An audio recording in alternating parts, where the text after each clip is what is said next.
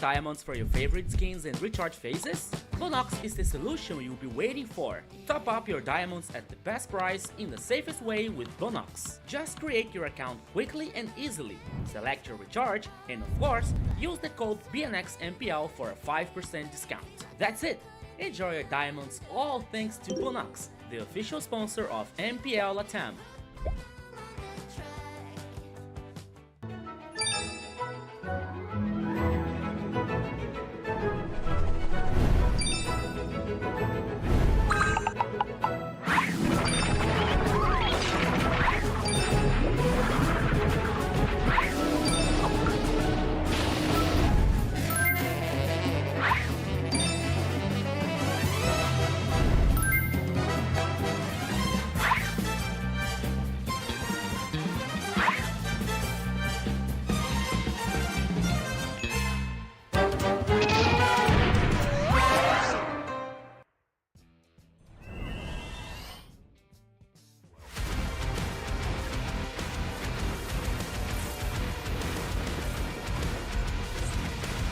All shall succumb to my power.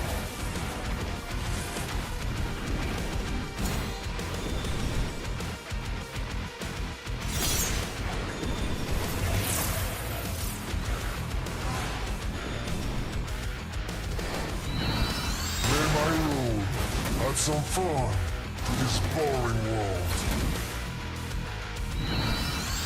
Let's see what's beneath these bandages.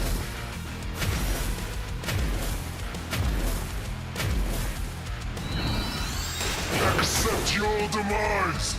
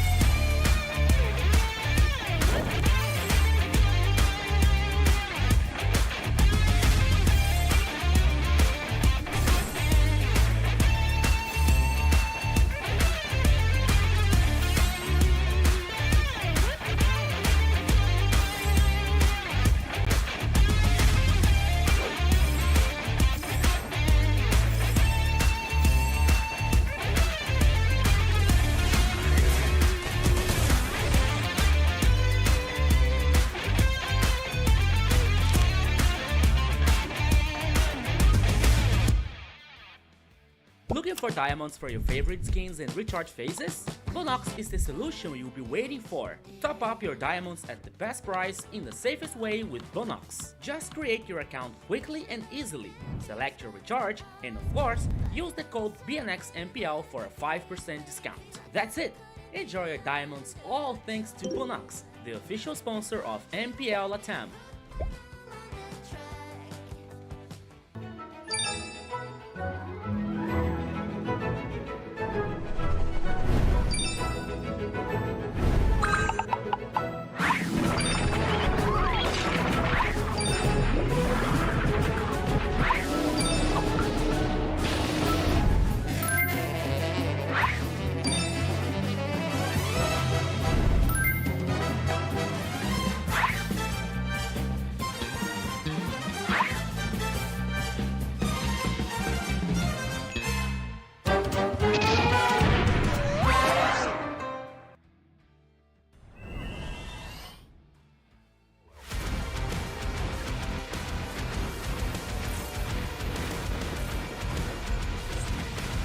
All shall succumb to my power.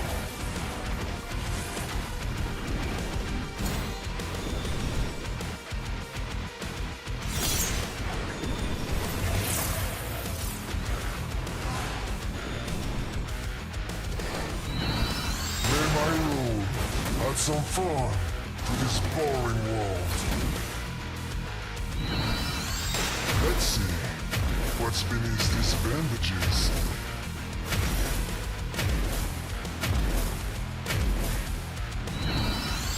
Accept your demise!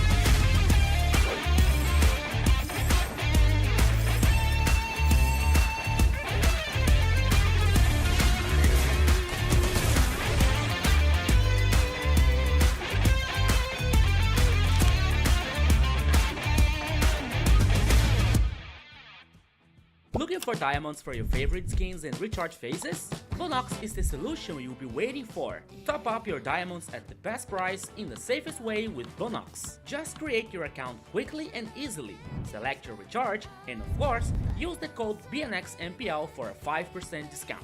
That's it! Enjoy your diamonds all thanks to Bonox, the official sponsor of MPL LATAM.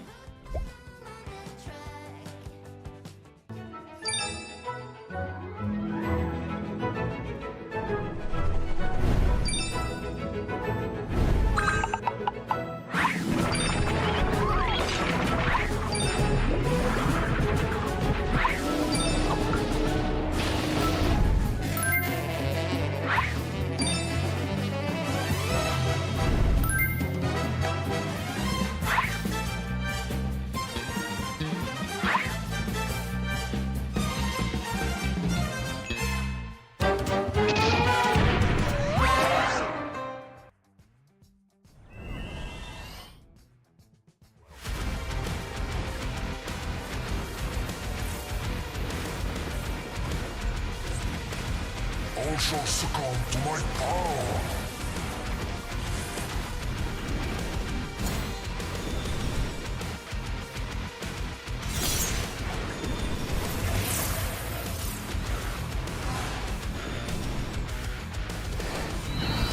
May my rule add some fun to this boring world.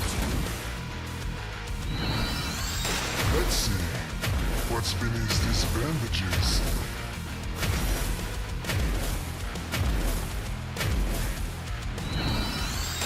Accept your demise!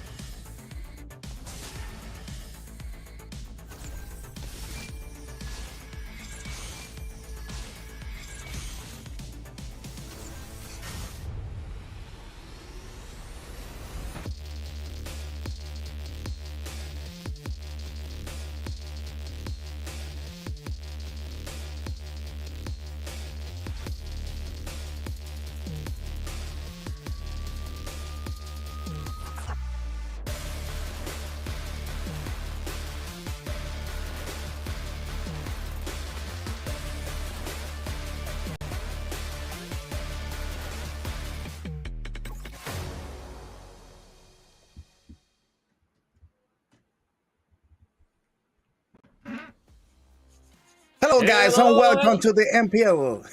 Rico, please go ahead. okay. So hello guys, as Jerry said, hello everyone, welcome back to the second day of MPL LATAM Season 4. I'm here and I'm Enrico Nunes with the best team ever. On my right side, I guess. Yes, on my right side. Here. Okay. The man, the legend, Kronos. Welcome back, my friend. Thank you so much. Thank you so much, Rico. And of course, along with us, of course, don't forget, got Jerry Senpai. You know, he looks like a grumpy man, but he's not. That's what he told us yesterday. So don't believe the pictures that you see on the internet and don't believe what they say, folks. Jerry, how you doing? Rico, how you doing? I'm fine, guys. I'm ready for day 2. Happy for day 1 also because we had excellent games yesterday, and also because I enjoyed so much having this evening with this chat with you guys. We make an awesome team, and that's includes you behind your screen. Don't forget to follow the channels, and also don't forget to follow us on our social media. We're ready to interact talk about the games, the players, and all that is going to be happening in this season 4 of MPL Road to M7, Kronos. Yeah, I think M7 is a big one, right? That's what everyone's looking at, especially not the slot is just for one team. So before it was two, now it's just one. So the gap's been thinned down, but at the cost of a bigger prize pool, that 50, the big 50. Isn't that right, Rico? The big 50 USD, 50,000 USD. Yeah, guys, to be honest with you, I can't imagine what would I do, what I would do with like $50,000 in my hand. You know, it's so much money. There's so much a big prize here on the MPL LATAM Season 4.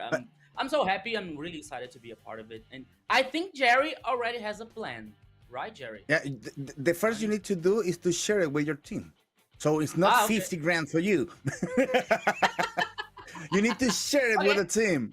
Yeah, And if you right. have a coach, you're you right. have to pay the coach. After that, well, the most important, I believe, is the opportunity to be part of the M7. And also, if I'm talking about opportunities, you have one now.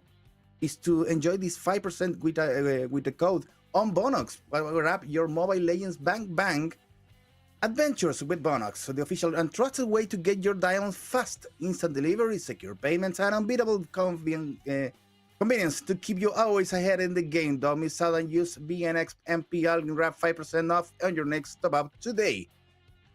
And not just that, of course, you gotta get the Technopova new phone. Power your play with the Pova 7 5G Ultra battery, blazing speed, and fluid 144 Hz display. Built for true gamers. Don't wait. Experience the future of gaming performance now.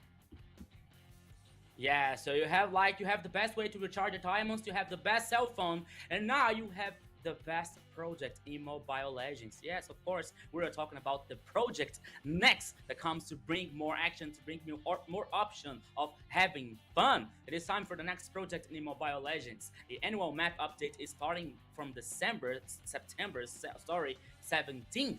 Explore 4 brand new maps packed with fresh strategies and surprises that will transform the game. Gather your squad and get ready to experience the new MLBB routes, as we were seeing, my friends, during the MPL LATAM Season 4, right? But that's not all, guys, because Mobile Legends Bang has made it into the Esport Brazil Awards. This is your chance to show the power of the community. Help us and vote now for our players on MLBB by scanning the QR code on the screen.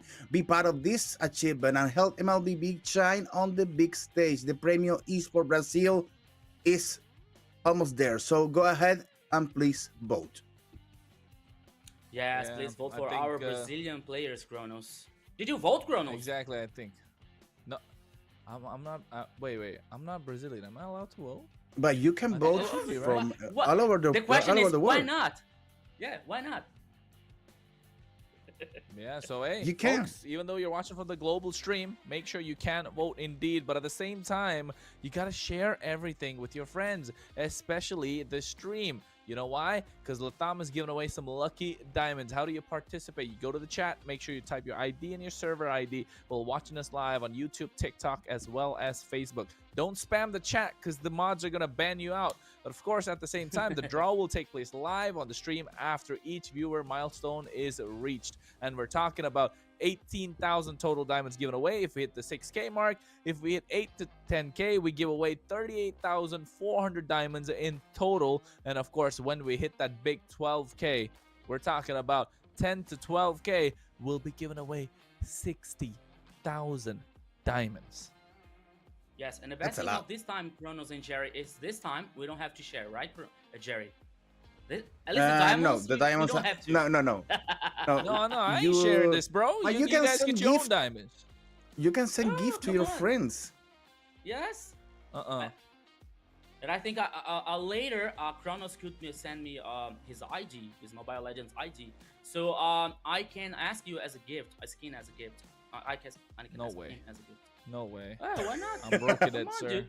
I don't get You no have diamonds. a lot of diamonds. You have a lot of diamonds. How many we know diamonds that. you got? How many diamonds you got, Rico?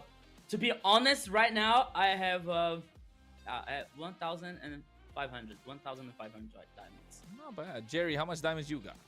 I don't remember right now, but there's just a few there. Because I used to buy all the passes that is possible. Let me check. Oh, nice. I'm gonna check, huh? I'm gonna check. Even So the I can have also. Starlight member. No, I'm gonna leave the game open, same as Kronos, because yesterday he got some codes there. So I need to be ready. I need to be ready. And you have please Yes, be we have ready to be because ready.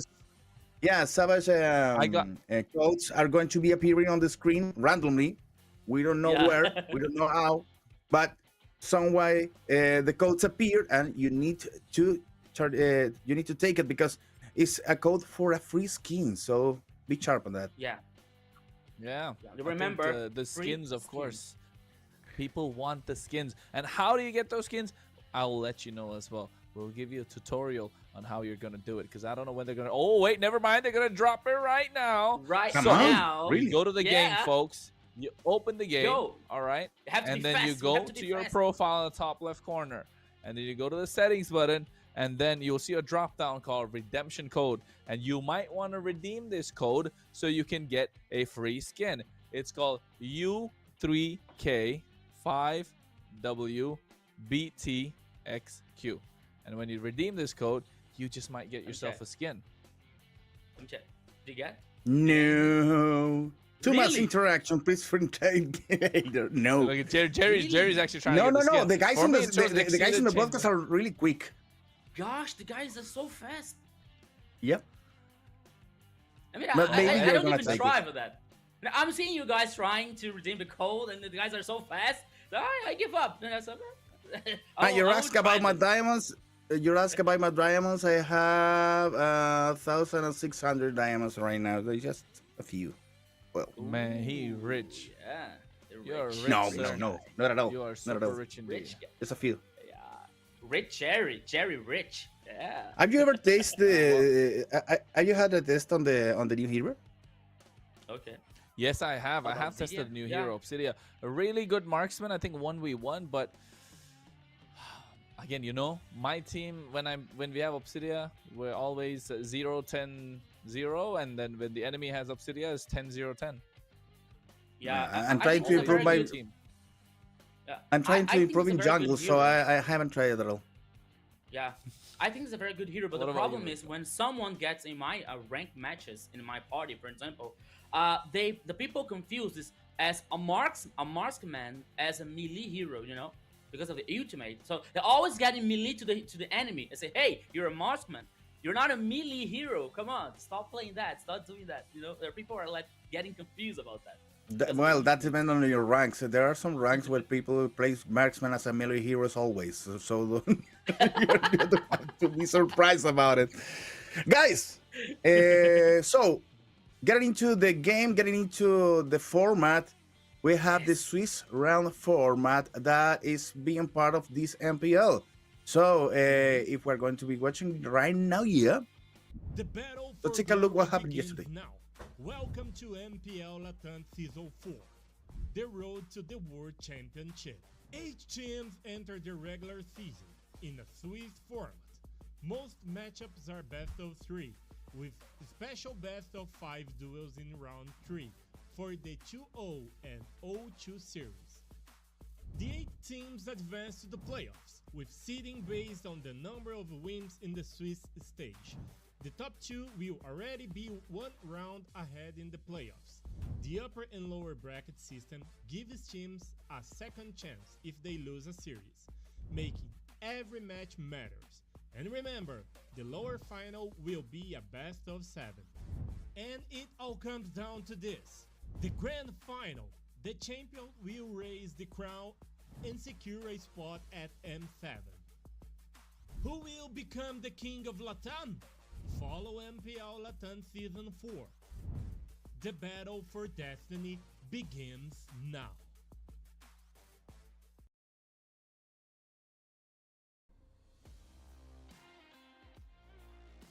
Seven. Do you have your favorites already, Kronos, Rico? Kronos, please. Hey, Rico, go first. Go first. After you. After you. Okay. I think that DreamX is gonna cause many troubles. This edition this year, this split. I think that DreamX is going really far. I think the Sir, team are getting a good synergy. I think that they're gonna go far. let me Kronos? tell you, I had to take a sip. I had to take a sip of my drink there, right there, of course. But let me tell you, this coffee is gonna keep me up, and so are Okay. Alpha 7 Esports. You know, Ooh. they're the top dogs. They've been Yeah. there. I believed them last season.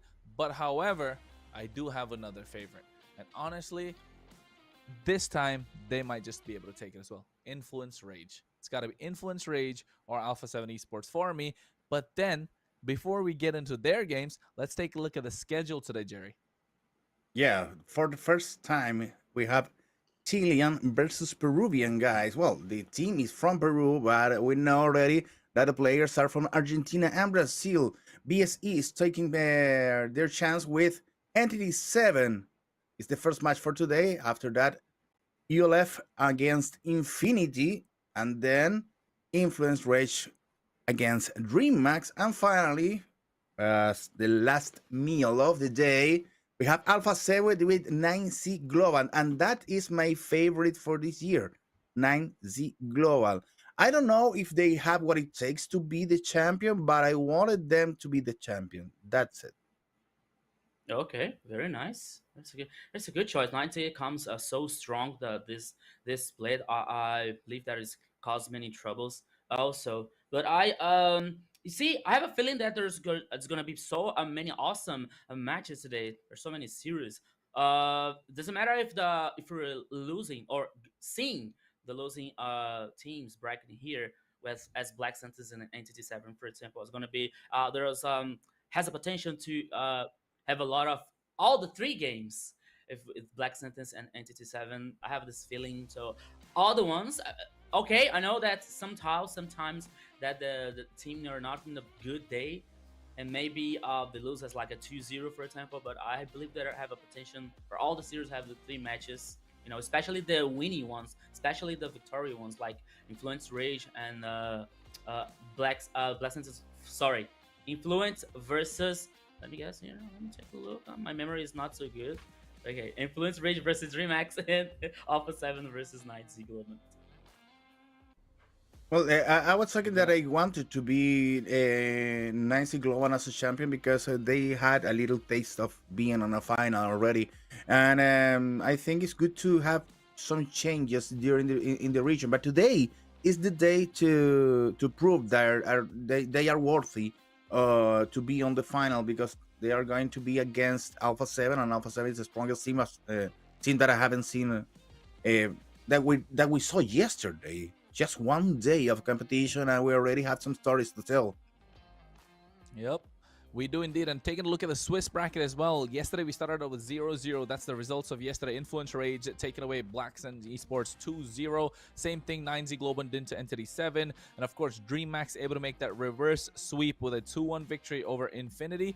And the same with Alpha 7 Esports. They were able to bounce back after the first loss and then making it 2-1 in a reverse sweep. So you can see it's split into the 1-0s and 0-1s. The 1-0s being the 1 wins and 0 losses, which is Influence Rage, DreamMax, Alpha 7 Esports, and 9Z Global. So they'll be going head to head against each other today. And of course, on the bottom side, you can see the 0 wins and 1 loss. That will be Black Serpent Esports. Black Sentence Esports, and of course, Entity 7 and Ulfnar and Infinity. I keep screwing that one up. But then, after today, for next week, you will see the 2 zeros. So the winner from the 1 zeros will start facing each other, and they will already qualify.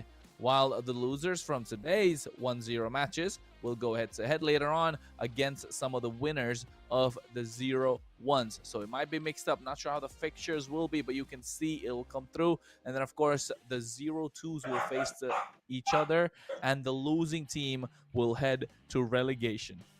So, hey, it's a stacked one, but then I think it's going to be exciting, Jerry.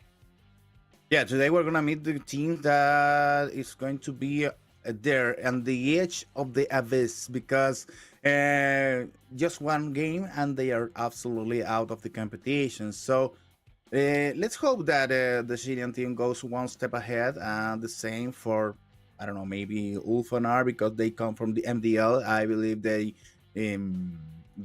need this as as some some cheering for the team. The team needs to believe on themselves. So one step ahead is going to be good for them. So I hope it's good. It will be a nice day for Ulfanar and also for the Chilean team. Yeah, so as Chrono explained it very well here, it reminding you guys the two zero teams are going to fight a best of five to decide the seeds, and already qualify for the next stage is a playoff stage, and 0-2 teams are going to fight a best of five to still survive in a competition. So the 0-2 teams are not allowed to win to lose the third time. So if also happens, there is also out of the competition. So that's what Swiss stages is so interesting. They're so attractive at this point of the tournament to make things more exciting for exciting and important for all the teams here that is allowed to participate and competing for the glory, for the prize, and for the space for M7. And now, guys, we got here the Entity 7 lineup with Black Mine, Sagan, Irwin and Roaming, and Chimera, the gold lane Jerry. Entity 7 who lost yesterday, but it shows us a very exponential to grow, improve in this competition, and maybe win at this time. Well, the thing is, both teams that are going to play right now already lost 2-0 yesterday, so they need to prove Yes. that they already have what it takes to be part of the MPL, not just the team and the players, but also the bravery to be part of this highest competition in Latin America, Kronos. Yeah, I think they definitely didn't get the winning seed yesterday. They didn't get the winning game, but of course, in the Latin American competition, MPL LATAM Season 4, the competition has been getting better and better, and we've been seeing teams get better as well. But at the same time, Black Sentence Esports coming through the MDL, you can see their keys to victory says so. But hey, I feel like production doesn't want to show us that because we got to see Entity 7's keys to victory, right? First, only then will we see the other one. So possibly popping that one up first for us, and then we might be able to, as you can see, hey, There you have. right on cue with Yeah. an aggressive draft. Try to secure Kadira in mid lane and beware of the Lancelot Shin pick in the jungle from the opponent, because we know Hide on Bush doesn't like to hide on Bush. He likes to get them kills. There's That's a Hide nice and Bush one. nickname is just a warning. Yeah. We all know where Hide on Bush comes from a legendary esports player indeed. But of course, right now, Hide on Bush gonna be there for Black Sense Esports, and he's gonna be wreaking havoc. So of course, what do you guys think? Entity 7 solid? Yeah. They haven't showed us at all anything that we can say, well, they are strong, or they are able to be there in the MPL. Both teams show us a little bit just yesterday, so we hope to be in a good show for today. Let's meet up the Chilean team, the guys from, I can remember the name right, BSE, but it's Black Sentence. Orochi, Iron Yeah. Bush, Chin, Steve, and Doom. These guys are ready to rock, and of course, to show what they're capable of, because yesterday we haven't seen it at all, because they lose 2-0. They didn't show those games so much. Despite of the early game, that kind of a worked, right, Rico? Yeah. So Black Sentence is all lost yesterday, but it shows us a very good potential to fight to still survive in the competition, especially because they were champions from the MTL. They are a very solid team. So of course, we are seeing here stronger teams and traditional as Influence Rage and 9Z, Alpha 7, for example. But Black Sentences here is now have the time to prove themselves and to the audience that they have potential to still win in the competition, still survive in the competition. And that is now, because as Entity 7, they are in a critical situation. So they can lose, but if they lose again, it's gonna be like a very careful situation. So they're not allowed to lose now. So they are going to win and bring us the action and emotion. So here are some keys to victory about Black Synthesis. Be careful not to give away too much advantage in the early game and fall into the snowball effect. Keep the gold lane and comfort picks during the draft. So as like it seems like it's all the coaches' dreams, you know, like play safe, be careful. Let's play on a comfort zone, for example, you know, and of course, like getting to know and get to reading the game spirit, the game theme, you know, like not giving too many advantage in order to not to like let a snowball gain effect here and not be able to turn over at the late game like 15 minutes for example, you know. So it's already to be careful about like letting the enemy team get so many advantage. So this is what Black Synthesis here has to take care, has to pay attention about this game. Yeah, and I think when it comes to Black Sun's esports as well, they don't want to give away that early snowball effect, right? Because we know Entity 7 likes to play the early game around Lionel. Remember the interview we had with Takashi, and he said they like to play with the mid lane. So of course they want to keep Entity 7 in check as much as possible and not fall into the trap that they did yesterday. So maybe that's a slight bit of a hint as well, along with what every single coach wants. Slight bit of information so that Black Sun Esports know what to come up with next. Yeah. Well, guys, we already knew the players, we already knew what the keys are, and now we want to take part of this specific moment, this mind game that is called the draft. Especially when you need to remember we have the global ban rule active, so the teams need to be sure what are going to be taken. Hey, we have a new graphics today, head to head right now between Shin and Sagan. The guys from the middle lane, you already told us about that, Kronos. And, well, you have now the magicians, one against each other. What you can say about Shin and Sagan head to head? I think you said it right. They're mages, all right, but they're magicians in their own right. They're the ones who call the shots for the team, right? We've seen Sagan as well. When he played that Farsa, he was really strong, and they like to play around Sagan Entity 7, so they need to maximize what they can do, but so do Black Sense Esports, because they play around Shin, and if Shin is having a good game, they are running and gunning. So it just coming down to who has a better mid lane matchup, who has a faster clear, and who can keep their mid laner safe while dishing out some burst damage. So this match, yes, it's Black Sense Esports versus Entity 7, but feels more like Shin versus Sagan, right? Yes, and we can see here now that like both players, the stats are like almost even, you know, except from the KDA. Like Sagan has a little advantage about the KDA, but the damage per minute and the gold per minute like is almost even here. So two very good players. Reminding that Sagan comes from the victorious team, the RRQ Akita. So it's a very solid player in the mid lane, and Sheen here is proving that he has the potential and he has this gameplay to fight against Sagan and the enemy team here as the first game, as the first match of the MPL LATAM. They you know what? So now we got our talent prediction here, my friends, and we are on the same page. Thanks, guys, for backing me up.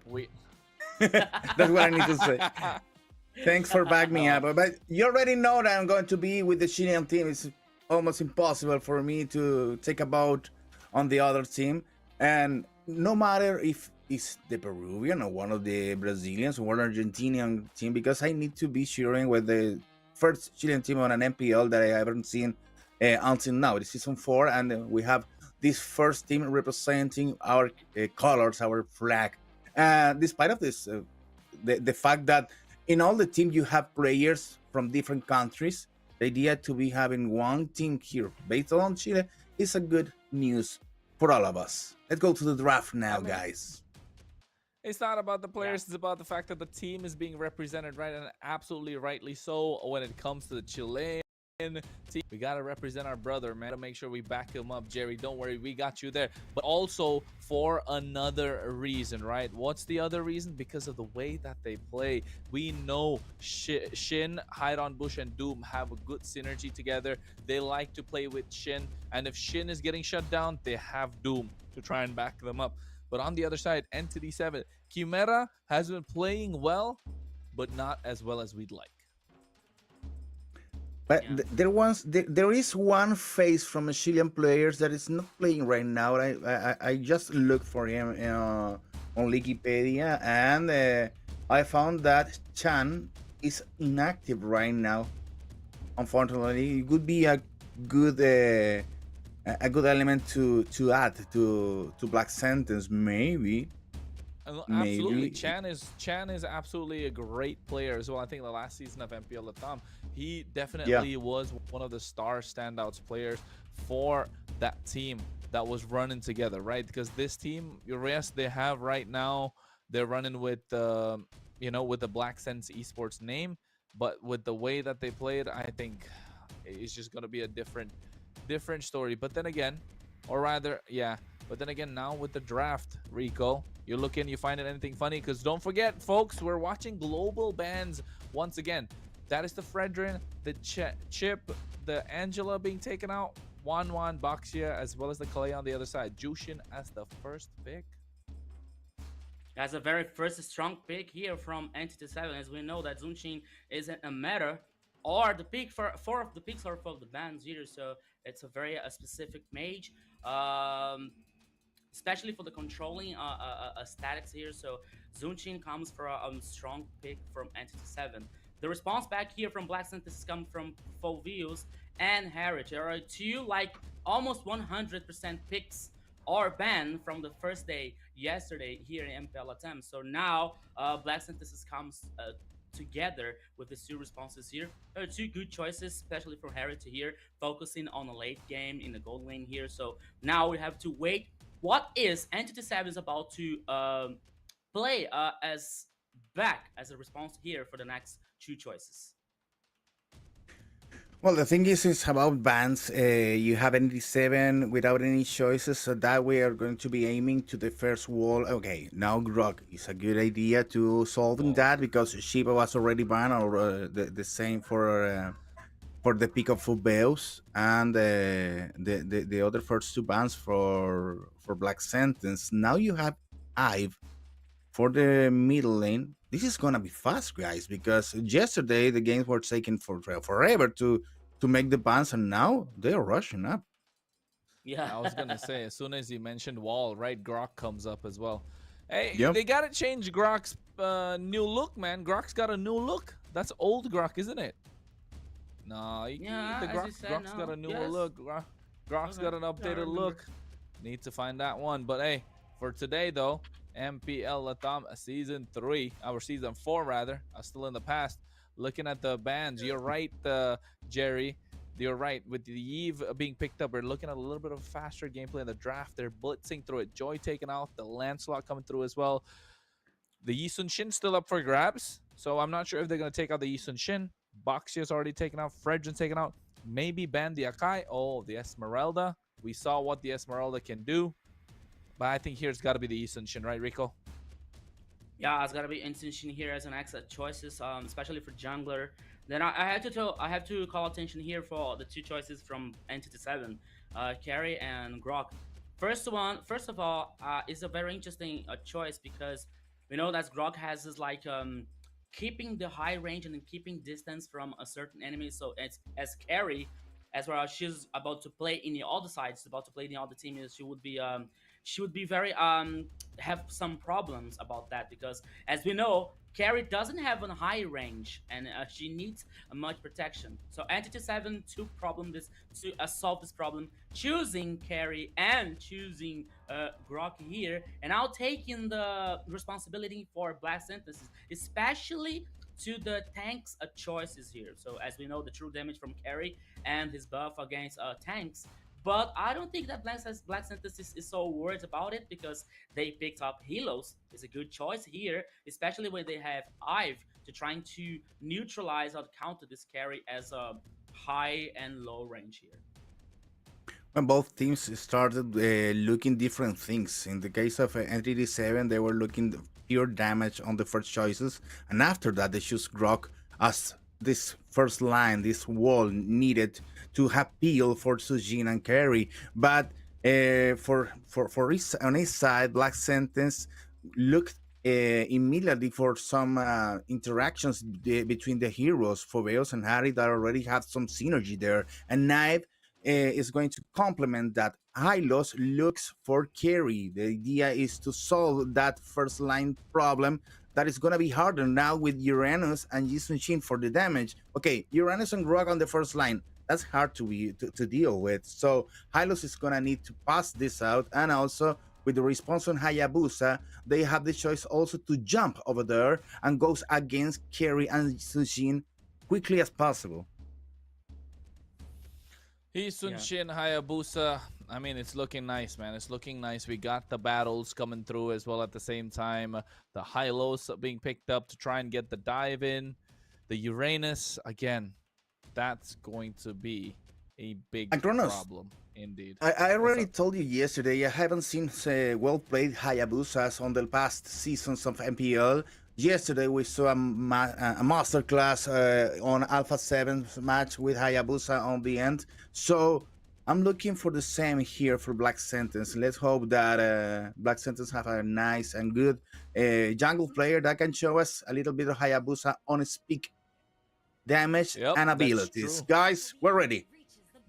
I agree indeed, and thank you so much, Jerry. But Rico, we will be seeing you later indeed. It's gonna be MPL LATAM Season 4, ladies and gentlemen. We are moving into day number 2, game number 1. Black Sentence Esports representing the Chilean squad, and of course, Entity 7 as well, all the way from Peru. Gonna be in the land of Dawn for this best of 3, a battle of the 0-1s, and we're looking to see if Hide on Bush can replicate anything that Flick did yesterday, Jerry. Yeah, and 97 starts aggressive right now in the middle lane with Shin and Steph taking some damage over there. They need to pull back because they can't fall on the first minutes of the match. It's already just 1 minute and Shin is already on trouble, Kronos.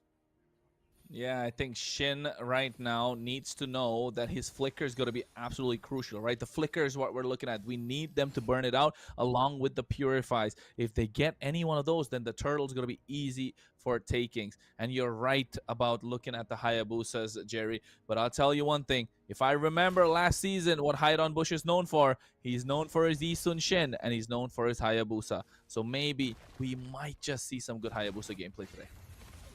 Let's hope that they work there on mine. Hey, look, the boys. Oh, Black Sentence is on. Wait, that's nice. All the Chilean players on one spot. That's good for communications. So let's hope Black Sentence have a nice touch today. We can see some fits over there too. That's weird. I mean, unfortunately, Entity 7, they're probably not going to be able to send the video feed at this point. But, of course, folks, LATAM is a big, diverse region. We include multiple countries, as you can see, Peru, Chile, Brazil, Argentina, and players from all over, of course, the Latin American region. So they need to find an opening. But here, speaking of opening, mine already going at the turtle. This is why Isun Shin is so strong, but he's taking out so low. Retribution able to get that. Steffe taking out low. Revitalize to make sure he gets his HP back up. But Irvin as well forced to flicker out of harm's way. RWM dropped down a little too late, but first blood in the hands of Orochi. And now Black as well might be going down. He takes him down indeed. Shin is able to get that kill. Ogi Shadow Kill not able to pick up anyone. Black Sentence Esports start strong, but give away the objective. This is good. This is good for Black Sentence because despite of they lost the turtle, they made Entity pay the price already. 2 kills for Black Sentence and a little bit of flick on the gold for there in that 3 minutes mark. Well, it's gonna be balanced this game a little bit. Yeah, it should be, but you can see right now they are trying to get the rotate. Oh my god, glorious pathway. Mine is so clean on this Isun Shin. Might get a kill, and yes, he does, with the help of the Traceless as well. I'll tell you something, Jerry. I play Isun Shin a lot. He's my favorite hero in the game. One of my favorite heroes in the game. And when I see a nice Isun Shin play, whew, I start to get goosebumps, and this guy is playing it really well. Okay, Chimera and mine on the lower lane. Just nothing happened over there, but Hidden Bush is already making this work on the jungle and discovering Heroine there, hiding on the bushes, and it's already taken out by Doom. perfect sentence Yeah. that the black sentence made on one of the players on 81, on 87, leaving them just in one kill for now. Yeah, that's gonna be nice picking for Doom as well. So they find 3 kills on the board. Entity 7 only have 1. And Doom, don't forget, Harriet is a late game monster, right? With the Harriet being so good in the late game, getting an early kill means he's going to be ahead. But Chimera on this carry might need some help. And that's why you can see Irwin already going down, zoning away Doom as much as he can. Now the turtle is going to be up. And don't forget, folks, you're watching the Project Next Pass. So expanding rivers. Oops. And now the turtle's getting started up as well. Mine looking to go into the back line. Black's And in yes, trouble. he does. Find Shin. RWM drop down. Zaman Force is there. Sagan trying to disperse the fight. And Glorious Pathway comes through. And they're able to get the turtle in the hands of Mine. Nobody goes down yet. And finally, Orochi, after going a little too deep, gets taken out by Chimera. It's funny because Black Sentence tried to use the turtle. It looks like the turtle is used as a bait just to get some kills. But now Black Sentence doesn't get it all. So now Entity 7 takes one step ahead on gold. And also they have 2 objectives already gathered. So be careful about that. Be careful on compromise the middle game, especially when you have Black and Erwin so hard on the first line. Take a look on Doom is going down in the hands of Erwin. Now under the tower, Steve is in trouble. Now goes to the help for Chin. Chin trying to help and mobilize Sagan. Is going to run away with Black and Sagan. No problems with Yeah. NT7. Yeah, I think at this moment, I think Mine is definitely able to start farming up as well, right? That's what you want to do as a Yi Sun Shin. A Yi Sun Shin's win condition usually is when he's 2 levels ahead of the jungler. He is not an early game hero. He's not a mid game hero. He is a late game hero, and he's the one that's going to be there on time, taking these neutral objectives. That's why you're looking at Mine. He's moving smooth through the jungle. He's level 10, while Hide on Bush is level 9. And another thing about the Hayabusa, he needs early kills. He's not gotten a single one. So 0-0-3. So, and Mine has 1 kill. So that means Mine is definitely ahead. You can see the gold as well. He is 700 ahead in terms of gold. And that's not looking good if you're a Black Sentence, because he's a marksman at the end of the day. Yes, he's an assassin, but he's also a marksman. So the more items he gets, the more powerful he gets. And alongside a late game marksman like Carry, it's going to be a problem. Turtle's almost up, Jerry, and Hide on Bush is not yet there. Nope. It's arriving late, very late. It's in the upper line to clean up the line, but it's going to appear on the back. Take a look on Black already receiving damage. Chimera already solved to have the turtle again. It's the 3rd turtle for the entity. Clean work there on the objectives, and Orochi trying to just delay Erwin's interactions with Hide on Bush, trying to. I believe the idea is to keep Hayabusa out of the danger for the first moments of the match, and now when he goes up on the on levels, then it's gonna take part of the battles.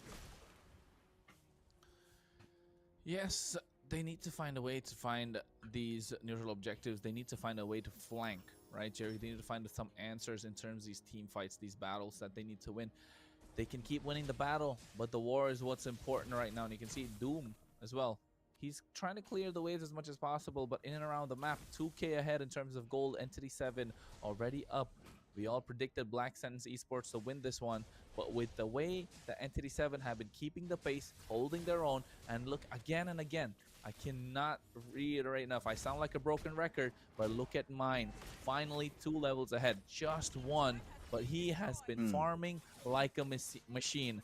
This Yi Sun Shin is going to start hurting given the right opportunity. I just waiting for that one. Oh, wait, never mind. You can see that he's trying to get Hide on Bush. He finds him, but a 1v1 turned into a 5v1, and Mine got taken down. Hide on Bush able to survive with the skin of his teeth. Well, the thing is looking good about the rotation for Black Sentence. As you said, 1v1 becomes quickly on a 5v1, and just one guy is out of the problems. It's Doom again. Now a little bit out of the scene, but Irwin and well, Chimera is also growing on damage. Don't miss out Carry's work because he's already farming like a menace, and it's gonna be very hard to be part of the battles with Chimera on in just a couple seconds because the first Lord, is already on the river. Yeah. Lord has come up. Oh wait, Arnold being dropped down. All this fight happened. We were off camera, and all of a sudden you can see Doom is just wreaking havoc with the Zaman Force dashing around as Hide on Bush able to get the kill again. 2 traded for the price of 1. I'm not sure if Entity 7 can contest right now, as Black Sentence will be able to get that Turtle Lord for free. No way, Black is trying to stop them from doing that. But I don't think he's going to try and pick this fight because Doom is there, and so are the rest of Black Sens Esports, and they're able to get that kill onto Black. He had no business being there. It was not his territory, and Black Sens will be able to get this first Lord less than 10 minutes in. Well, let's be honest about this because it's not easy for Black Sentence to keep this up, this level of game up, because Doom, Hide and Bush, and Steph are already suffering some damage, but keeping victorious on the confrontations there on each battle. I believe that the idea to keep Iron Bush out of the scene for a little while, pay the price already. Take a look at Karochi already taken out. Oh, mine already taken out low. Traceless not gonna help him get away. Doom is able to get that kill, but you can see the Ogi Shadow Kill Hide on Bush gets 1 of his own as they trade 3 and don't give anything back. Some people would call that a scam, but the way Black Sands Esports are playing, oh my god, they've been clinical. Yeah, just a little. The idea to Black Sentence is to keep the numbers against 87. They have 3 players out right now, so it's a good time to push on the middle lane and also to push on the Black guy, the guy trying to defend the advance of the Lord on the first tower. The first tower on the base is already taking damage, and 87 goes on to the base just to defend. Well, now the Lord has been used up, right? And the Holy Shields that's there is already popped.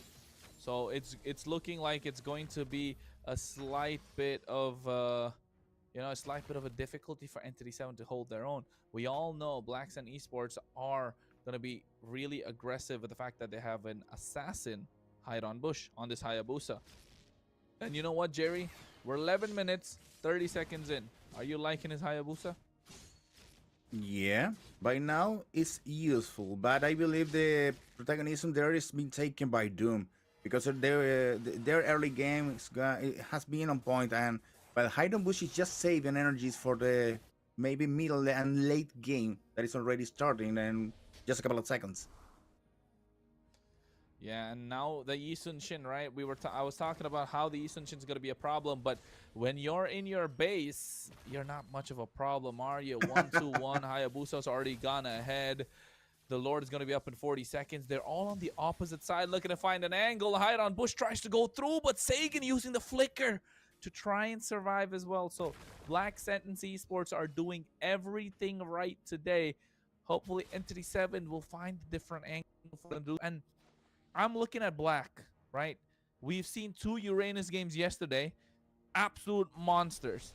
Today, quite underwhelming. It's either Black not doing something right or Black Sense Esports are putting in a lot of pressure.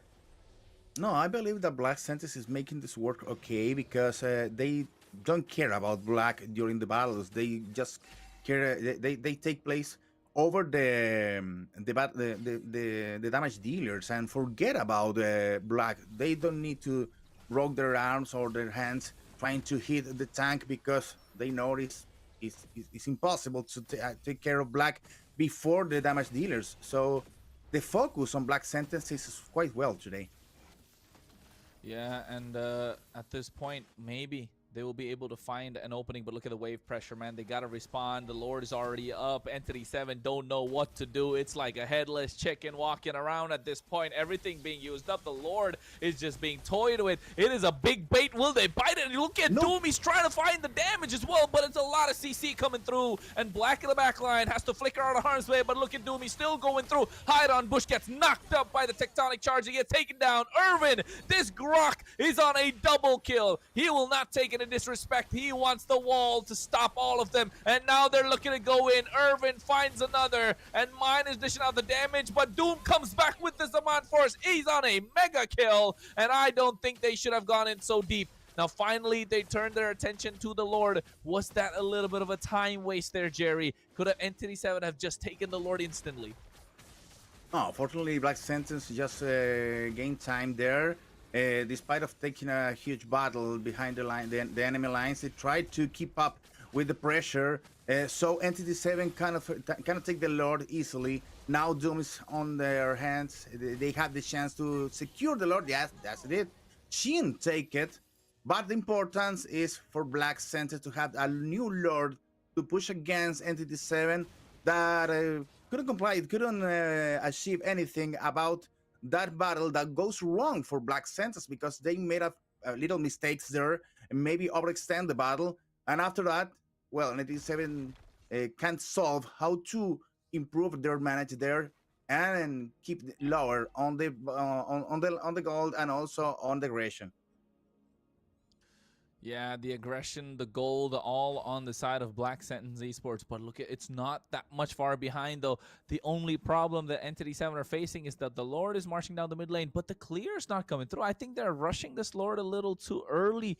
So the waves are not going to be synced. This is not good discipline coming in from Black Sentence Esports. This might just be a good idea for Entity 7, and now they're trying to force it.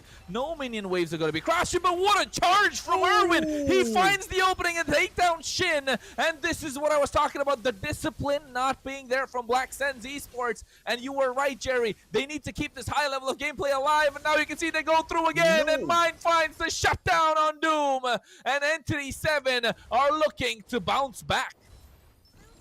Yeah, they need to be careful because Hide and Bush couldn't go under the tower to get some more aggression on Black Sentence. Just keep there behind with the power core on their hand, just watching the battle. And after that, well, Doom was obliterated for Entity 7. They disappeared on the damage that Entity 7 provides. Take a look there now under the Black Sentence tower. He cleared it. He cleared the minions. That was the goal. Hide on Bush didn't want them to push through, and they didn't have a minion. He used the Yogi Shadow Kill with the Retribution just to clear the wave, so maximizing the utility that I can give. And right now, again, with Mine on a Eastern Shin, it's a marksman, folks. Don't forget, so they have two marksmen, but Hide on Bush has been playing so well on this Hayabusa. So has Shin and Doom as well at the same time. And they have good frontliners, Orochi and Stefe. So the pressure and controlling the river has been really good from Black Sentence. Yeah, now the rotations again are going to be looks more coordinated for Black Sentence. Trying to look some guy out of place there in the river. And we have 24 seconds before the next lords appear. Maybe Mine. Well, it's clinical there again. Trying to provide some damage and to bait someone to Black Essence to take a bad step on the bushes. Hide on Bush almost getting that kill onto Black, right? Almost, but he's a Uranus. He's so tanky. But one good thing is now he doesn't have the flicker, Jerry. So in the Lord fight, if he goes too deep, they will punish him. Yeah, Mine again trying to check there on the Lord. That's not taking care of the Black Sentence guys. Or they're just waiting for the next player to make some mistakes again. Wait, oh my god, what a play coming in from Irvin. He finds the right knock-up as well, shutting down Hide on Bush. Now it's a 5v4, and they might be able to win, but look at Chimera, he gets melted down. Doom is the one that gets taken away. Mine is still left standing. Orochi with the Infernal Pursuit goes in quite deep, and now the two frontliners do not have their damage dealers. I think they were a little too aggressive. Black Sands Esports respond with a double kill in the hands of Shin. And that is how you make a possible comeback. And oh my goodness, the play from Irwin was so good. But Black Sands Esports were just one step ahead. Well, Black Santos still have some advantage here, trying to take in one or two heroes from into the 7 to keep these numbers in favor for them. And now they are going for the Lord. They need to secure this Lord again and look for the end of the match, because every single moment that they give some oxygen to Entity 7, it keeps getting more difficult on the game to finally get the win. Yeah, and I think this game already 19 minutes in, Jerry. We thought it's going clean today. We thought we were going to get out early. They said, no, you're not getting out early. We're going to keep it coming. The matches are going to get harder. The games are going to get longer. And you will need that evolved Lord to make a difference. And that's what Black Sands Esports have right now, Jerry. Yeah, they need to close the game right now. They need to close the deal. Now the Lord is pushing on the top line. And in the bottom one, hey, Black's already suffering just 2 hits. And his energies go down. Looks like this is the end, Kronos. Yeah, this looks like it's going to be the end indeed. The Lord is quite tanky. 30,000 HP. Hide on Bush goes to get Quad Shadow. Oh my god, mine taken out so low. Ogi Shadow Kill being used as well. And you can see Irwin is the first one to fall. Doom has the damage. Shin takes him out. And now Doom is a double kill monster. At the same time, they are able to get the base crystal. What a victory for Black Sands Esports. It was coming, but it took a little longer than we thought. Yeah, we was sure that this ain't gonna be easy. That was for sure. Black Santos made it work, but they need to rush when they have the advantage, because today it looks like they're just giving water to Entity 7, extending their life, and they need to close the deal quickly until or before that Entity 7 goes up again. Chimera and Meyer were very dangerous indeed if they got to the late game. So good victory for Black Sentence, but they need to be more careful on game 2. What do you think about this, Rico? Yes, my friend, it was an epic game. It was insane. You know, it's like wouldn't even a game until like the last minute of this game. And Black Sentence has the resilience to take a look and rearrange all the squad here and leads to victory. But oh my goodness, what a first epic game that we saw here. It's about like we have to talk about the MVP later, but here I have to mention what Orochi has so importance to this composition, because this 4 views was supposed to take back and take control of many critical situations for Black Synthesis here, especially in the top side. But reminding you guys that you are able to vote for the most valuable player here in our social platforms, broadcast platform here, so you can vote now, okay? But Kronos, Jerry, that was only the first game and it was so epic. I can't wait to see the second game, and let's go for more. You know what, Jerry, Show Rico, me. we're at the highlights. Who do you think the MVP is? Okay, but we're still receiving the sound of the highlights. It's a little bit loud, but I can say that well, if it's difficult to choose one MVP for Black Sentence, because they made it work just for teamwork. You can say Doom for the early game, but after that, as Rico said, Orochi takes protagonism, because it made things possible, like with all the servants there helping to make the things work. And after that, Hidden Bush wasn't the Hayabusa we saw yesterday, destroying everything on their path, but it was good enough to take the Black Sentence on the highest peak. So I believe it's between these three guys. Yeah. I agree Yes, as well. I think it's gonna be probably between Doom, Shin, and Hide on Bush. I think these are the three that kind of make a difference. But then again, it was just pure teamwork. Without Orochi and Steffe, they couldn't have made it possible. What do you think, Enrico?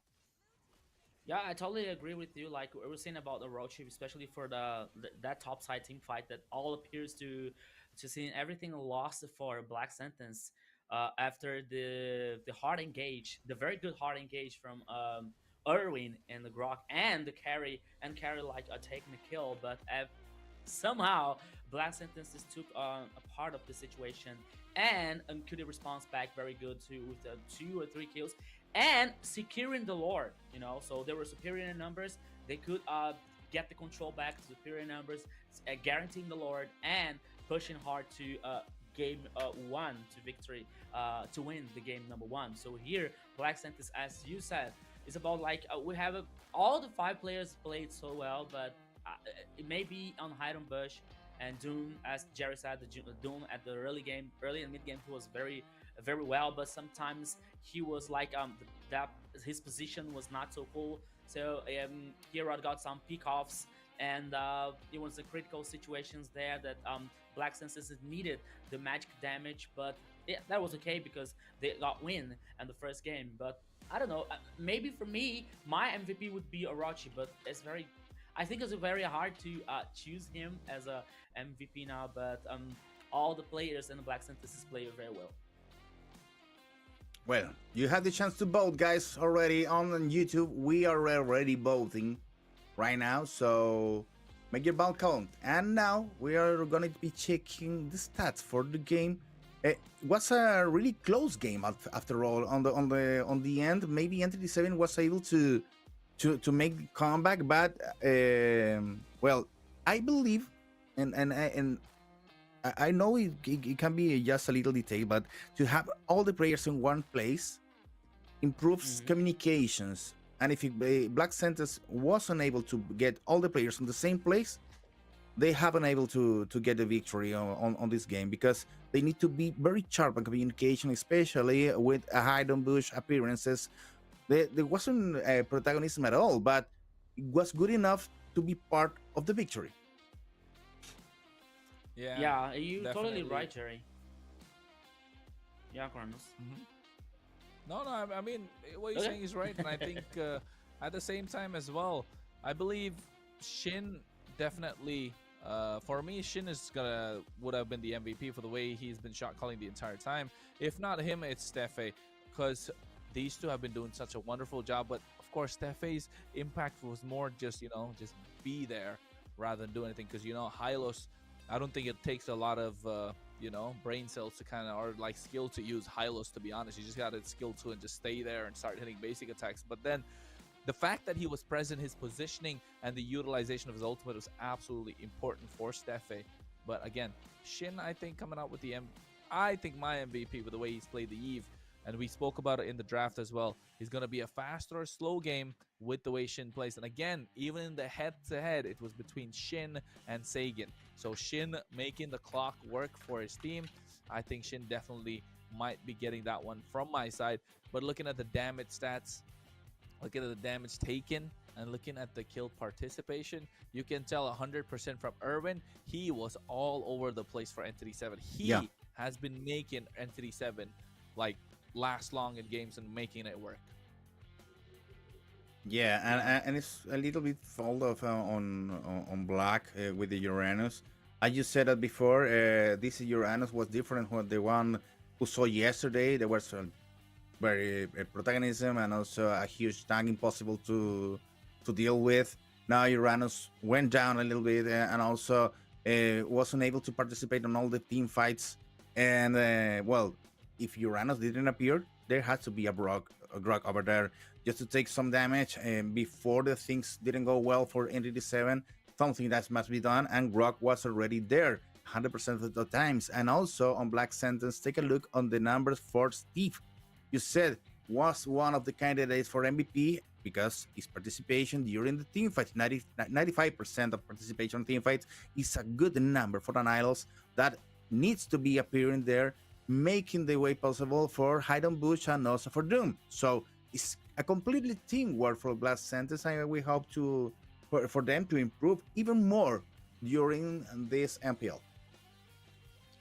Yeah, sometimes it appears that that wouldn't be a good situation for Hidden Bush because, as we know, the Hayabusa, as more the players are together, it's more difficult for Hayabusa like to cause much damage and the heroes here. So most of the times they were playing together, so it was not so easy to Hidden Bush to take the speak offs. But even though he played very well with the Hayabusa here, I'm not sure if it covers expectations of Jerry, as Jerry said that he wouldn't to see like how Hayabusa is played and the game style. If Hayabusa, it would be very nice, as was yesterday with the Alpha 7 team. Flick I played with Hayabusa, so I hope that it covers his expectations. But he played so well. He played very well. It was a good victory for Black Sentence. Well, it's gonna be a good game. It's gonna be another one good game in just 1 minute. But we're gonna take a look at the video that is going to be taken by the production right now. Let's take a look. Buenas, mi nombre es Erwin, soy el round de Entity 7 y hoy les voy a presentar mi ore que sería perfecto para mí. El nombre, la verdad que no tengo uno muy bueno, le pondría Agua Furiosa, porque es lo que se me ocurre. La pasiva del héroe sería la de Gatot Kaka, la primera habilidad sería la de Kufra, la segunda habilidad sería... ¿Cuál sería la segunda habilidad? La segunda habilidad sería la de Chow y la ulti sería la de Min. Ese sería mi héroe perfecto.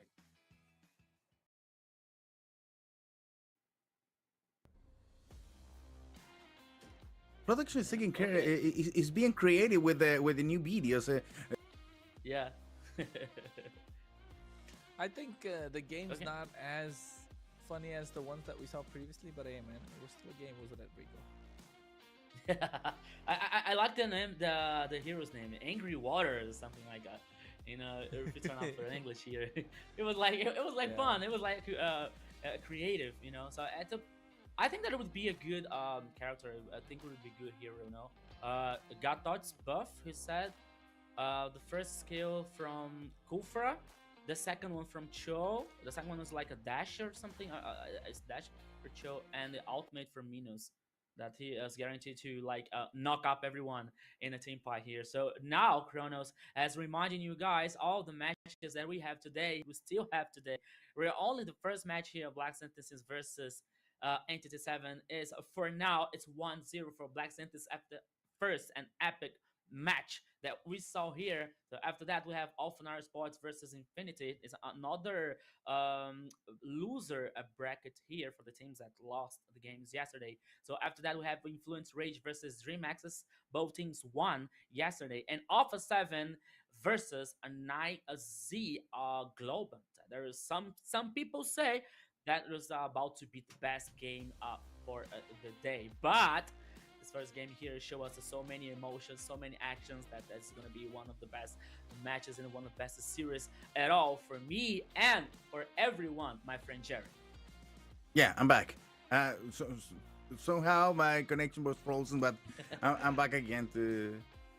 What was we talking about? Expecting just the new game, or... Start a new you said that you were caught by Aurora's passive, you know, Aurora's buff, that you froze, like. Yeah, I was saying that I like the new point of view on the interviews with the players, that trying to be more creative, playing charades, and also inventing something that could come on the game. So let's hope we were even more creative, maybe inventing some skins for the future. I don't know. MVP for this game is Shin finally. Kronos, you got it. Called it. He's the shot caller, man. 4, 1, and 12 Yeah. on the KDA. 37% damage out of the entire team on a Eve. Oof. The way he controlled the fights, you could tell 84% kill participation as well. And looking at his highlights, the way that his movement was in and around the map, you can see he was far behind. Everyone wanted to get him. He's the one thing that you wanted to. He's just like that, you know, guys. He's just like that girl that you wanted to date, but she never came your way. He's been dodging the entire time. That girl, that guy, you know, he's the one that you've been looking for, but you never got your hand to. He's that one dish that you always wanted to eat, but you could never get. And the way that he's been playing, absolutely phenomenal with this Eve. Hopefully, we get to see some more. BSE's first game MVP, of course, being Shin. Now let's see. How many And the people way voted Shin for it. played, and the way Shin played, it was also a good response for me being a widow of Shan, because I just was saying that Shan was a good player. Good, it should be nice to have it here on Black Sentence. Well, there you have Shin is playing so good that we don't need Shan over here. It's okay. He took 8 out of 10 votes.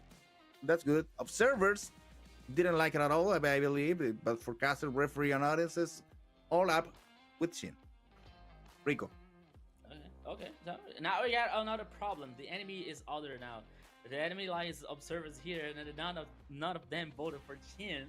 But that's okay because he's played very well in the first game here. Like 8 of 10 from the most valuable player so far after the first game. So Shin was responsible for a very well played with Eve, as Chrono said. There was a collar shot here, and Take is always taking a good position for all team fights and played very solid most of the times of the first game until now, my friend Kronos.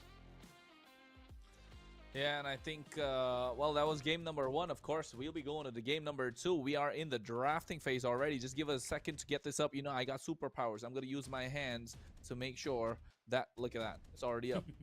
That's it. It's called power. It's called power. But We this got a time, Hey, magician guys, here. wait, but you're lacking a little bit of power because we don't have the global bounce over here. I was going to Yeah. say, I haven't got that up yet. I told you only the draft Okay. phase. The global bans come one after another. Now you got the one on the side of Rico, you get the timer, and now the one on your side will pop up. But of course, at the same time, I was gonna say the last game was expanding rivers. This time it's broken walls. So maybe slight bit of a different approach, more invading comps, the Arlot, the Khalid. We've seen that combo work out so well, right? So hopefully we get to see it again this time. But already Entity 7 on the blue side, BSC on the red, and you're seeing them take out the ones that we already know. That's the Fredrin, the Chip, the 1-1, the Harriet. Harriet has been a problem, and they do not want to give it on the other side. Yes. Well- As you all guys are taking note, that 1-1 so far is a 100% banning from still from yesterday. So, well, another thing that I'm not sure that GM Obsidia was talking in the chat. If Harriet and so far is 100% also banned and a pick up phase here at the second day of MPL LATAM. So I can take a look. I can have a look after that. But now, after the first phase of banning here completed, as Chrono said, like Fredrin, Chip, and Zunqing as the first phase of ban, and now Black Synthesis comes with Boxia, Harriet, and 1-1. We're waiting for the first Entity 7's choice here. So, okay, maybe Kalia could appear now as a first Yeah. initiator, or also Fovius. Black Synthesis played with Fovius, but Entity 7's allow it to take one. But no, it appears the first pick is Lancelot, Jerry. Yeah, because I need to remember that NT7 perspective for the past draft was to pick the offensive first, and after that looking for the first line. So it wasn't possible for them, or maybe there's not in their hands, their heads yet to have a tank or to have enough tank or whatsoever. So they need to they prefer to secure the jungle and also marksman right now. So it's a good choice for Black Sentence to block this Baxia because it's a hero that may be possible to difficult the game on Black Sentence. But now they pick Kalia and Kimi, already a good combo for the first initiations, Kronos? The combo is nice, but then again, you're slotting the Kimi in the mid lane. I'm looking at a triple marksman, folks. We're looking at the 3 marksman lineup. Granger. If they lock the Sun Shin from Black Serpent, Black Sentence Esports. Oh my god, I need to get rid of that in my head. Black Sentence Esports. And I've told this before in the previous game, in the previous draft as well. Hide on Bush in the previous season was famous for a few heroes. One of them was a Hayabusa. The other is the Yi Sun Shin. So in my educated guess, in my analytical opinion, that's got to be Yi Sun Shin locked in right here. But that's why you see the Angela along with the Esmeralda coming in, a lot of invasion coming through. But if you ask me, if they pick up the Yi Sun Shin here, Hide on Bush is cooking. Ooh. Okay. So now I have Instant here as a jungler. As Kronos said, Hide on Bush is one of the main characters. So I picked it up here at the first phase of picking. And now we have Gatoch of a banned from Black Sentence Esports. And now we gotta wait the next ban. Maybe focusing on a gold lane with the possibility we have the 3 marksmen here in Black Sentence's composition. So we gotta wait. Maybe Granger could be banned now from Moscow. Okay, so the gold is being focused, and maybe the last ban from 887 could also be another gold laner, Jerry. But the thing is, if they already took Kimi and Jisun Shin, you can fill the blank for the 3 marksman composition just with anyone, with any hero on the marksman position. So it could be even a Beatrix or a Brody. Yeah. Moscow wasn't the most aggressive on the late game, but you have also Ixia, Ranger, I don't know, maybe even Wang. Just to have 3 guys dealing a lot of damage.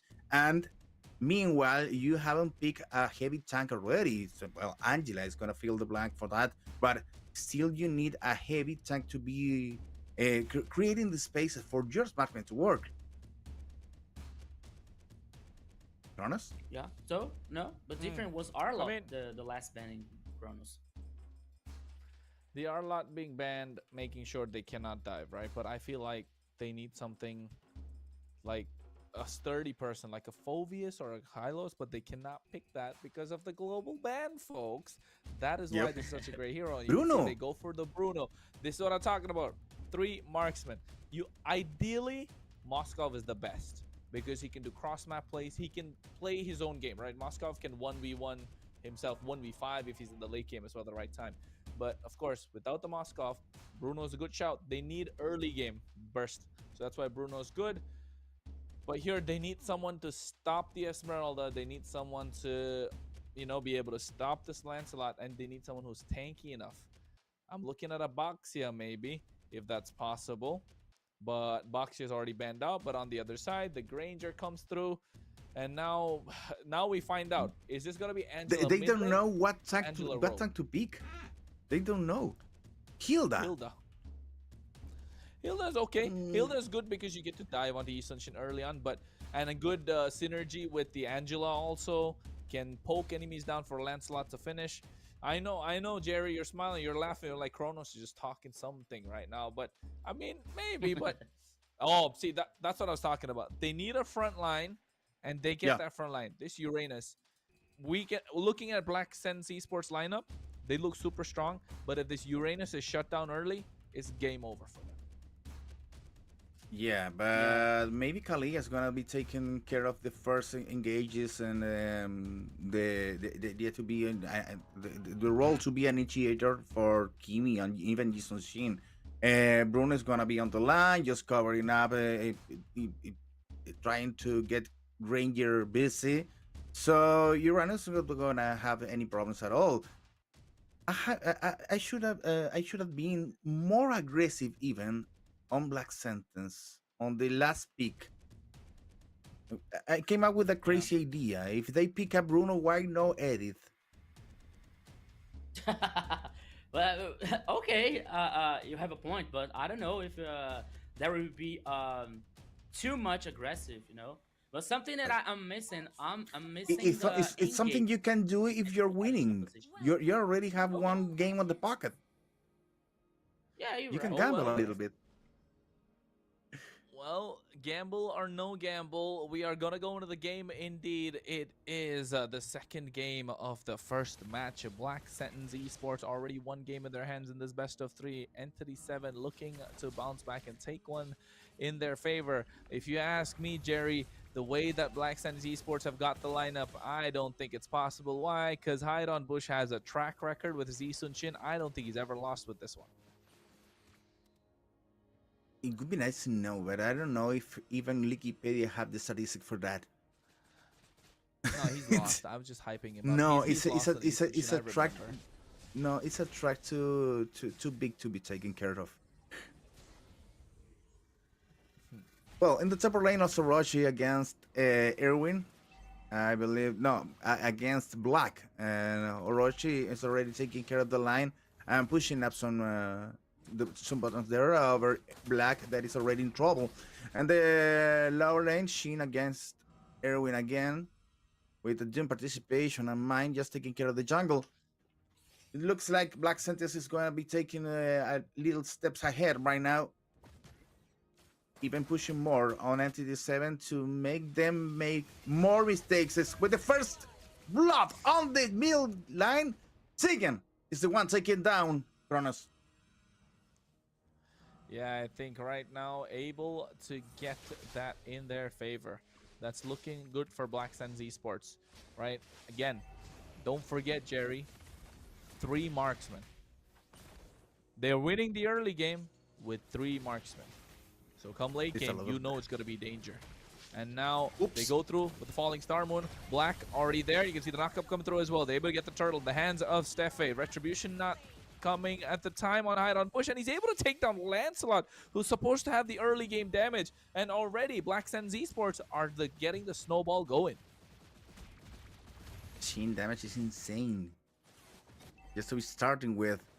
And Chimera can be part of the game again. Is stuck on the lower lane, and Shin and Steph now planning. They have bad ideas. They have an evil plan for the lower lane. Kronos, it's good to watch a Chilean team to be playing like this, especially against Entity 7, a team with a history here in the region. I agree. I know you're feeling proud. You're feeling really proud. Oh my God. Speaking of proud, what an engage coming through from the Kalea. Steffe flickering forward with that title strike. Tsunami Slam 3v1. And that was something that Black did not expect. Gets burst down. And look at Hide on Bush. He's moving. They might be able to get this tower. No, they just don't slightest bit. But that should be going down soon enough. They're actually trying to force it as well, maybe. Yeah, the idea is to keep Entity 7 pressure under pressure. And Orochi is helping out there, cleaning the line on the bottom side. Doom is just alone receiving some visitors, but without any problems and dangerous at all. 24 seconds before the next turtle appears. And then the focus is going to be on the river again. Steve is already there. Yeah, Steffe's already got to be there. Got to make sure he gets the vision for the rest of his team. 3-0 is the score right now. EXP laners, you know, this is called an EXP laner handshake, right? They're not going to kill each other. It's just a stalemate lane. But they got to make sure they maximize the utility. Speaking of utility, there it comes. The Falling Storm along with the Hard Guard. Might be going down with the Dauntless Fleet. Not able to get a single kill, but you can see they are okay giving up the turtle as long as they get something in return. They might get 2 kills. Yes, they will. A double kill in the hands of Hide on Bush, while Mine able to get the turtle, but gets knocked up by Stefan. The damage coming in from Doom is too much. Entity 7 didn't get the win in the turtle. They only got the turtle, didn't get the kills. And in the meanwhile, Hide on Bush got the purple and got 2 kills again. So Entity 7 are not winning anywhere. Again, a small reminder. 3 marksman lineup. This is a meta that happened before the MSC, while the MSC was starting, and you can see Black Sands Esports have almost perfected it. Yeah, it's working really good right now. And now pushing up the last tier 1 tower is already alive. Doom during the damage here, the demolition damage, and again against Erwin that tried to help the team to keep the tower up, but it's impossible. Now the presence of the Black Sentence is overwhelming. Nothing to do. Entity 7 in a big trouble right now. Just 5 minutes and a half on the clock, and they are already 6-0 on the killing. Blue team turret has been destroyed. Yeah, and it's not looking at the best, right? For Entity 7, they're trying everything that they can, but everything that they do is getting just countered by Black Sands Esports. And again, it's all thanks to the pressure that they've been putting in from the early game. Hide on Bush has been so clean on this ESO, and Shin Stefe has been so clean with these engages. But at the same time, it's just the fact that that's only 2 of them. Doom hasn't started to get online yet. Shin hasn't done a lot of damage. He doesn't have a kill yet. Orochi is only slowly starting to become unkillable. So honestly, Entity 7, I'm not sure what they gotta do to win. They go for a concealed play here, but to be honest, they're not gonna get anything out of it. No, it's getting even difficult, or even more difficult as long as the match continues. And now another engagement. Hide and Bush there taking care of one tower. Meanwhile, Erwin is receiving a lot of damage. The same for Black. They're trying to run, but it's impossible. Orochi take care of Chimera. 1 more kill for Black Senses, 2 more kills, and Hide and Bush already hitting the base tower on the lower lane. It's impossible for Entity 7 to solve this. Hide and Bush on his peak, on the peak of their power. Yeah, Iron Bush is at the peak indeed, at the top of his game right now. This is why you ban this Eastern Shin when you're going against him. Right now you can see he goes for the Haunted Fleet. He might get some kills as well. Traceless to make it out, but the Thorn Road from Mine not gonna do anything. Irvin might just get this kill. What a traction pull. Sagan might get the kill, might get taken down, but that Holy Shield just able to make sure he will be able to survive. Again, look at the damage. This is too much for them to deal with. This is an onslaught. This is clean, crisp, crystal. Look at the towers. Every single tower left standing. The only tower that's taking damage is on the top side for the Chilean squad. And again, not a single kill given away. This is how you play Mobile Legends, folks. This is how you show up in the Land of Dawn, especially at the biggest stage in the Latin American region has to offer. Yeah, you need to play together. You need to play crisp and clean. You need to play without shoes, as we can see on the screen. Now the guys are taking care of the first Lord on the Land of Dawn, and it's easy, clean and easy for Hide and Bush. Come on, take a look of the score. Hide and Bush 502, almost perfect. Definitely almost perfect indeed. The way that they've been playing, the way that it goes about.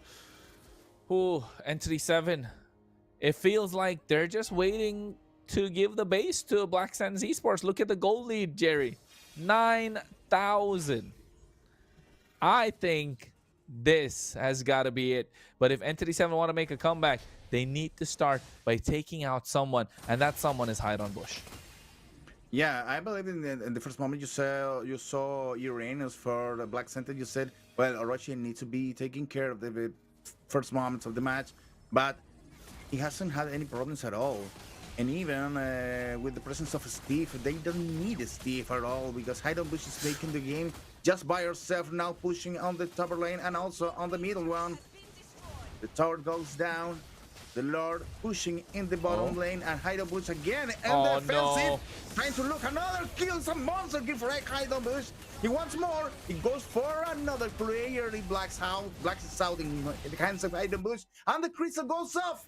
Victory for Black Sentence, nice and easy. The 2-2-0 is for the GM team. Black Sands Esports, what a victory. The way that they clean dominated this game. Thoughts, Rico? Come on, pull up. What do you think?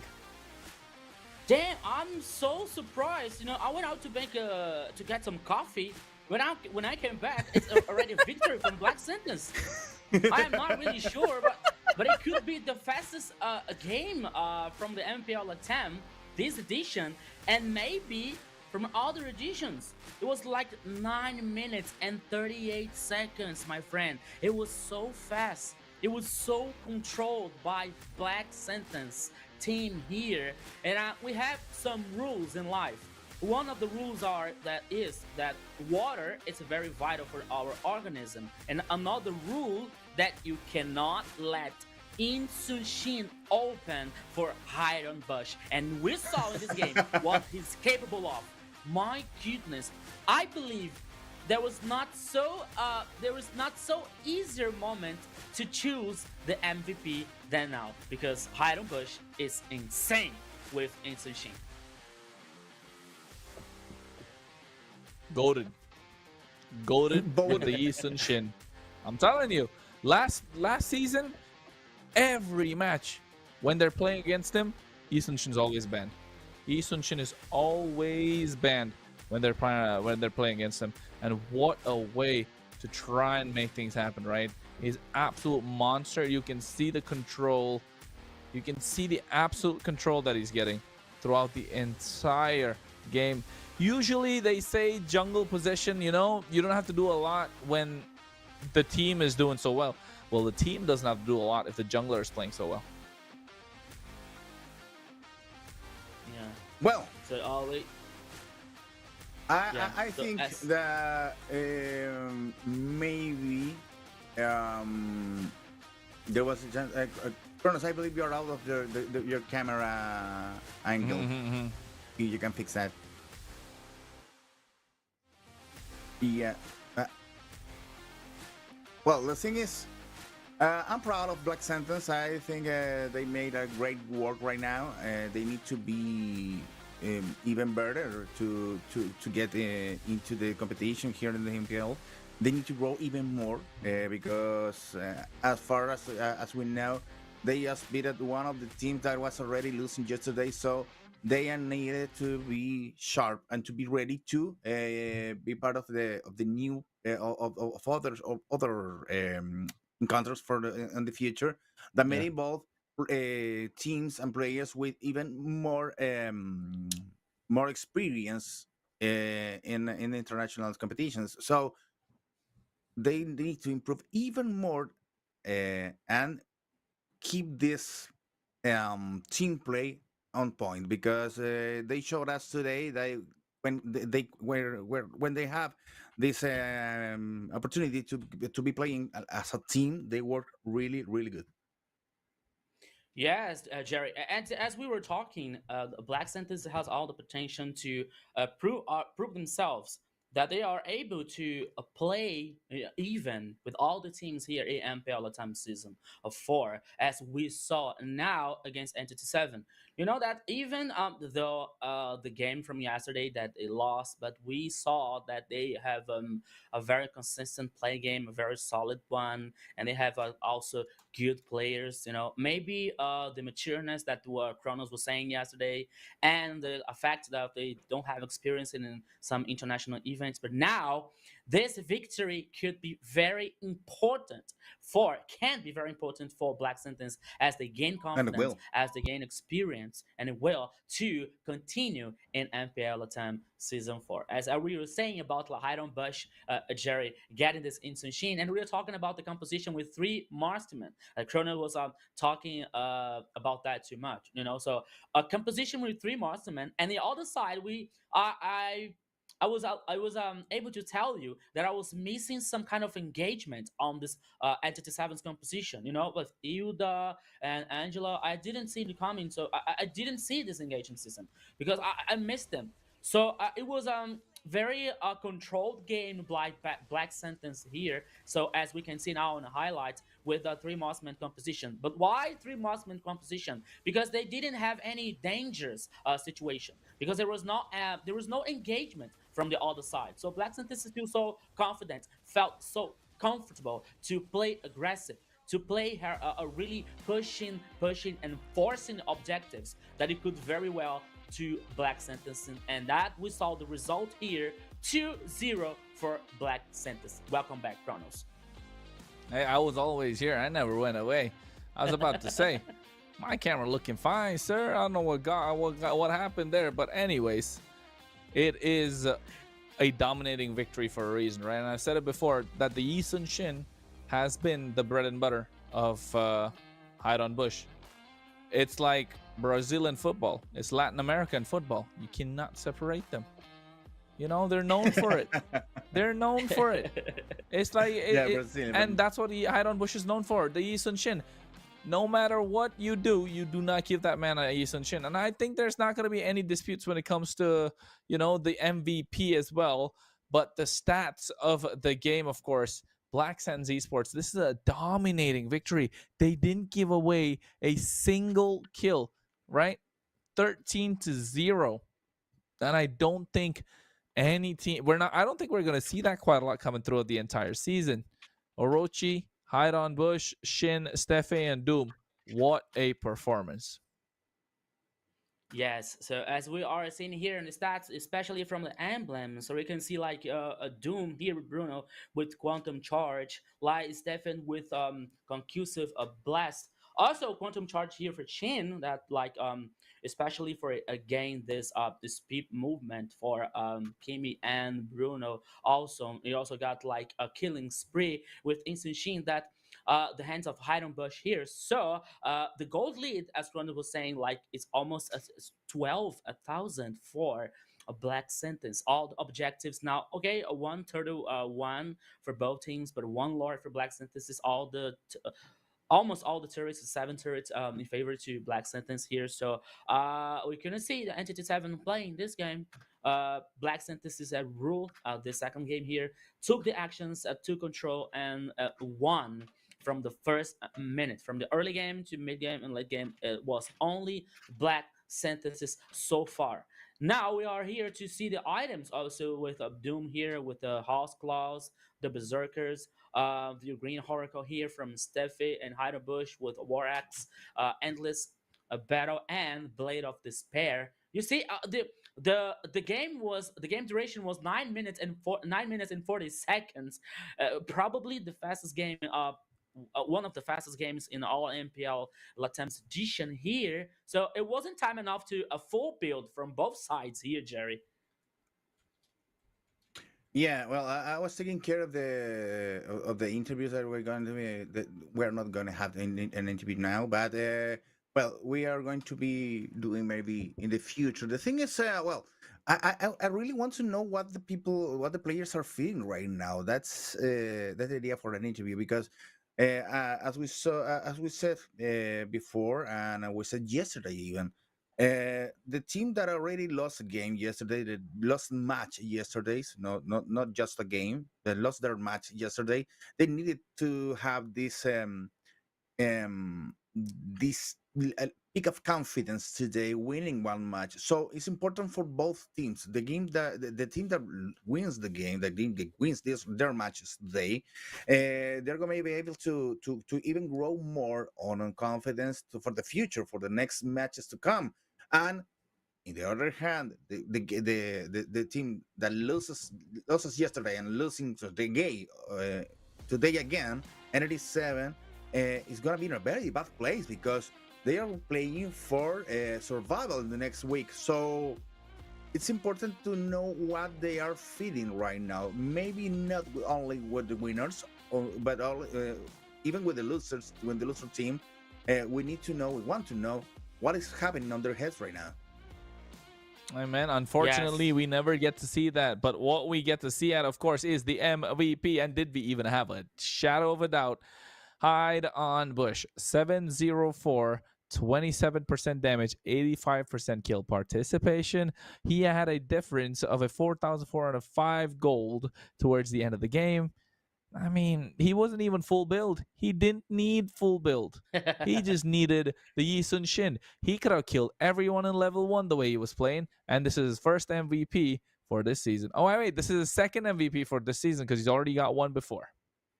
Yeah, so as we can see here, my friends, so with the fancy hair, the MVP is Hide on Bush. And wait, guys, we are here. Please don't We don't want to see here at least 10 by 10 for all the votes, for audience votes, referees votes, casters votes. We're seeing you here, okay? If you were voting for another MVP here, okay? There's not a problem if you choose another one, but come on, guys, be serious. Hydon Bush destroyed the second game here between Black Sentence and the Entity 7. So we're seeing our highlights from him, the hero of the match, the most valuable player, Hydon Bush, with so many kills, securing so many objectives, and guarantee the first victory for Black Sentence. His name is Hydon Bush with Intun Shin. So I believe from now, all the teams are paying attention not to let this Intun Shin open from Hydon Bush, because no matter the situation, he can handle and he can make all the difference. Kronos. Yeah, and I think definitely being the difference maker, the way that he played, I'm just telling you, it's good that they got the victory, but also at the same time, now every other team knows, like, hey, if we forget to ban Isun Shinwan playing against Hydon Bush, let's not forget that, because that's a hero that they don't want to give to him. And unfortunate for him, he gets to use it only one time because of the global ban. Such a big difference maker. Fortunately for the other teams, unfortunately for them, but for the other teams, thanks God. Yeah, I know. Well, guys, it was a good run there for the Chilean team that already secured the first win on the MPL. Let's hope they can take more wins. And if you want to vote on the MVP, you can already have it. Do it on the different channels. Yes. A little cheat, guys. You can vote more than one channel if you want. Yeah. You see now. If you want to be you want player to be the MVP, you can vote in every single channel, and maybe make your friend goes to the MVP road. So that's it. So take Jared's advice and vote now on the social platforms here, the broadcast platforms, and vote for the most valuable player of all, not only from this match, but all the matches that we still get today on the second day of MPL LATAM Season 4. And taking this time now to say hello to the chat. These nice and lovely people who is always supporting us, always cheering up all the time. So hello to GM Obsidia, hello to Glitch, to everyone which is watching us and supporting us on the global social platform here on YouTube and all the broadcasts. So hi Kronos. So now I'm right here. As a reward for you guys, we have another code redeem here. That now Jerry and Kronos are trying to be fast enough to get this skin. So now you can log into the Mobile Legends game here, take a profile photo, and search for redeem code. So make sure to do that and make sure you get the skin faster as you can to guarantee a skin for you. So now the code Jerry's so quick. V78P78TXQ, and let's see if my friends got something. Jerry? No. No, I won't be able to just get it, I think. having a little chat here with the interviews, because I want to know what is happening on the players' head, but maybe not this week, but the other one, because fortunately we here I speak Spanish and also English. There is Kronos who speak principal English, but also some Espanol. And, and understand a little bit of Portuguese, and you, Rico, are from Brazil, so you can speak Portuguese and also English. So the idea is get players' impressions for the next match to come. That would be great to have it on the screen, don't you think, guys? They're on the chat. Well, Yeah. we're gonna try to make it possible. But the thing is, we are just going to game 2 for today, match 2. I don't know. Well, I know there's a difference between match and game. It's a match between two teams and 3 games for every single match. That's right? Yeah. Yep.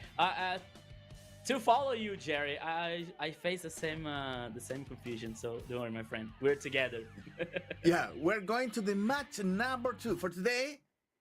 And this is the schedule. So first we have the winning of the Chilean team. The Black Santos goes 2-0 against Entity 7, and now ULF against Infinity Ulfanar Esports against Infinity Esports from Peru.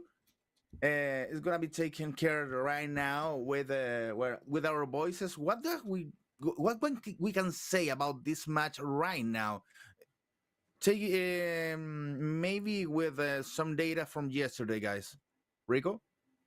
Okay, I think that I'm expecting a very good match from this second one here because both teams showed us a very good game yesterday. So Alphanar caused any trouble for Alpha 7, like Alpha 7 won the first match, but Alphanar here showed us a very good and very solid play game. And Infinity caused trouble for DreamX. It was a 2-1 also. But now we're seeing the Alphanar Sports lineup here with Lucy, Thanatos C, SC Saber as the main character of Jerry, the main hero, and Pixar in a gold lane. This is Alphanar lineup so far, my friend Kronos.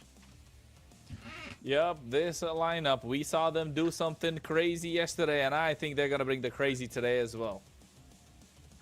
Yeah, that would be very interesting. So this Alpha Sports here, it's a very good lineup as we can see. We saw them play very well yesterday, but of course it was against the former champion, so Alpha 7, and it was really hard. After the first game, yeah, we were like, we'll not be surprised if the Alpha Sports win the match from yesterday. But Alpha 7 after the first game, they woke up and they won the match. But now Alpha Sports has all the potential to win this match against Infinity Sports. But of course, Infinity Sports is another very good team that played very well yesterday against DreamX. So it's another team. It's going to be a very epic match here as the second match of the day. I know we're going to be looking at the on the predictions later, but first of all, okay, I'm trying to jump to the predictions right away. But the thing is, first we need to check the keys to victory for ULF Ulfanar Esports. Stay calm during the game, even if it starts under pressure or disadvantage. Keep applying early pressure on the enemy jungler.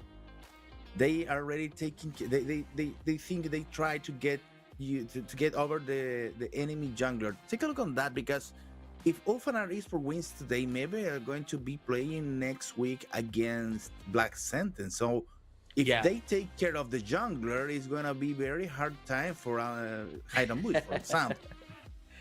I'm thinking on the future again. No, and I think the way that they've been playing as well, right? If you think of a little bit of how they played yesterday, they did take care of Flick for most part of game number one. They made it really difficult, Ulfanar Esports, and I think they might be looking to go down the same and similar route. So I wouldn't be surprised if that happened again today. So I wouldn't count them out. I feel like they might be able to take this game. Okay. Yes, as I was saying, I believe in Alphanar here. Alphanar has the potential to win this second match from today against Infinity Sports. So they have to be resilient, So in the case to victory, we can also see that about like the experience. So they have to be resilient and they have to stay calm, even if the game feels like lost or they losing control. But they showed us yesterday against Alpha 7 that they are really able to do that. So they have to be patient and they have to be resilient against Infinity Sports today, because one more time, it's a very important game. But now let's talk about the Infinity Sports here with his lineup: Marquino, Oz, Lionel, Fanboy, and Zablax. Yes, that's the Infinity Sports lineup here that played very well against DreamX. I can say in my opinion that I felt I missed just a little bit from Zablax's performance yesterday, but he's a very good gold laner player, so we can see his potential today against Alphanar Sports. So this lineup has a lot of potential also, especially with Lionel here. Maybe he like taking a little bit more experience and maybe taking calling more attention to this lineup from Infinity Sports Chronos. Yeah, Infinity, the way that these guys played, I think gonna be a slight bit of a different story, especially knowing that Lionel is the one that calls the shots for them. So I feel like it's gonna be important. Of course, looking at the keys to victory, again, coming in for Infinity, I would like to see what it is, because the way that they've been playing, I mean, kind of lackluster. It was that was the most bizarre game we could think of from yesterday, right? So pay attention during the draft to avoid building a comp that relies on only one play style. That is the same thing, which can be easily countered. And that's what happened yesterday, Jerry. If you remember, this was a weird game, right? When Infinity had a game. Yeah, I think Infinity showed just not so much. It showed just a little bit what they are capable of, and also because Infinity is a team with history there in here in the region. They used to have Doom on their lines also. Don't forget about that. And despite of the fact that they are a Peruvian team, well, Infinity is based on Costa Rica, but Infinity Mobile Legends is based on Peru, and they used to have even more Peruvian players before. Now they have 3 Argentinians and 2 Peruvian players, and Mobile Legends is a really strong game there in Peru. You have a lot of talent to gather there. So Infinity show us just a little bit what they are capable of, because they have Marquinhos, CC, Lionel, Sablax, and Fanboy. Fanboy is already an experienced player, also CC and Marquinhos. So we hope to see more on their hands today. Here's the head-to-head between Sdetsi and Lionel. Well, you said yesterday they played a lot around Lionel, and maybe it's not such a good idea to play under just one line. And if it goes again, they are going to be suffering against Sulfanar, because Sulfanar made Alpha 7 bleed. Don't forget about that. That's a special medal that I already got yesterday. So now the future doesn't look good at all for Infinity if you think about it. Kronos? Yeah. Yeah, and I think it's not looking good for the way, the stats wise, at least Ulfidnar. But then don't forget, Ulfidnar are just a up and coming team. They're new. They just made their way into the MPL through the MDL as well. While Infinity on the other side, there's more stats about Lionel, right? There's more info about Lionel compared to ES.TZ. But so far, that also shows that Infinity like to play around Infinity like to play around Lionel, whereas Ulfidnar, I don't think they really rely on ES.TZ so much. As you can see, our talent predictions showing that all 3 of us are going for Ulfidnar. Well, my prediction is Sulfanar. That mad guy over there thinks Sulfanar too. It's a grumpy old man there. The only thing that's lacking there in that picture is a glove there saying, "Get out of my lawn." I feel old and grumpy there. Yeah. Very nice, very nice. You know, it's a first impression here that some people said, what counts as the first impression, but that's okay. I need to tell one more thing about first impressions. You guys over there are with a tie. Okay. And now you're using jackets, and you let me here as the only one without a jacket. What's happening on your head, Rico? Because you said your house was on the edge of the 7th hill with the heat, and you're using a jacket. Come on, man. There's the heat. Yes. Yeah, I'm sure. I'm being honest.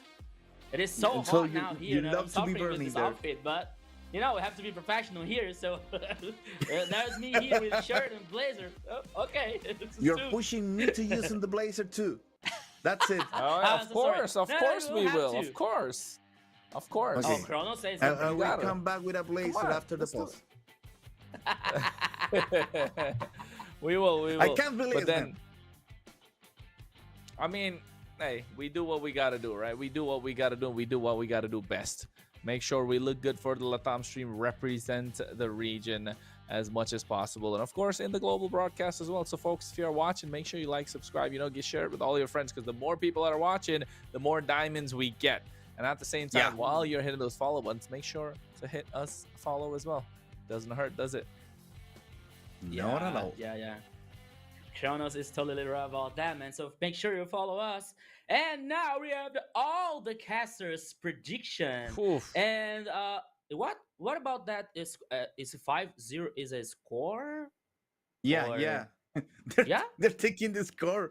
Whoa. Well, Diana in the Brazilian broadcast is gonna lose now because she chooses Infinity, and all But of we us are good. taking- Me and Kronos are Oh. good too.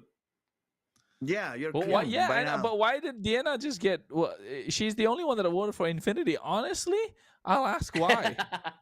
Yeah. This is gonna take well, maybe you're doubting right now because if Diana took Infinity with a 5-0 score, maybe she's right.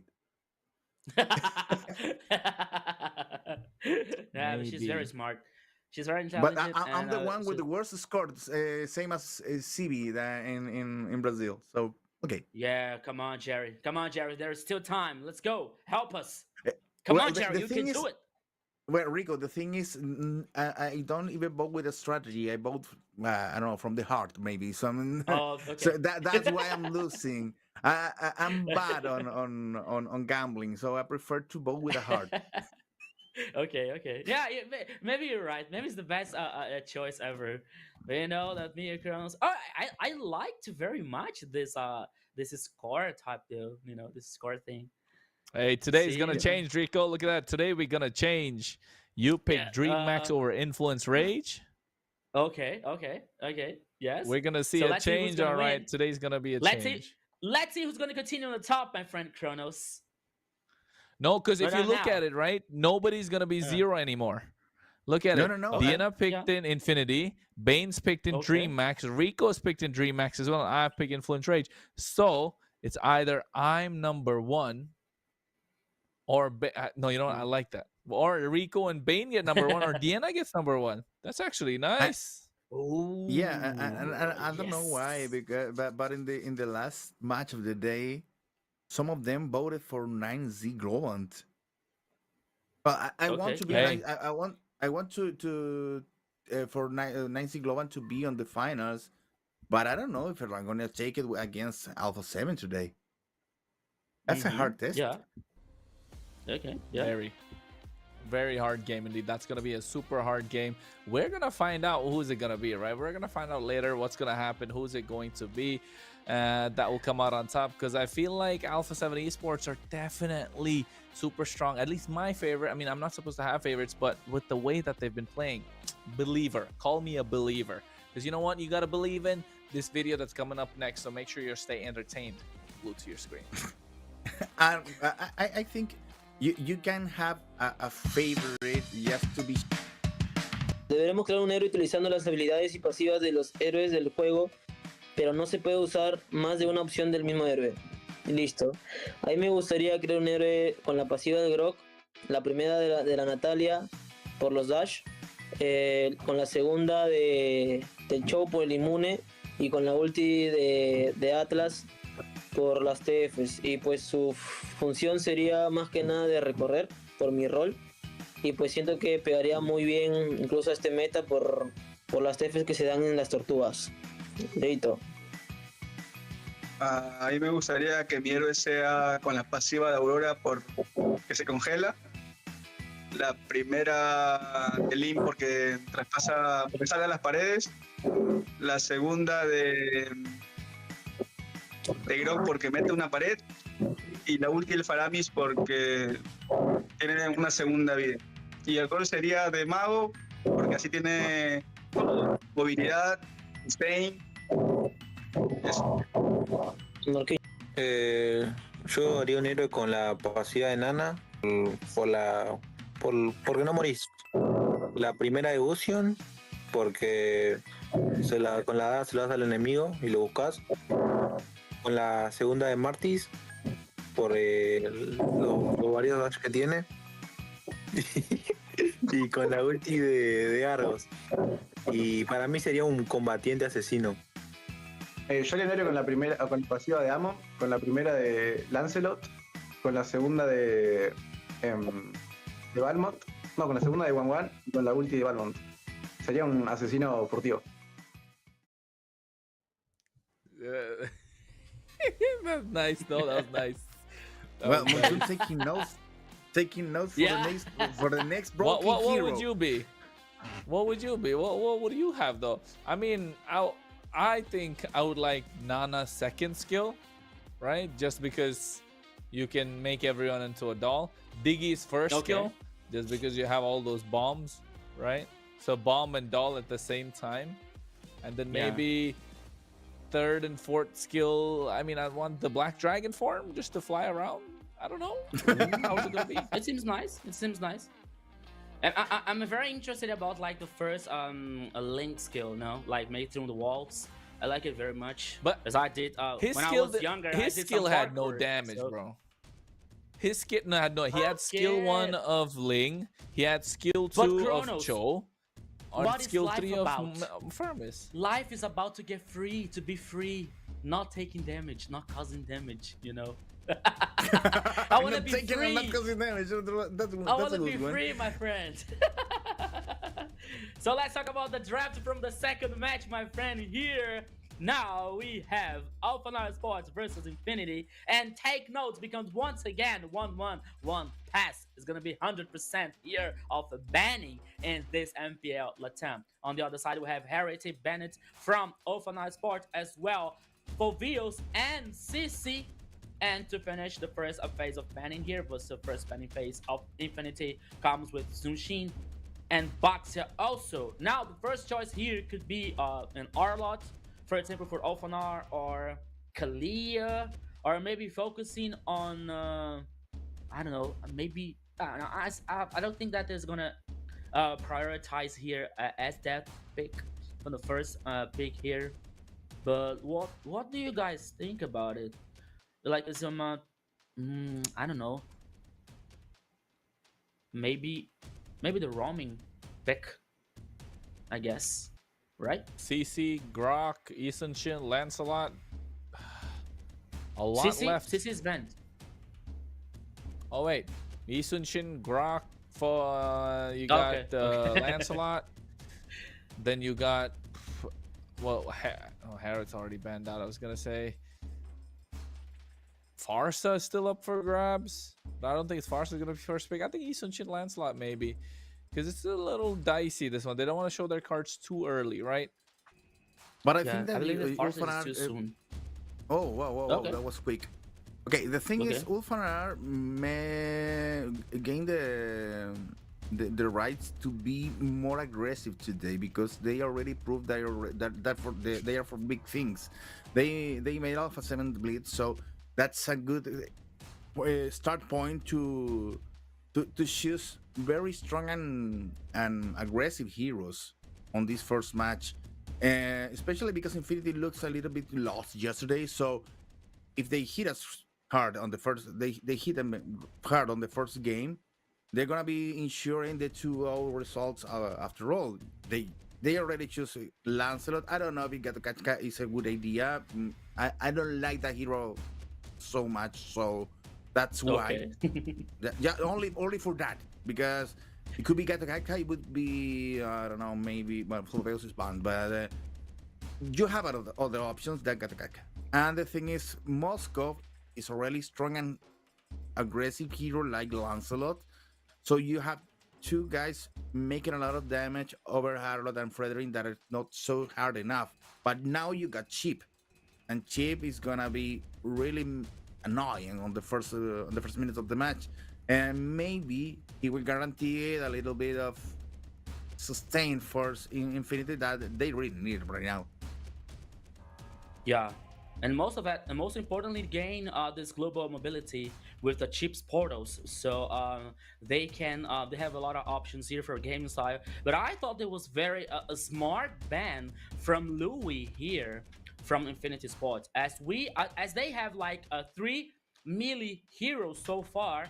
So Louis was a very a good was a very good hard counter for Alphanar. So Infinity, he's here and banning Louis was very clever in my opinion. From the other hand, here Alphanar banned Kagura. Okay, you're thinking about like more a melee team fight, so Kagura will taking advantage of that and trying to burst the enemies with the magic damage here. So it is not allowed to appear in the first match. But now you're waiting. Okay, Ivy is the second, is the last choice of banning here from Infinity. So let's say if Alphanar here is focusing on Gold Lantern, for example, or maybe he can ban Granger, or focusing in also another magician hero. I'm not so Well, sure, but here are so many options, Jerry. no, the thing is, Kronos, I don't know if you're with me on this because Infinity just banned 3 heroes from the middle lane, so they are trying to secure Lionel's 1v1. Uh, they are making the same mistake Barca. than yesterday. They are playing around Lionel, and it's easy to be aborted. It's easy to Kimi. solve even more when you have Lancelot and Moscow too aggressive that can go over Lionel and make him explode. And at the same time, Wolf and Nar are saying the same thing, right? We know you want the Farsa. Let's see you pick up the Farsa in the face of a Lancelot, Moskov, and a Gatot Gacha. That's the big difference, right? That's why you see they don't ban the Farsa. They ban the Kimi, they ban the Kagura. And you see there's 5 mid lane bans. 5 mid lane bans right there, right? In the total game. And they go for the Nathan. I think this is Nathan in the gold lane. So they're holding for Lionel's pick until the last second. So I think Infinity understand that, hey, you know Ulfidar are targeting Lionel. Ulfidar already know they like to play around Lionel. So we'll see how that works out. Already this map is going to be played in the dangerous grass.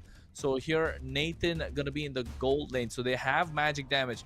Nathan can be played in the mid lane, but I don't think it's the best in my opinion. It's a very old strategy. Shouldn't be in the current meta. But here, Ulfidnar though, they have the Farsa. Farsa is great, but again, against Chip, against Arlot, I'm not sure if it's the best idea. What are you thinking, Rico? Ooh, It would be I love crazy. that. It would like Love okay. that. Okay. I love okay, the so Vexana. red, Let me explain. blue, and Let me Vexana. explain. Chip, skill 2, skill 1, ultimate, right? Vexana, first Okay. skill. Everyone's just dancing around. That's what it's gonna be. Yeah, I would say I would ask you guys. It would be crazy if Alphanar appears and choose a Kadita, for example, like trying The Faramis to, I don't though, know. right? The Faramis being picked up though, Rico. And I think I see it, Jerry, and I think Lionel's such a good carry player. Like, you know, like he carries the game, not like a carry the marksman, but on this Faramis, he's gonna be more of a support role, right? That's what I'm thinking as well.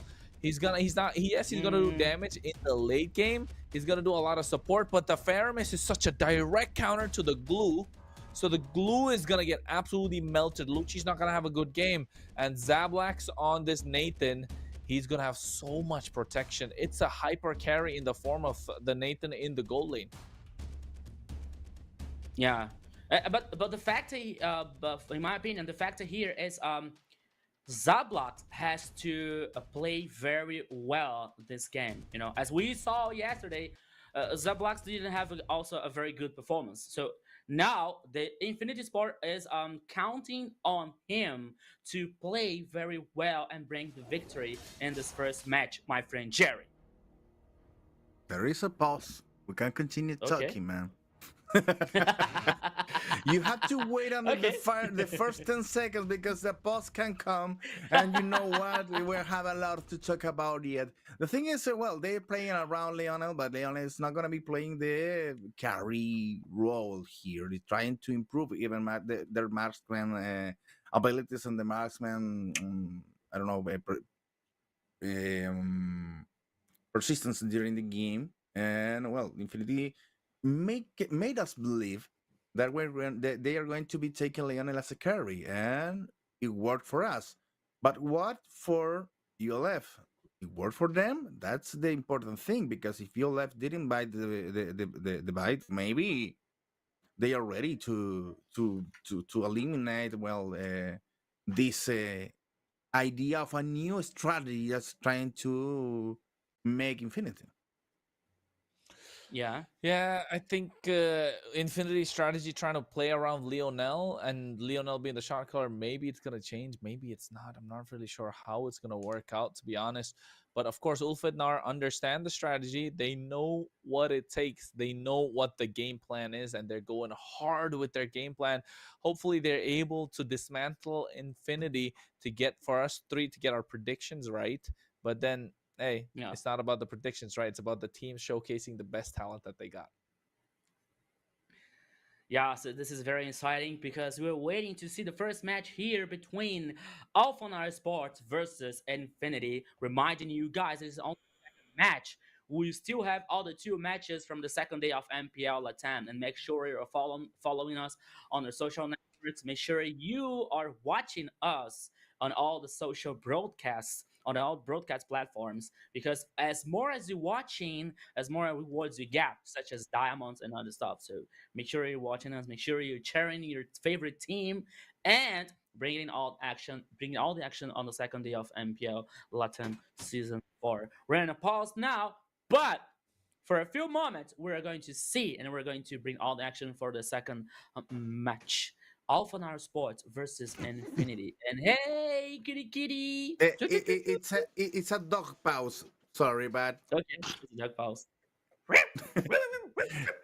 was impossible for them to be out of the room. They How many wanted to be pets? How many here. pets do you have, Jerry? Three dogs. Three dogs. They're Three called, dogs. Oh my. yeah, they're called I have one Titan, dog. Kraken, and Freya. Ooh, okay. I have one dog and one cat. Lila. Oh, you see, Lila is my dog's name. You know, and I named Lila before I knew MLBB. Yeah, so I didn't put his name above because Wow. of the marksman. Okay, so in my defense, so her name is Lila, and the cat's name is Akin. It's my mom's idea, so that's okay. And what about you, Kronos? I have a few pets indeed, but hey, they're not here with me. But we're forgetting about that. Let's just go to the land of Dawn, because hey, MPL Latam Season 4, game match number 2, game number 1. We are watching Ulfednar Esports versus Infinity. Take it away, Jerry and Rico. Yeah, we're back to the action, guys. Ulfanar against Infinity. Let's take a look at what Infinity has to offer with this new strategy. They made us bite the bite again, trying to look the way to. They are going to be controlling Lionel, but Lionel is going to be helping finally to Nathan Shine. Maybe in this game, guys. 1 minute, and nobody has died yet, Rico.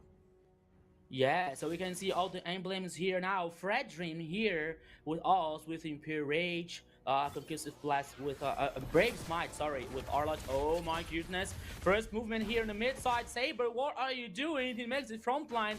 But that's okay, he's like a Tachacha, so he has a lot of resistance. So he gains some space. He now get back in reposition, and a 2v2 can make it 2v3 and 3v3 now. Lionel is also here, but now, oh my god, Saber, what are you doing, my friend? He is taking a lot of damage, but the first blood here is in Lancelot's hands. But now, even one kill for each team. Us and also Thanatos, the both junglers, are in the first kills here, my friend Jerry. Well, thank God Hals was over there trying to take revenge immediately after his partner went away. Well, and a first turtle is already undisputed. Thanatos is kicking it. And now, yeah, this is gonna be really important because his death with the summon is gonna be messing around on Lionel's Lionel's game during the whole game already, and it's now making some important contributions there to help control the situations. It's the first ultra for you left, Ulfanar Esports, and with a little freak of gold in favor of them. Yes, you're totally right here, Jerry, but we have to see about Lionel because he has the potential to be a good partner with his Faramis, as in order to gain more time in a team fight here in favor of his friends. So now, as we can see here, it's almost a 2v2 in the top side. So we're heading in the mid side now. Oz and Lionel Saber is gaining information, but now he's surprised. Oops, this taunt here was not the best idea for Saber, but he can get in reposition here. But Lionel, oh my goodness, what damage he was taking in the mid lane, but wasn't enough to get killed so far, Jerry. Yeah, it's typical for the Zed finally to achieve that damage, but that facing wasn't on the script. Now it's taken out by Marquinhos. Goes for an adventure under the turret and reclaims another kill in favor for Infinity. Marquinhos, take my energy, but now 2v2 also again in the mid lane taunt here. Immune here now. Ultimate from Faramis. Now is getting more time here for this 2v2 situation, but Chip gets the kill. One more kill for Infinity. Oh, there's another chase. No, there was like all the 5 players from Infinity in the mid here. But now 10 seconds for the next turtle. I think and I believe that, and this I often have to fight back from this turtle here, my friend Jerry, but it's it could be a very difficult situation for, because all of the advantage of the kills and the gold, not the gold because it's not even 1,000 different gold lead for Infinity, but now Turtle is already started by Infinity, but Saber knows that they are aware about like the team of Alphanar Sports, but now once again Turtle is started by Alphanar, but now both teams are here, they're trying to fight back from this Turtle. Once again the Turtle is getting low HP, guaranteed once again by Thanatos. Marquinhos now is completely lost between the turret 1 and turret 2 here. 1v3, that's an impossible situation for him to get away. One more kill for Thanatos. Oh, ultimate from Gato Chacha one more time here. Ultimate from Moscow here now is a possibility to join the team fight, but he prefers not to do that. But once again, another team fight. Saber could be the next target, but now he gains reposition here.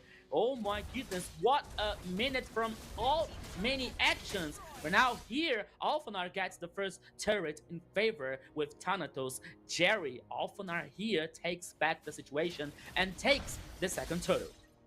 They need to take control on Thanatos almost already, because Thanatos is getting advantage there. He already had 2 kills and going for objectives already short on the line and the upper head with the first tower down, and now Sablack suffering on the bottom lane.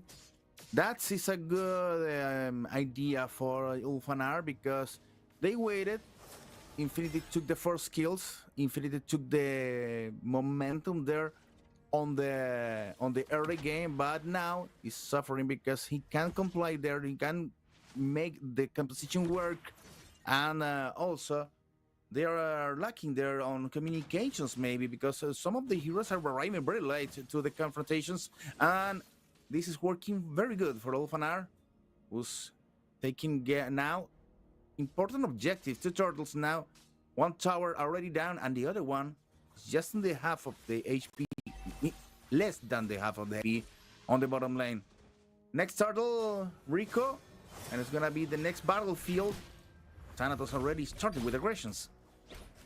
Yeah, now 3 seconds remaining for the next turtle, and Pixter here has to take care because this could be 2v1, but Saber is aware. Saber is like making a shadow, but now he tries to play more aggressive here to gain more information, but now he's surprised by 2 players, and he's forced to use the ultimate to get back in line.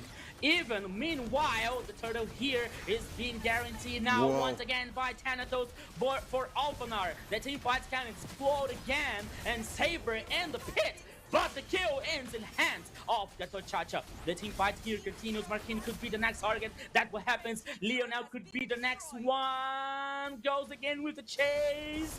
Where are the facts for Upanari here? One more kill, Jerry. 6-4, and the turret from mid lane. Once again, Oz is terrified. Rooted could be survived. Okay, so he survived, but now the damage is caused by Alphanar. One more turtle. The turret 1 and from the mid lane and the bottom lane in favor to Alphanar Sports. Man, well, Infinity needs to feel the alarm already beaming over the land of dawn, because Pixar It's already on a killing mode. Already has Yeah. 1 kill and is making a lot of damage in every single battle that it comes on their hand. So they need to be very careful. Also, Saber is impossible. That was a kill, or making their contributions for participations during the kills, 2 kills on favor and 2 kills against. But it's a catch. Their role is to die in favor of the team, and it's already working. 6-4 on the killing, and the composition is already working because they have 4K on the goal on favor for Ulfanar. It's already taking care of every single line. Take a look at the top line again because Moscow is already advancing and Marquinhos fanboy going to defense. It's gonna be another battle here. Yeah, that could be another team fight here. Once again, hard engage with against Saber. Once again here, forced to use his ultimate to survive. Once again, it's a thing, Jerry, that I always used to say that if I have a composition with Gato Chacha, and when you see this Gato Chacha always using Pixar, he's using the flick now, but he can't be surprised. There could be 3v1, but he sensed the danger. No, he went through that. He can be killed. That's what happens. Even though the Lord, is guaranteed by Thanatos.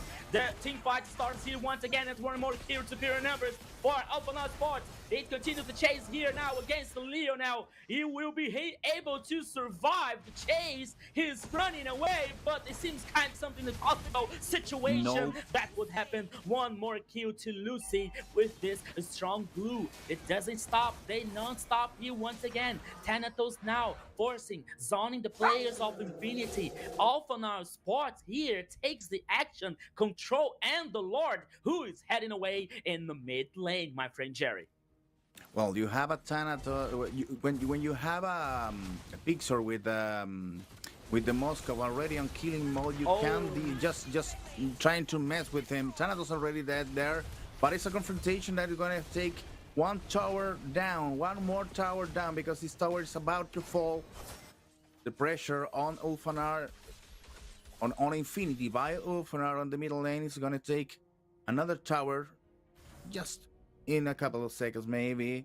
Just maybe the line is going to make it work. No, Leonel and Sablax already cleaned that. But the thing is, when you have this Moscow already on a killing mode, you can mess with him. And in the upper lane, Infinity make 3 heroes participating in a hunt without any consequence at all, because they have the Moscow here. They killed Pixar, but at what cost? They lost the Lord, and also they received 2 kills against them. So it's not a good business. They are not making counts. Infinity is maybe a little bit lost right now, and Pixar is growing more and more. So please be careful about this. Marquinhos a little bit lost there. Also, Al's not working so good, and Lionel, well, unfortunately, the trick doesn't work at all. Okay, yeah. Yeah, you're right. As we were saying, Jerry, Pixar here with Moskov, he opens a very so dynamic with macro game in an advantage to Alpha Sports. Because as you're saying now, there are about 3 players to kill Moskov, but Alpha Sports guaranteed the Lord. So at what cost? Is it worth it, like letting so many players to try to kill this Moskov every time? So if Alpha Sports has a fight and positive response in a cross map every time, so Infinity have to take care about that. And but it's very difficult because you all know, once again here, some try of engage with in Fanboy, but it was a chip. It's not very interesting to focus and engage here. But Infinity have to pay very attention about that, because as we can see, a Pixar here with Moskov is very comfortable, and he can also split all the time the game. You see now the situation, Jerry. There are 2v1 in the top side, while here Alpha Sports has a better position to trying to secure the Lord. You see Pixar is causing a lot of damage in Infinity players, and he is not afraid. He goes into 2v1 here. Oh my goodness. but Zablox is forced to gain reposition. And meanwhile, in here in the bottom side, the Lord is being almost guaranteed now his reset because Alpha Sports decided to not to continue trying to guarantee this Lord. But Infinity here is not in a good position. It's not in a good situation because we all the time here we have Pixar trying to split all the time, split the turrets, split the game. So it's not very good here for Alpha Sports. Once again, now the team fight starts again with ultimate from Lionel. Killing spree now in Nathan's hands. Could be a very good moment for Infinity Sport now, but Alpha trying to respond back for now. There 3 kills in favor to Infinity Sport. There are superior numbers. Shut down one more time with Subblocks. 4 kills for Infinity, and the Lord finally secured by Infinity, Jerry. Now, what a mistake for Ulfanar because they get an engagement there on the narrow spaces. Ooh, now Thanatos goes down too. It's a total wipeout for Infinity, and also they got the Lord. Maybe is this the moment that they were expecting, but they need to be fast to take care of this to get this power play on the Lord. Well, Pixar is already there for cleaning. Well, now it's Pixar's responsibility, maybe to split push, maybe to press under the back line of Infinity, maybe to destroy some of the menaces of the Infinity before they're going to the damage. Pixar now cleaning up the lane again. Oh, it's so alone. Fanboy is gonna be after him. A new battle begins. Yes, my friend Jerry. Okay, yeah, I'm back here. There is some lag system. Okay, I'm back. So now we are seeing because there is a fact. There is a thing that we didn't talk too much. It's about like the Nathan's late game here with Zablax. You know, as I was saying that I didn't see a very good performance from Zablax yesterday, but today he's inspired. He's 5-1-4 with this Nathan. So the late game of the Nathan here could be a very game changer for Infinity. It's already been. You know, we have almost a 3,000 gold lead for Infinity. We saw in the stats that Zablax is away far from the equipments, from the gold farm, from the Pixar, for example. You know, so now it's Alpha Sports that has to take care and be very carefully about this engage and the macro game because now Infinity has the advantage. Yeah, well, the game was on one hand and now it's in the other one, and also it's already suffering there, and between Thanatos and Saber was even getting compromised there. I believe that both teams are just waiting for the other team mistakes. Saber again trying to reach out your friends there and keeping the lines clean and waiting for the next lord to come up because you have 40 seconds something that happens, and just they don't want to die in a surprise attack. Just that's it. Ulfanar maybe made a mistake there because they had a middle game on their hands and they didn't take care of the possible comeback in Sablax's hands. Now in the top line, taking care of Sablax. Whoa, he's already almost dying, but goes again. And now Saber with the cap position. They're trying to attack Pixar, receiving a lot of damage, and it's going to be falling down the rail. The first kill comes on Alfanar's hand. Sablax is out of the battle, and now Lionel is gonna die again. Yes, it is. Second kill on Alfanar. Now they need to push. They have 2 elements out of battle. Yeah, Jerry, this game here is like how can I say, it's like a table tennis, you know? All the time here the advantage is changing from the side, you know? At one time you see Alphanar taking the advantage, in the other time you see Infinity. And once again, you see a very good engage, but now we have another possibility of team fight here. There's a hard engage from Alpha Sports trying to get a kill to be superior in number, but it wasn't enough to kill someone from Infinity. Now they're heading back to the base. They're waiting for the Lord because they have a very good pressure now with the Lord, which is heading up from the top side. Could be, I don't think that could be the end of the game. That it could be a GG for an Alphanar, but at least they could use the Lord's pressure to open the base in favor to Alphanar Sports, Jerry. And take a look at the equipment information down there, because we also have some information about the gold gathered, and Okay. you have some advantages in one team and another already respond. They don't have the team with advantages at all, and Sablax now suffering again, trying to defend against the Lord that is advancing on the top lane. Thanatos gonna be helping also the Lord to deal with the tower, and Pixar already destroyed another tower on the middle lane. Now the pressure goes against the base of Infinity, Rico. Yes, my friend Jerry here now. A possibility for hard engage. The Lord destroyed the turrets. Now we guarantee super minions in the top line. Here, the team fight is continuing, but Thanatos caused a lot of damage, but is forcing to gain reposition. But now, all the base, as I was saying to you, Jerry, all the Infinity's base are open. There is no line of defense. There is no turrets available. Now, Alphanar has to. I think they're gonna wait to another Lord and deny this denied farm and guarantee the pressure for all the three sides from now.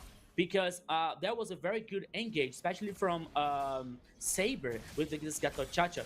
I would say to you, Jerry, in a few minutes ago, that something is wrong when you see Gato Chacha always using ultimate to survive, to run away from a team fight, for example, or for a possibility to from a pick off.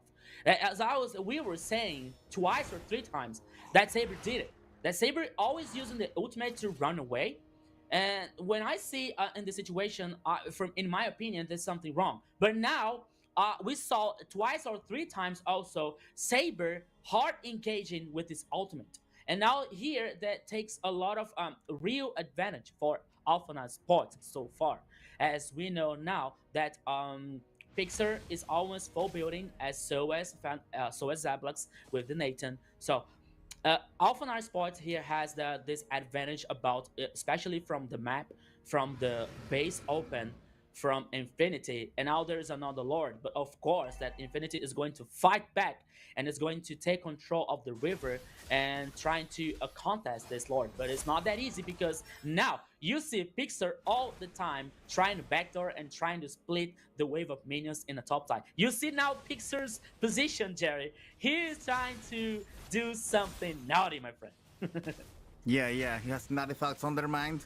And well, the Super Minions is already on every single line of Infinity, so they need to be taking care of this Moscow doing nasty things on the top line. Meanwhile, their companions are looking for the next Lord, and Marquinhos is the only guy who can confront that, who can say another thing, something different, maybe trying to stall it. I don't know if that will work, but Infinity is against the wall right now, trying to solve it. Another taunt from Fanboy over Saber. Saber gonna receive some attentions over there, and Moscow now receiving visitors too. Sablax and also Alts. They know he is there. But I don't know if it's okay if they find him. Jerry, how long is Pixar able to stay in that grass? Because I believe it is about like 2 or 3 minutes, and it's just stop like a statue. It doesn't move a thing. It doesn't move a feet. You see over there once again, and there are two players who always can sense the danger from Pixar trying to do some split up now. And Alphanar Sports here has a better position from the Lord once again. And once again, there are two players also hiding on the jungler. At least it's a funny situation here. He received some assistance there because Gatkacha is going to against Halsa too. So the idea is to catch just one of them. They're in the bushes. Well, meanwhile, Thanatos and Lucy are trying to bait Marquinhos and Fanboy to make a mistake. Even Lionel is there. The teams are already split. 2 here, 3 over there. Well, Zablax trying to solve the deal, and the line's advancing.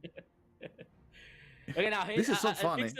Yeah, Pixar was spotted now by Zablack, so Pixar was able to move back now, was able to run from there. The Lord is still here now, and Alpha Not Boss is trying to mind game with Infinity so far with Pixar. But now they changed the strategy. Now Pixar is heading for the Lord to try to secure and trying to guarantee faster this Lord. He started the Lords immediately now. Marquino is aware. He used the extra grass to take some advantage in position, but now Lucy is aware of everything that's happening now. So it could be a team fight at any moment. But Lionel, what happened? Whoa! My goodness, he's almost killed here. He's forced to use the ultimate to the altar now of sacrifice. Once again, the team fight's got to split up. He seriously feels here and used the immortal. So has now superior number once again. Infinity, Alphanar Sports, sorry, 2 kills in favor to Alphanar. Now the Infinity can have all the team wiped out, and it could be the end of the game. Leonel is gonna be the next target. There will be 2 kills. Owls can be the next target now. So superior numbers for Alpha Now Spot so far. The last survival is Owls and Marquino. Marquino now is forced to use Flick, trying to gain some time, trying to survive, trying to defend his base, but it's almost impossible. So there it is, Jerry. Victory for Alphanar Sports after a very hard game, my friend. I think it looks harder than it was because Ulfanar has the advantage almost every single time. Despite of the little mistake there on the middle game, I believe they had to make it even quicker. But the thing is, Infinity also fight over there and make his game possible to extend a little bit this suffering because Ulfanar has already the same cards that at the end that they had at the beginning. A powerful Pixar, and it's that well precise on the placement of the summons, and also Thanatos healing every single time that that it was possible. I don't know what thinks Kronos, but I believe that Ulfanar was able to take care of this game even quicker than it was. I wouldn't say quicker than it was. I mean, it went on for quite some time, 25 something minutes at this point. But the way that they dissected, though, they understood, the assignment was understood. You got to shut down Lionel to make sure you can try and take Infinity to the max, right? Although Lionel was the difference maker in some of these team fights with his Nether Realm, with the ultimate, trying to make sure everyone can sustain and can survive, it just never worked out in their favor, right? So Zablax, although they tried with the hyper carry, we already said that before, he's going to be the one that dishes out the damage a lot more. It just didn't work out for them. But of course, Ulfidnar, I think, yeah, you're right saying that they could have ended the game earlier, though. I think that's the big thing to take away. But hey, you see these guys pointing down below is the MVP vote. So don't miss out on voting for your MVP. Yeah. Who was your MVP, Kronos? For me, I think it probably has to be ES.TZ, right? Has a lot of damage, has a lot of crowd control, and the way that he was making sure the fights were set up was great. But I think Lucci just did so much, given the fact that there was a counter on the other side. Yeah. What about you guys?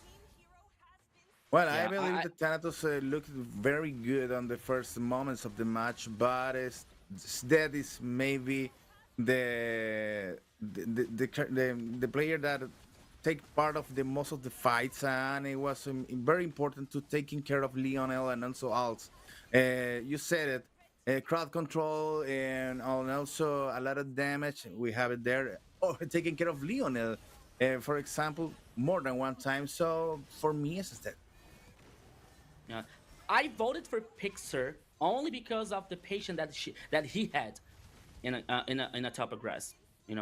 I think that he held like 4 and 5 minutes just waiting for the best moment in the grass in the top side. It didn't work because Zablax spotted him, but I think that Pixar had a very important mind game here against Infinity, because as you see, Infinity was also worried about, concerned about like Pixar's position in order to avoid some kind of backdoor or a splitting system or something, you know. But I think, and I'm sure that that could be as that or Thanatos the MVP for the first game, you know. So it's it is the best. It's the best thing to do. You know? It's always correct to choose one of these two to be MVP. Jerry, Well, he's saying Pixar because he wants to mind games. We're not playing Yeah. mind games. We're playing Mobile Legends Bang Bang. Ah, it's a game about kills and demolition, man, okay. not Now mind games. you're right. You're right. You're right. But as we can see here, Moscow's playstyle, as Chrono said a few moments ago, he's very good in playstyle. You know, 1v1. He has a mobility. He is fast to secure the waves. You know, the split, destroy turrets all the time. You know, so. As we were saying, this game is always one or two players concerned about Pixar's position every single time in this game. You know, okay, the name is Mobile Legends Bang Bang, the best game ever. Okay, I agree with you, but the mind games here was very, for at least for me, was very like interesting to track. Was very interesting to follow. You see, as to secure and guarantee the victory for Alpha Esports. Now we're seeing here the game stats, as we can see, especially the emblem. So you can see like Thanatos with killing spree, impure rage for Vexana to restore mana, you know, conclusive blast in a Saber's hand here, you know, and Pixar as well from Quantum Charge. Infinity coming here from Brave Smite in Marquinhos' hand, Impure Rage for Lionel and also Oz, and Conclusive Blast with Fanboy and Chip. So the goal is even actually for 24 minutes game duration. 9 turrets against 6, 2 lords, 2 Sports against 1, 3 turtles guaranteed by Sports. But as Jerry was saying, this game seems easier. Sport could could finish this game easier than it really was. It was a hard game for Alpha Sport. Sometimes Infinity took advantage of the game, but at the end, Alpha Sport could guarantee the victory. Now you guys see some items from both teams. You see, we can see now Lucy with Ice Domination. We can see the Athens Protection and Immortal. We can see Lancelot with Thanatos with Endless Battle, War X. We got Malefic Roar and also Immortal here. So here is trying to they were trying to guarantee more time in the team fight. We can see now stop healing in as Death CC hand, Infinity Glaive, and the Lantern. We could see also the Twilight Armor and add things in Domination in Saber's Gatochacha's hand here to stop healing. So that was the items used by Ilfana Sport to guarantee the first victory in the second match. But it was harder than Alfana was expected.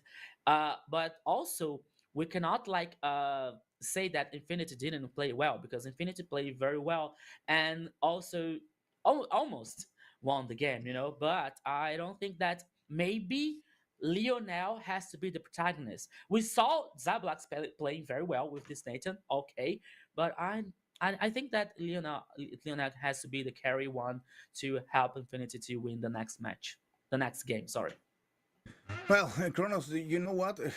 There is something that I will think about this kind of a games. These games that when you are about to win or you're about to make a balti, so make a comeback in a game, and it doesn't work, that well hits you bad, hits you in your soul, hits you in your mind, hits you in your team capability to overcome over a bad time. And the thing is, Ulfanar started winning this game. If we think we're gonna be watching the graphics right now about this about the gold, and that gave us an idea on what the game was. But the thing is, when you start winning a game and you win after all, it's good for you. You feel good. But Infinity managed to fight, managed to be almost winning, but after all, they loses, and that hits you in your mind. That hits you in the team composition.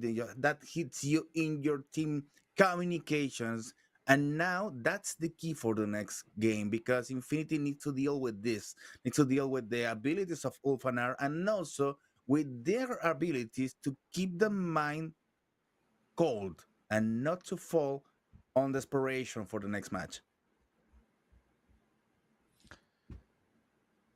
Yeah, I think that's gonna be it. You know what? I think game one, safe to say, Ulfidnar had a little bit of difficulties, but at the end of the day, they were favorites, right? We kind of predicted them to take this victory as well. So I don't really think they had a tough time. The only difference that they probably would have had is maybe end the game a little sooner. They Yeah. definitely had the better draft. They had definitely had the better game plan. The execution was slightly difficult just because Infinity showed a little bit of resistance. Otherwise, I think Ulfidnar is a really strong team with what they showcased yesterday and today. Well, the thing Yes. is, maybe for the people in the chat, maybe it's appearing that we want Infinity to lose. Not that's not the idea. Infinity needs to manage their teams and their abilities and their minds now to keep the spirits up for the next game. And if they do, this is that's a double win for the next for game three. So let's hope Infinity can solve this problem and be ready for the game to start with a fresh mind, to start with a new ideas of compositions and maybe strategies that haven't seen at all. This idea to bring Sablax with a new hero that we haven't seen at all. Well, game of the MVP is dead. Okay, we won, but I know the vote should have been very divided. Don't you think so, Rico? Yeah. You're totally right, Jerry. So, as the first game here, Alphanar had some, as Chrono was saying, that Alphanar had the favorite situation, the favorite composition, and that could be just a little time that it could be in trouble. But in fact, at the end of the day, Alpha Non Sports here was the favorite to win the first game. So now we got the MVP on the screen as Death Z. Yeah, 3-3-11, the KDA, 24% of damage, 93% of kill participation. The gold here is in negative, but it doesn't matter. He's the MVP now. The damage here for gold is 5 plus 5-1 and all the items that you saw there. Now we got the highlights from the MVP in the first, as Chrono was saying, like good mage, good magician, good magic, damage, good controlling at the team fights here. He was vital for many times Alphanar get this advantage in the team fights here as the superior numbers to guarantee the objective and gain control on the map every time. So at that here is the MVP choice by the first game.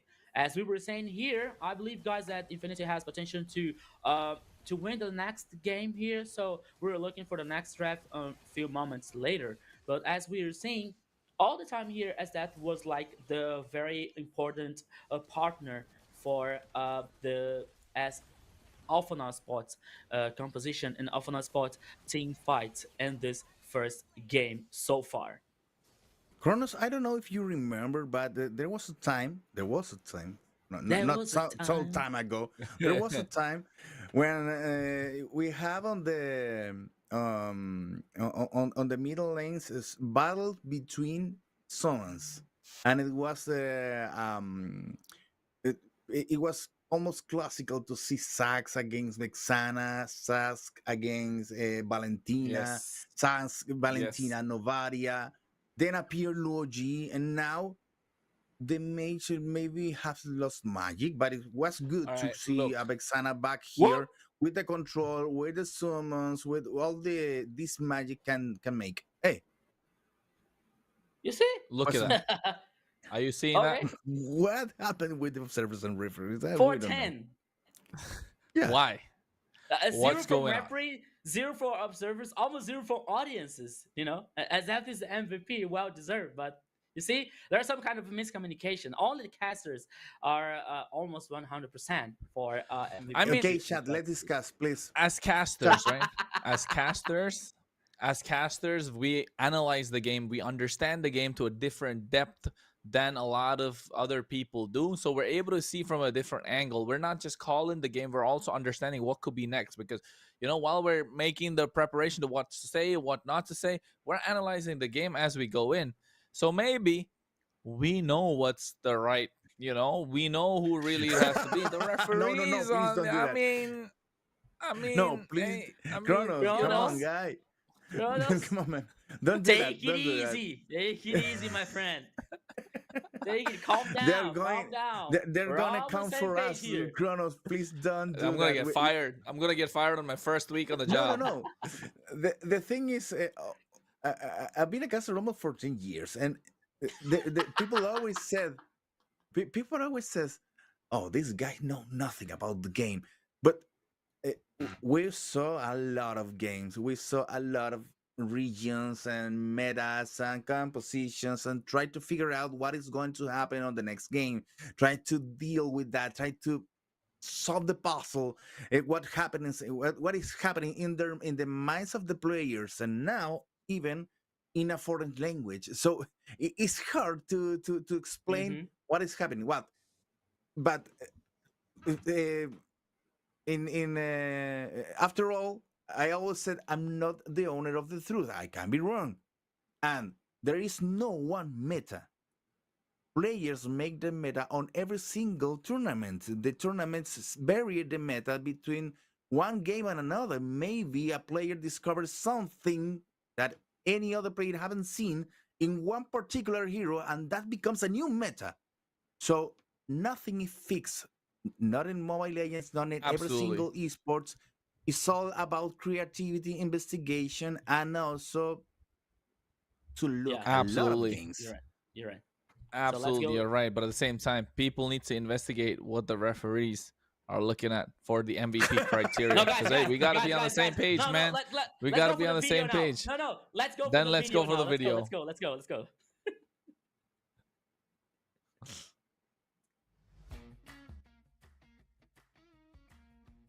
Nossa, calma. Escudo. Ah, é o Mincitar. Calma. Acertou. Não sei, o Cyclops. É a Cadita. Não. Nossa, não é Cyclops. Vocês vão ter que pensar um pouco fora da caixa, galera. Mano. Cyclops. Não. Eu chutei o Cyclops também, mas não é o Cyclops. Pai. Tem um pet. Pô. Entregou. É muito óbvio. Entregou. Esse era óbvio. É o Zap. É o Zap. São ovos? São. Ué, tá simples isso? Não tá simples.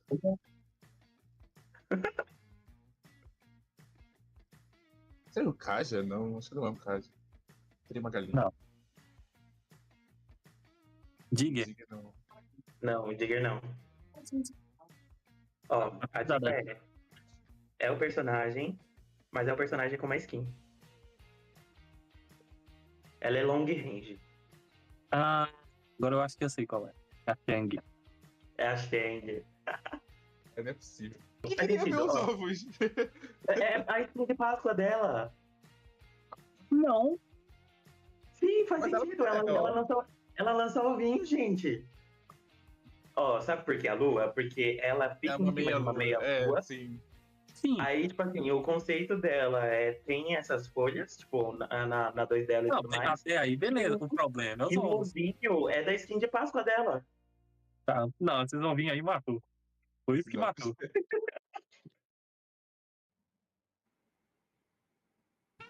Okay, that's another game. It's another funny game with the emojis trying to solve the mystery of what is the hero. I mean, Rico, I was so confused. No, I was confused by the last game, the last emotion. You know, he sent the eggs. He showed the eggs, and I was like, okay, it could be Jigger. I don't know, because it's like a bird. It's a Shangy because of the skin. I think that Rafaela also have a skin, an Easter egg skin. I guess. I'm not sure. I know, I was like, okay, okay. I was never able to guess if for a Shangi on the last try. Okay, that's that's good. That makes sense after his explanation. But now let's go, guys, for the second draft for the draft of the second game here off on our sports between versus and Infinity. And now we have the first ban phase completed once again. Kalia, Arlott, and Harriet banned by in Alphanar. Okay. Oh yeah, Alphanar with the logo. No, Infinity. Sorry, No, Infinity. they're switched. They're switched. Yes, yes. And now we got the first band phase by Alphanar, Baxia, 1-1, and Angela. First pick here, first choice from Infinity is Zunshin. It's a very strong pick as we know. The response back here from Alphanar, it's CC and In Sunshin. Oh Whoa, my god. that was fast. Okay. Okay, It's already opened. yeah. Right? Production is gonna solve this, but the logos and the flags are twisted. They are changed. So the idea is Ulfanar is on the red side, and Infinity is on the blue side. And Infinity already shows a lot of damage there with Sushin and Lancelot and Gatukachabai to take care of the to deal with the peeling Kronos. What do you think of this if you have Yisun Shin on the other side? I think with what Infinity are building, it looks really solid, right? It looks really strong with the Gatotkacha diving into the back line. So I feel like that Farsa is just not going to come out. There's no chance you can play the Farsa whatsoever here. And that's why the Hylos being picked up as well to give a little bit of extra speed, extra advantage, extra mobility when it comes to team fights. You can, you can just charge into a team fight. The Eastern Shin, I'm liking it. I like the CC as well. It's just they need to find gold laners. Already 2 banned out, the Harriet and the 1-1, and I feel like they'll be looking to take down even more. Infinity will definitely ban out Moskov because they do not want to give a Moskov away. And don't forget, the Kimmy is still up for grabs, right? The Kimmy is still available at the same time. So Uranus being banned out, the Eve being taken out on the other side. So I feel like if they don't ban out the Eve, if they don't ban out the Kimmy or the Moskov, again, we're looking at triple marksman from Wolfidnar. Yeah, it looks like. I was thinking of the same because they already have Jisung Jinjishi and CC and Hylos. They don't need to pick another tank over there. The Hylos is going to be taking that place. They banned Moskov. Yeah. And it's a good call. It was a good call because Pixar used Moskov in the first game, right? So he wasn't able to use again here. So even though that might be a possibility of a 3 marksman composition in Alphanar here, maybe now Infinity has to ban Kimmy here to avoid more mid lanes choices for Alphanar. Maybe it's a possibility. But now I have to take care about Fulvius also. Fulvius is banned. I can't see Fulvius. Okay, no. No, but the thing is the global bans are repeated, are the same on both sides. But in the document guys, you have the global ban if you want to check it out. Okay. Yeah, and so that's because it's difficult to know. But for Infinity, well, they banned. They can use Arlot, Fredrin, and Chip, and Faramis. And Nathan. They cannot go for the Kimmy because they picked Kimmy in the previous game, right? Oh wait, that's the different one. Sorry. I'm looking at. No. My bad. No, Kimmy hasn't appeared at all. So they can go Kimmy, but they pick Selena. Yeah, they could have gone Kimmy, but they pick Selena. Still works.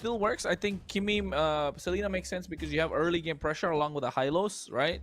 So the Yisun Shin doesn't get invaded so easily. But at the same time, I think here on the other side, Infinity they can also take Kimmy. They can also go for. But it works. Kimmy for them if you have Sushin. Yeah. Oh no, they can't go Kimmy because they already have the Jushin, right? So I think they're definitely looking to lock that marksman. Maybe Beatrix is good, I think, here. Beatrix with the wombo combo can dish out a lot of damage, can sustain early. Yeah. Yeah. They can go They can choose Claude if they Bruno want, also. but I'm Well, not Harry sure. Span. Bruno's good as well. But I don't know Let's if see, let's Bruno is see. working at all. Bruno is you need to get the early game, right? Bruno, you need to get the early game snowball. That's when we know Bruno actually gets really rolling. So I think so far no team has been able to execute Bruno properly. That's the thing. But once Bruno but gets wait, to the Bruno, right if power you- spike, then yeah. But you still have Granger open. You still have 1-1 open. The 1-1's No, banned. 1-1. Granger is a good One is shout. banned. I think Granger is a good shout here. 1-1 is banned. Yeah, you're right. Okay. Yeah. We're now waiting for. And- Oh, no, they no. pause on the bans. Okay. I think the Selena might have been a mistake. You think? I think the Selena was a mistake because I think that should have been a Kimmy right there instead of a Selena. Are you sure? That should have been. But a we Kimmy. did. But we Or didn't even see if the not last. the Kimmy, could have been other. Yeah, but we didn't see the last Infinity's band. You know. Oh no! Last Infinity's pickups, right? Last time they picked what they had Arlott, Fredrin, Chip, Nathan, and Faramis. And Faramis, While for yes. Ulfednar, they have Lancelot, Glue, Moskov, Vexana, and Gatot Gacha. So I feel Yes. like I think they definitely are looking to pick up a Kimmy. I definitely feel like there's a Kimmy on the cards right there for them. Yes. Yeah. That could be a very good choice. But I still think, and I'm still thinking a possibility from the last Infinity's band because I didn't see it. You know. There's only 4 bands from Infinity, so maybe the last band could be in Kimi if they have this idea to not avoid Kimi open to Alphana spots, you know, and have the possibility of a 3 Mossman composition for Alphanar. So maybe that's a possibility, but I think that Selena could also be a choice, but I don't know, maybe I'm with Kronos. Could be a mistake. That's why we have the pause here. But even though we are seeing the possibility to have another composition with 3 marksmen, you know, What? There is one marksman who has been loose since World Esports Championship. Is Irithel. He was picking so many games and now hasn't appeared at all. He's also a good choice for marksman if you want to take this composition very aggressive. I think Iritel is usually picked up as a counter, right? To the counter to the Granger, counter to the 1-1, counter to the Moskov. Usually it's a counter marksman that has a lot of mobility, has a lot of burst. Yes, it's reliable, but then again, there are so many other marksmen that's so viable. Iritel works, but given the right situation. So I feel like at the moment they might not go. They could go for Iritel Kimmy as well on their side. Maybe pick up the Iritel and then pick up the Kimmy as the last pick. But then of course, it's just I'm really heavily leaning over to a triple marksman just because they have Yi Sun Shin, you know? Yeah.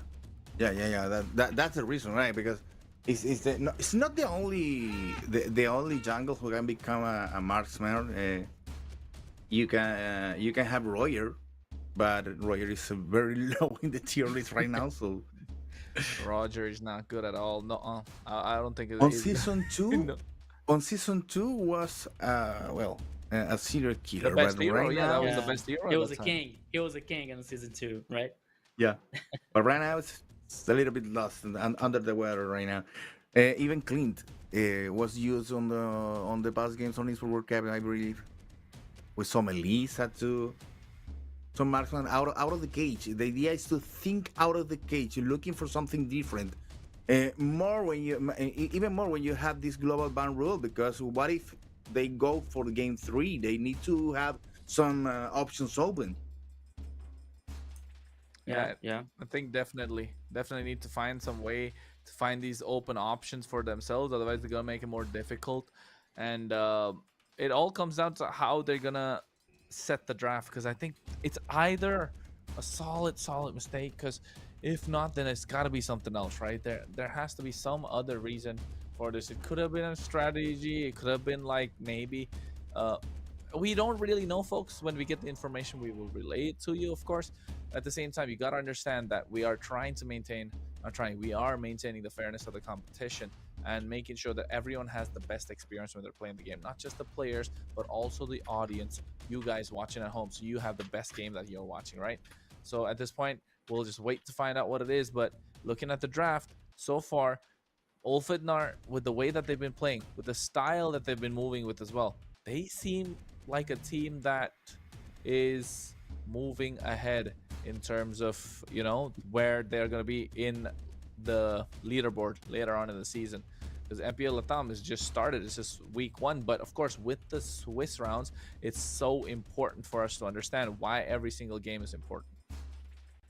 Okay, now we're back, and Selena was there, and Ruby for Infinity.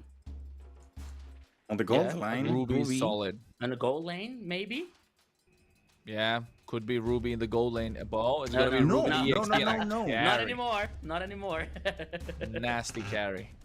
Okay, so we got carry. And now we're waiting Yeah, for the the idea last... to carry is to deal with Hylos, right?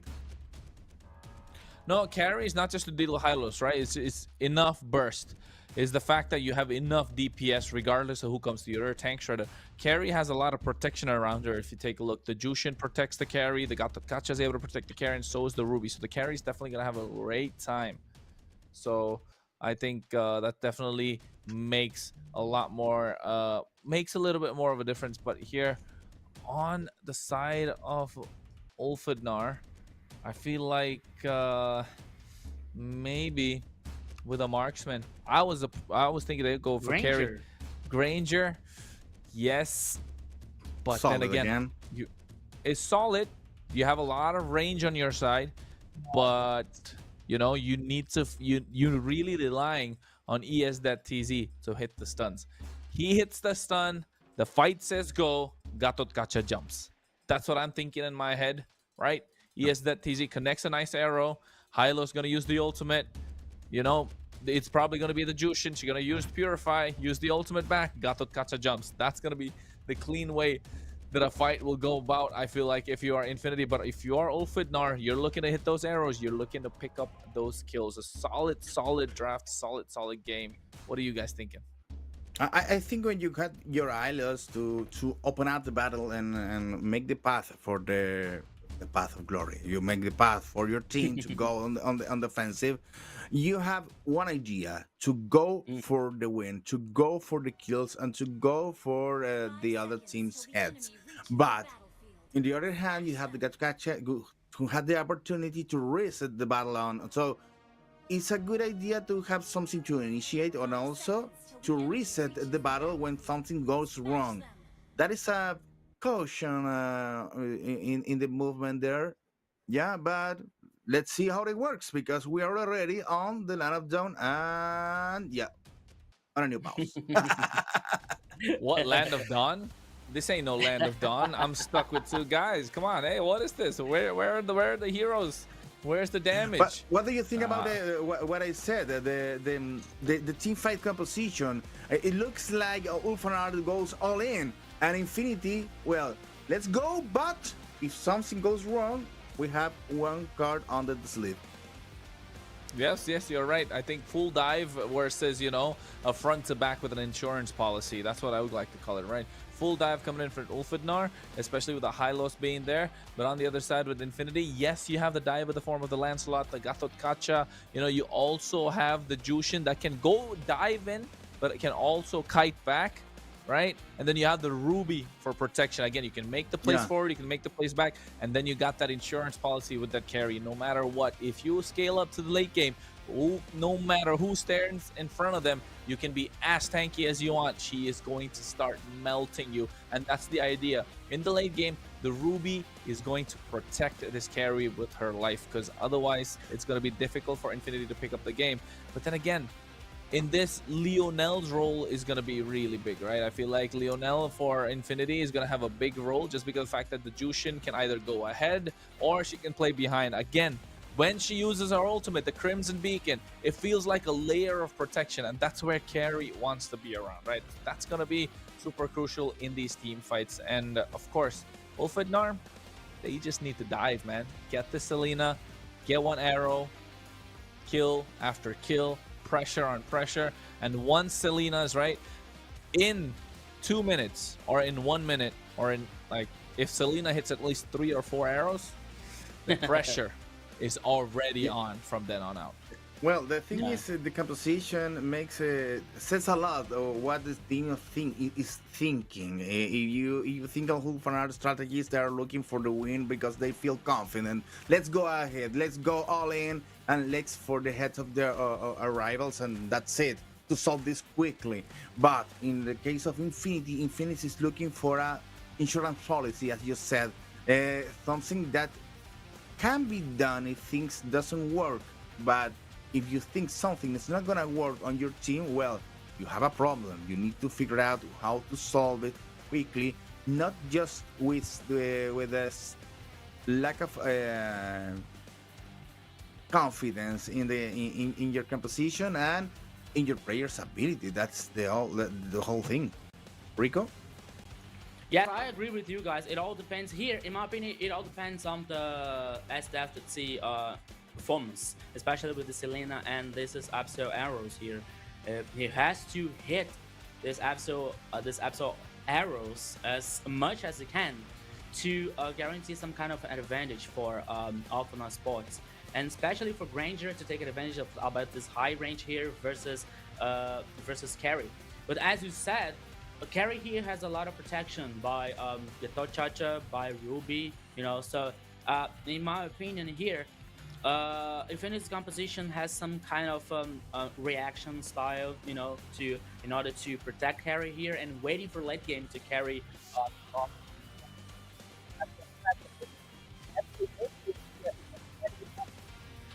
It doesn't matter what happens, because if our carry is free, that she will cause a lot of damage, true damage, and doesn't matter if you're a tank, doesn't matter if you're a jungler or assassin, so a carry will haunt you. So here, once again, Alpha Sport has to work, especially on SDFC's performance in Selena, and guaranteeing that Selena makes sure that this is Absol arrows here, and trying to take advantage for Alpha Spots, especially with Granger also to cause damage and trying to get the victory in the second game. Well, who do you think is gonna win though? Which draft are you guys liking? You spoke about the draft. We spoke about a lot about the draft.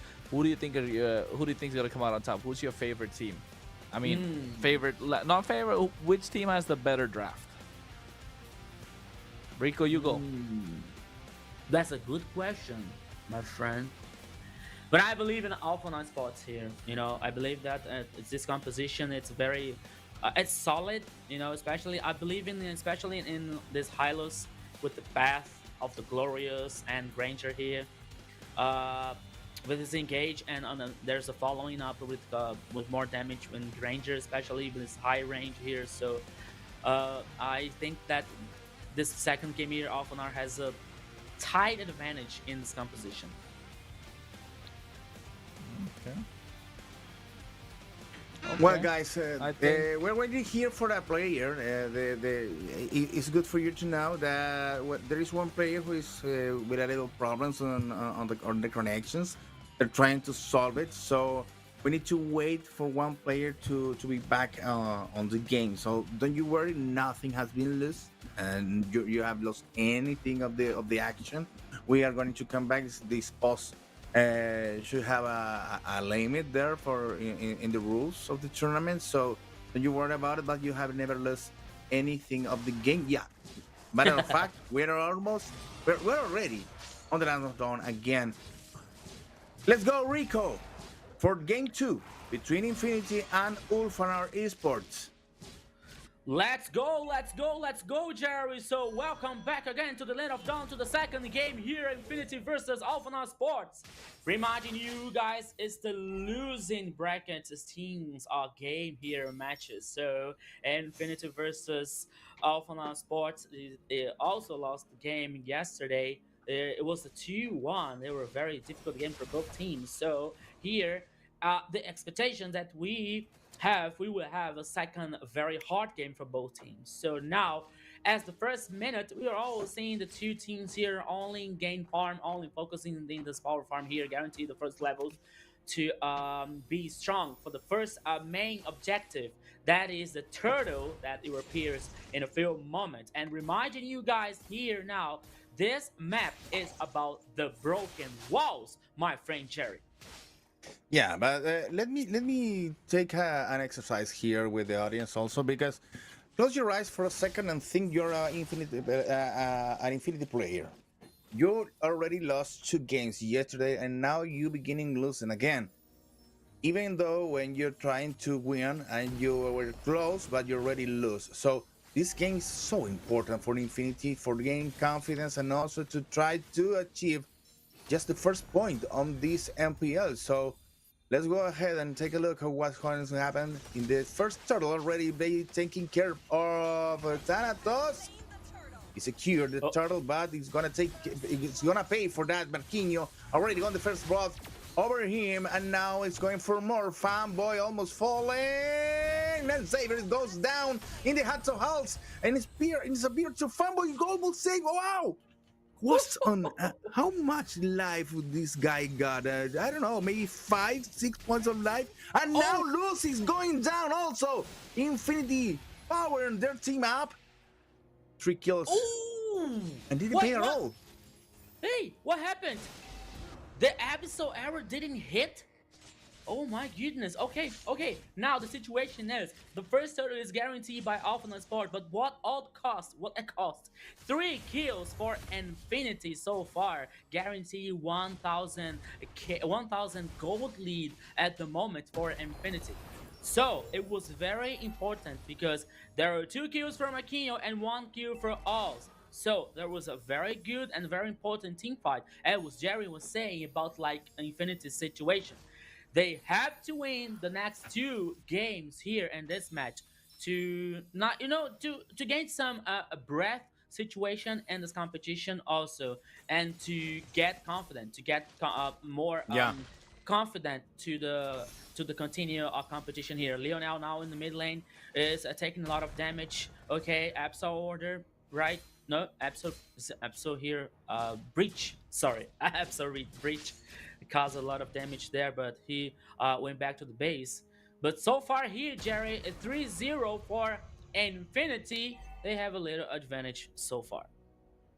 Well, the thing is, there's something that applies to sports and also for esports. Your minds don't need to get in the ways to the victory, and that's when it could happen on Infinity, especially Marquinho, when it's receiving 3 visitors on their line. On the bottom side, Marquinho managed to survive, but meanwhile, their friends are taking care of another turtle else, again securing that turtle. And now they have the kills, they have a turtle, and they're gonna have more kills because it goes over Lucy, almost dying there, coming here. And it's gonna be falling against Marquinho. 1 more kill for Infinity, and they go for more. Saber also suffering. It's time for our Ulfanar to take a deep breath and think things carefully, because they are playing games with their lives over there and giving away some kills for Infinity that takes the lead on gold. Yeah, so now Pixar here can't be surprised by 4 players on the top side from Infinity. Jerry, Alpha Sports here situation is getting just a little bit harder because we have 4 kills here and advantage. Okay, the gold lead is not so big, it's not so different so far, but the situation is you saw the Marquinho gain time. You saw Marquinho 1v3 and the bottom side. Meanwhile, the Infinity was securing and guaranteeing the turtle, guaranteeing the main objective. So now the macro game here is being very well used by Infinity so far, because as we see now, Alphanar, I don't think that they're lost at the moment, but I don't know, maybe placing 3 players to trying to kill Marquinho was not a very good idea. So not now. We got a few seconds remaining for the next turtle, and we got 2v2 in the top side here, Jerry. Druvid Take a look at 2v3. Sablax trying to deal with Pixar again, and Saber goes to help Lionel again. Starting with the initiations, and well, Lionel is working very good. Oh, Thanatos take care of Hals and double kill over Marquinhos. Now goes for more. Lionel is gonna appear there. Yeah, Marquinhos dealing with the menace. Thanatos goes to take a rest after that. I'll see going back over Fanboy that's suffering, but Lionel also taking care of Lucius. Goes down again. One more kill for the guys on Infinity, and ULF is trying to solve this. Lionel under heavy damage. Going away. A double kill for Ulfanar, and now the wait for the next turtle is open for the guys on Brazil. Now things are trying to work for the game for the guys of Ulfanar. Now arrives Thanatos. He has a lot to do, yeah? Yeah. You know, Jerry, just because I said that Alpha Sports situation was getting just a little bit harder, they responded very well with 4 kills almost in a row and guaranteeing the second turtle, you know? And most importantly, 2 kills for Thanatos in this Isushin. So we thought it could be very bad for Alphanar in this last team fight because they lost the jungler and the turtle was in the pit. But they couldn't reverse the situation now and guaranteeing the second turtles. So Alphanar now has to are being so resilient. Again. Yeah. And now they're being so resilient, they're being so patient and clever about that situation. No, they're not losing their mind and they're controlling the game so far. Now the lead, the gold lead that Infinity had in a few minutes ago, it doesn't exist. Because now the gold is even. But now it could be 4v3 in the bottom line, but all here can be killed. Oh, Jerry, that's one important kill because the first turret in the top side was in favor to Alpha Sports. Alpha Sports now is taking the actions, is taking control of this game. Well, the thing is, Lucy was looking under the weather right now, and now he gets a kill over an important player in Infinity, that's Alts. So it's a double prize for Alphanar that now is losing a turret, but it's a mirror situation. What is happening on the top line when where Infinity already lose the first tower too. So now this is the important fight, and the one in the middle one with Lionel is playing almost very comfortable, and now another turret is going to fall. Yeah. They can take care of this. Lucy is recovering from a bad moment of the first moments of the game. Yes, my friend Jerry, he was a nice control from Marquinhos, but despite that situation, now Alpha Sports gets 3 kills in the mid lane, and now they're heading for the Lord, the first Lord here. Oh my goodness, Alphanar now is getting so much advantage. It's getting so much good situation here. Now they're focusing on the mid lane here. Another kill. Mega kill for him. Pixar 4-0 with this Granger. Lord guaranteed the first turret in the mid lane also. And the Lord now is activated and he's heading up the top side, Jerry. This is a disaster for Infinity because now the minions goes to the first tower, and it's easy for Pixar to deal with the first tower in the bottom side. The guys on Ulfanar now have the advantage in every single line, and that's a good point for Ulfanar, trying to look for the real advantage now on the kills and also on the gold 3k in advantage, and now Fanboy trying to deal with Lucy, and Lucy is stronger now. Nothing can deal with Lucy. At least you have a 1 or 2 or 3 players against him. So it's looking good, Rao, for Ulfanar. Taking care of the power play, gaining with the Lord. Now Thanatos goes over there to taking one more advantage and one more menace over Infinity trying to defend. Yes, now they forced here and elevated Ruby's ultimate. Now the team fight starts again after the Lord Sacker on the turret number 3. But it wasn't good enough. It wasn't enough to destroy. It is still alive, the turret. There is not guaranteed super minion so far for Alphanar. Now they're heading back They're not taking any risks, but now they're focusing on the mid lane here to try to destroy the turret number 2. Absol arrow here hits nothing. Marquinhos takes a lot of damage. He gains grip position here, but Thanatos is in the grass. Thanatos here can focus get a there. good flank. No! Oh, Lucy here was catch, but not enough to take a damage. Was not enough to get killed. He still survives and is still here, maintaining the pressure for Alphanar. While Thanatos was trying to destroy the turret in the top side here. Now the turret 2 from the mid lane is also destroyed, but also now Infinity only has the last line of defense. All here are a target ban here again. Also, and almost killed. He now goes to the base here. Now Alphanar has a superior number, but not enough to destroy the turret. Zushi now has taken the kill from Saber. Okay, now Alphanar recognizes that it's not a good moment to try to overextend it and decided to head back. With Saber killed, my friend Jerry. So even though Alphanar gets this pressure, but Infinity is defending so well. Beautiful Lord power play there for Ulfanar because they take care of the Lord until he arrives to the top tower, making some damage and forcing a team fight and trying to get even more advantage for on their hands, solving the problem they had with the advantage on Infinity, and also gathering more gold in the process.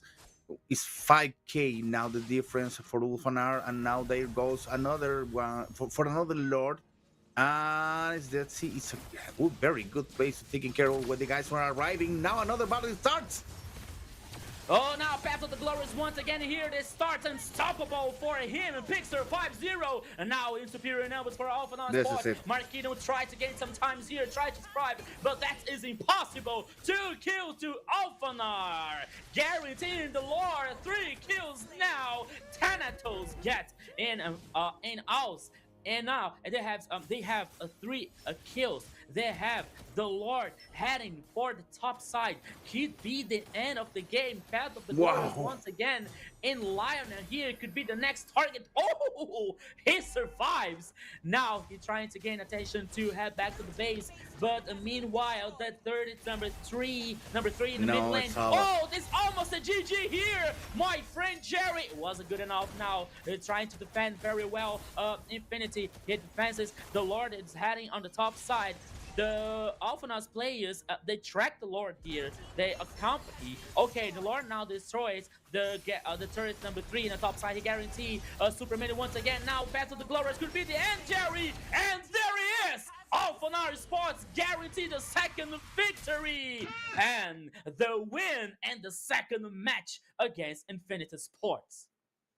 When you take a look at the on Pixar's damage there, was insane. Just 2 hits and the player was already breathing fast, so it's impossible to deal with that in a good way, and it was almost done. It was almost for real that Ulfanar was taking the game just, I don't know, maybe 3 minutes before it ends. Kronos, what do you think about this?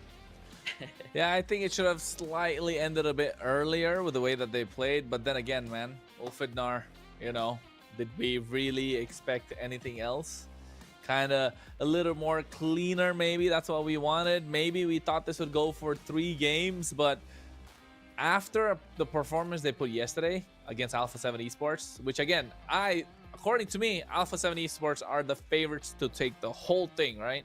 And in game number 1, to pull off what is a surgical game, I would still say it felt like a surgery, right? It felt like a heart operation. They were so methodical, every movement in the early game. It took 8 minutes and 19 seconds to get first blood for Alpha 7. And that is no easy feat to maintain their cool. And I think Ulfidnar, a dark horse. I've said it before. I think y'all agree. I think dark horse for the entire tournament. So, hey, vote for your MVP right now. These guys are super active about that all the time. And I know they already voted for their MVP. So, hey, you guys casted the game. Rico, who do you think is the MVP according to you? I mean, the MVP here is going to be Pixar in this Granger.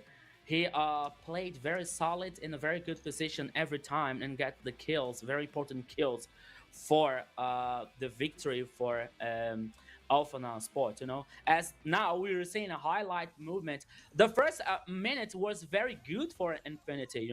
Infinity has a very good early game here, but somehow after that, Alpha has the resilience to get back in the game and take advantage of one a minute by minute after that. So Pixar was very important for that, and also Saber with this with Hylos and the Glorious Path here. It was ultimate always important to gain this movement increasings, and Pixar position to gain the kills.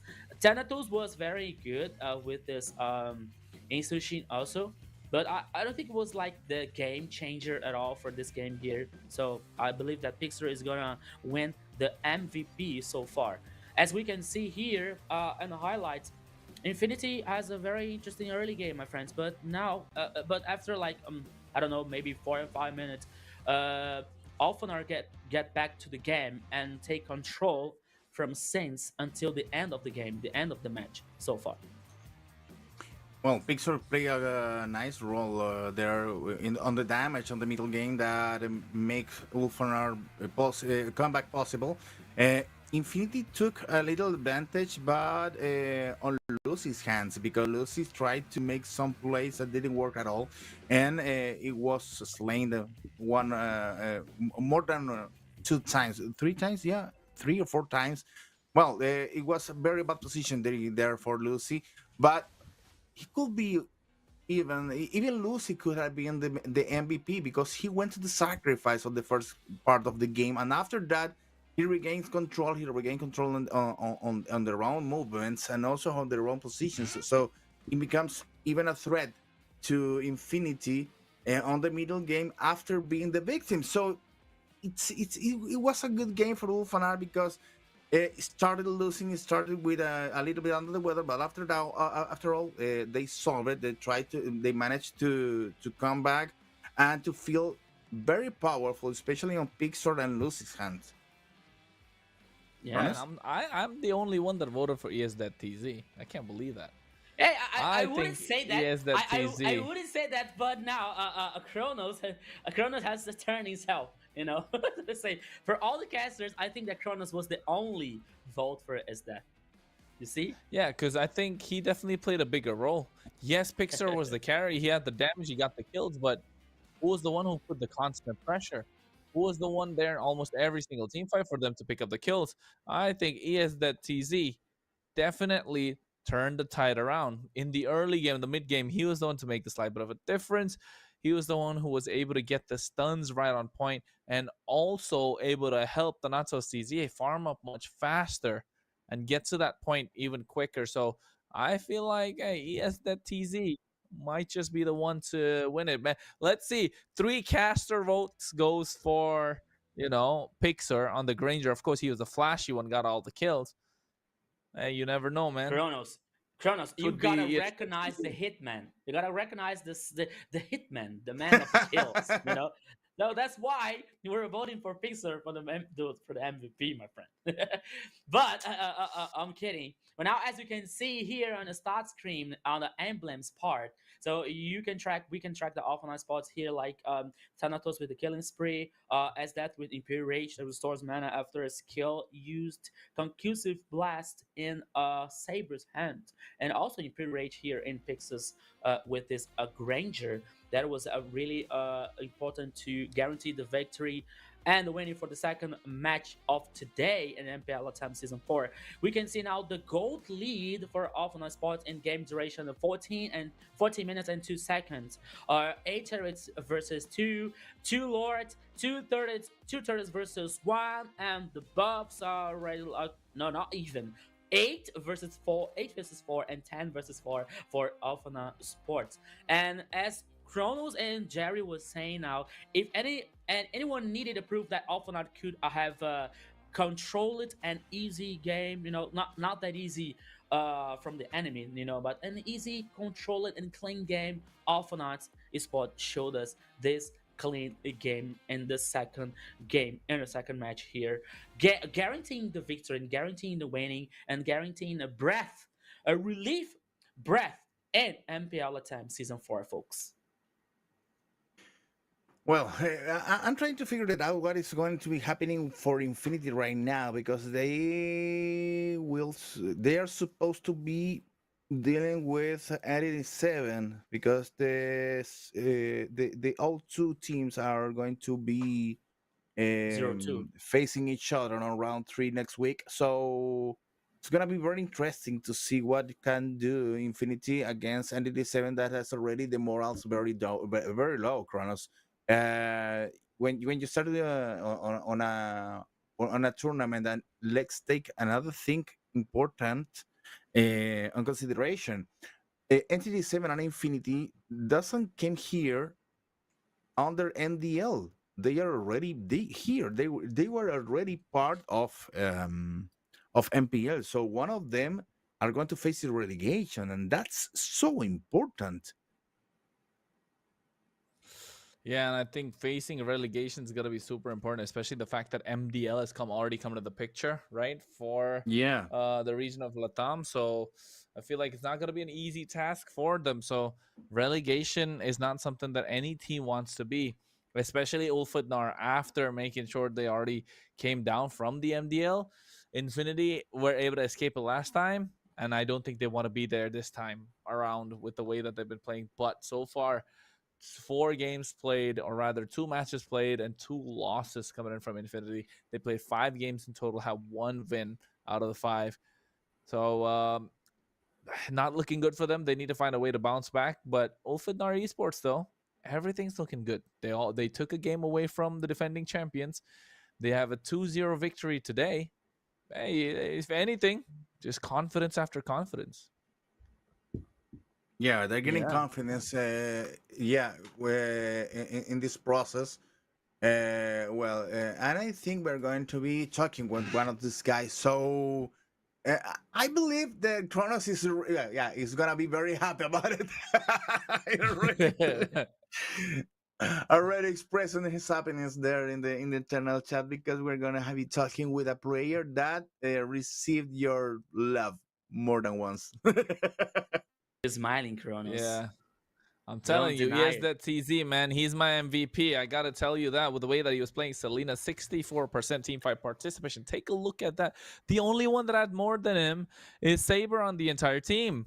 So I don't understand. It can't be Pixar. Pixar just got the kills. He just did the damage. He does what a marksman does best. But the pressure of being around the map to make sure that the stun hits and everyone else just has to be scared the entire time. It's all thanks to ES.TZ. So maybe the referees and observers are on my side this time.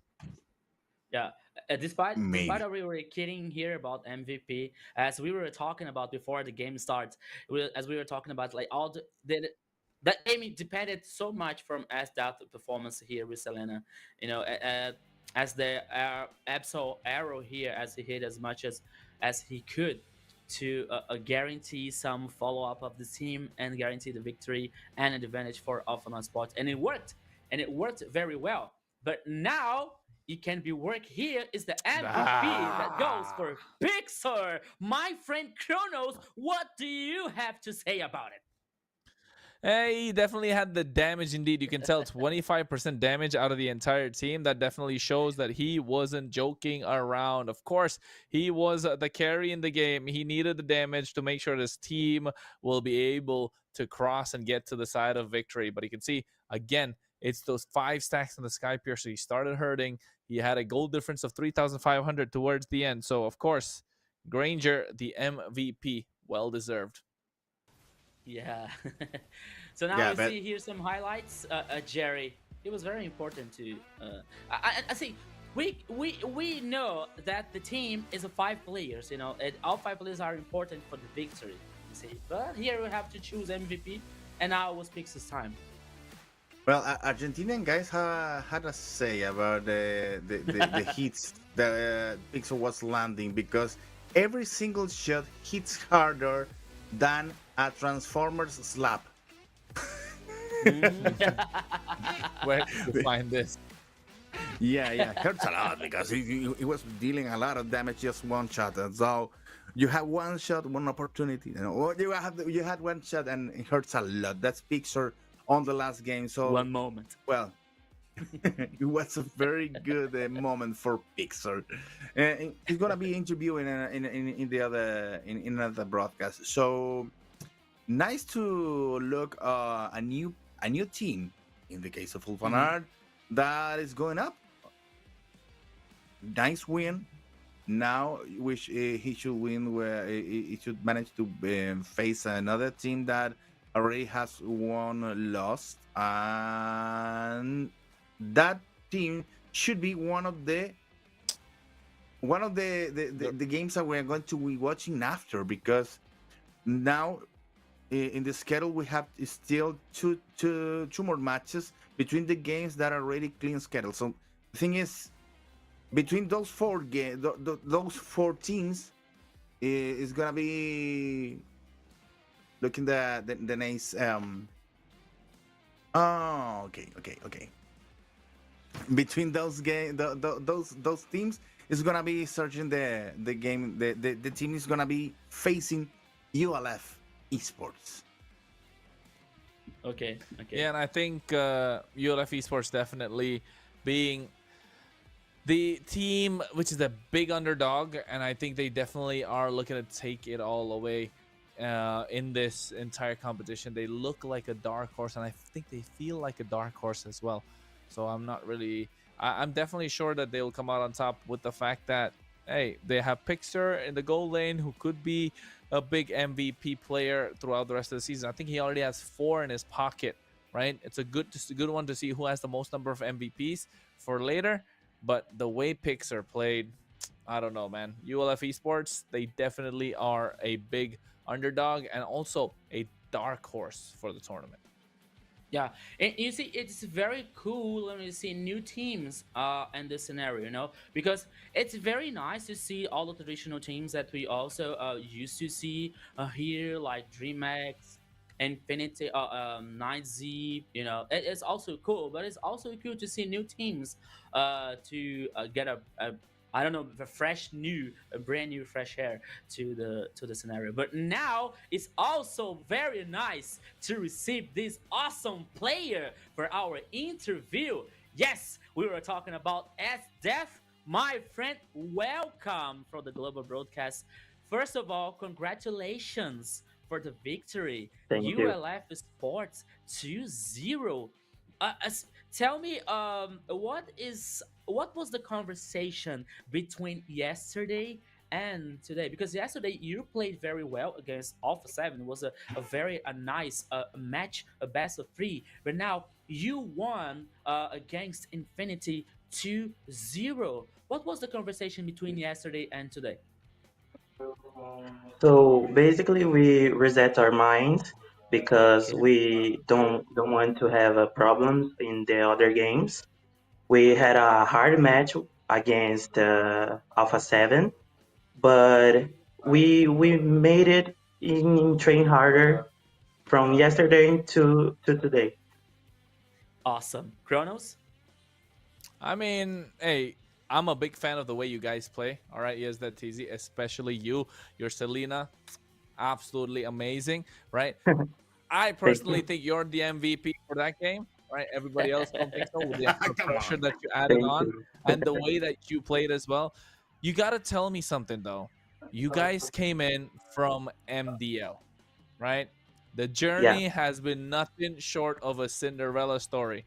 And after the game that you guys put on yesterday, I consider you guys as a dark horse for the entire tournament. Of course, there are favorites, right? There are bigger favorites. There's the Alpha Sevens, there's the Dream Max, there's the Influence Rage.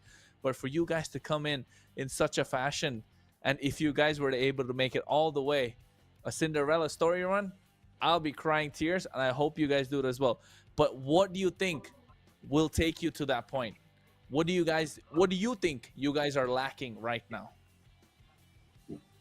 So we had a few years playing together, and we have a lot of synergy for these many years, like 2 years playing together. We only just changed our explainer. It had other explainer, But this explainer, Lucy, is a good player, and I don't know how to say him, match it with us, you know. Yeah, yeah. Yeah, yeah. So our team is kind of stronger because of synergy, our synergy. Nice. Okay. Very nice. Okay, that's Jerry? good. Well, the thing is, now you made Alpha 7 bleed. You you win against Infinity. Do you feel like Yes. a special responsibility now because you are the MDL team with the best performance by now? So we had a lot of expectations, high expectations for this camp. So we are trying it our harder and train every day to make our matches more harder and be more strong. Okay. Perfect. So I think our team is a nice team to be on the finals, and we had a lot of expectations to be on finals. All For right. Okay. the Nice. One from last the four, question. Yes, that. yeah, Go for it, Jerry. yeah, go for the from the four teams that are going to be playing after this match. Influence Rage, Dream Max. Well, you're not gonna play with Alpha 7 yet, but 9C Global. One of the three. Choose one to be your next match. I think probably Influence H. Influence Rage.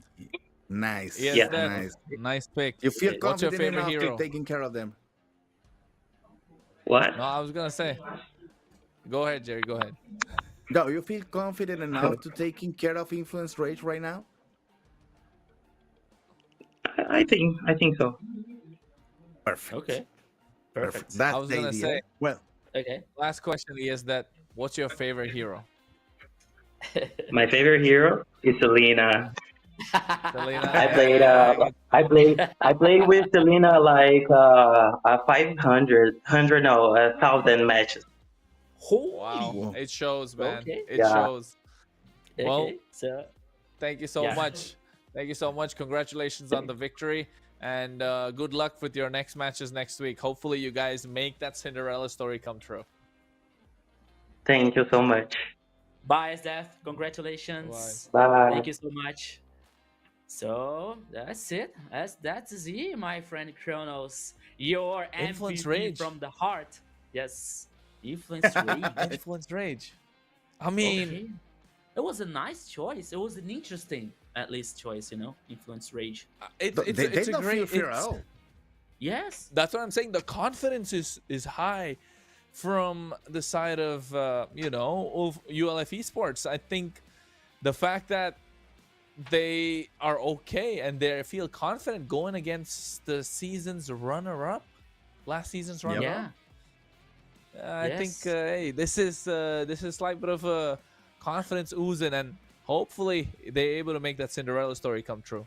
But you know what? This could be a nice story to tell if they take care of Influence Rage after making Alpha 7's bleed. Okay, but we need something to say right now because you can power up your Mobile Legends Bang Bang adventure with Bonox, the official and trusted way to get your diamonds fast. Instant delivery, secure payment, and unbeatable confidence to keep you always ahead in the game. Don't miss out and use this code BNX MPL and grab 5% on your next top up today. Yeah, not just that. Make sure you get the new phone that is on the market from Techno. Of course, it's called the Techno Pova series. The power your play with Pova 7 5G, ultra battery, blazing speed, and fluid 144 hertz display. Built for true gamers. Don't wait. Experience the future of gaming performance right now. Yes, guys.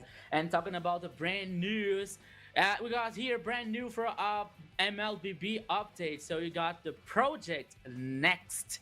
Yes, so Project Next comes for few here of action. It is time for the next project in Mobile Legends. The annual map update is live starting September 17th. Explore 4 brand new maps packed with fresh strategies and surprises that will transform the game. Gather your squad and get ready to experience the new MLBB routes. As we were saying in all the matches here, so you got 4 brand new map system, flying clouds, broken walls, more grasses, and expanding rivers to get you more action, to get you more options of game style and play style as well. So enjoy the project next in MLBB, the best game ever. And other brand new, as you can vote now for the best esports awards, my friend Jerry. Yes, it is, because Mobile Legends Back Bang has made it to the Esport Brazil Awards. This is your chance to show the power of all the community of Mobile Legends Bang Bang here in the region. Vote now for our players and MLBB by scanning this QR code, this one, yeah. Be part of this achievement and help Mobile Legends shine on the big stage of the Premio Esports Brazil. Yes, so you can vote for Angelis, Frost, or Hybridi here. Yes, the Brazilian teams in MLBB to get the community stronger and bigger than ever with the best game, with the best here. And reminding you guys that you can you can interact with us by voting for the MVPs of the matches here on our platforms or our broadcast platforms here. So you're watching from YouTube here, so MLBB Esports, MLBB BR Sports, and MLBB Esports. You can vote for the MVPs of the matches in this broadcast platforms. And reminding you guys, as the time that you are watching, and you are voting for the MVP, you have the possibility to earn rewards also in our broadcasts, with such as diamonds, and redeem codes during all the broadcasts here on MPL LATAM Season 4. Okay, guys, we're heading to the match 3. Oh no, we have a little surprise over here. Redeem your skin now. Let's go. Go now, because if you don't rush, you're gonna be getting magic powders. Come on, man. Hey, look at Rico. He's trying to get this one this time. Only magic dust for you guys. If you don't rush, well, go hey, ahead. Let me tell you the code. It's you. Let's go for it. ULLBFTQXQ. It's just letters. I can't collect. I'm just kidding, guys. No, you already missed that. I missed something. I missed something. It was incorrect. Yeah. No, I have to be honest. I haven't opened the game the game because I want the guys on this chat to win. Thank you, production. So, thank you, Oh, production. of course. I never picked up anything as well. I just want to make sure that you guys in the chat win. I've never really actually tried. I'm just looking the code is correct. That was something. You guys making me. You guys mixing me now. You got embarrassing me now, because I'm kidding. No. I'm not trying to redeem the code. No, Rico. The thing is, I remember that someone on productions later on in another game used to say, "No, I'm just testing the codes if they work." That's because I use it. But in their favor, it was codes that had more than one use, so it's okay. But he was testing the codes.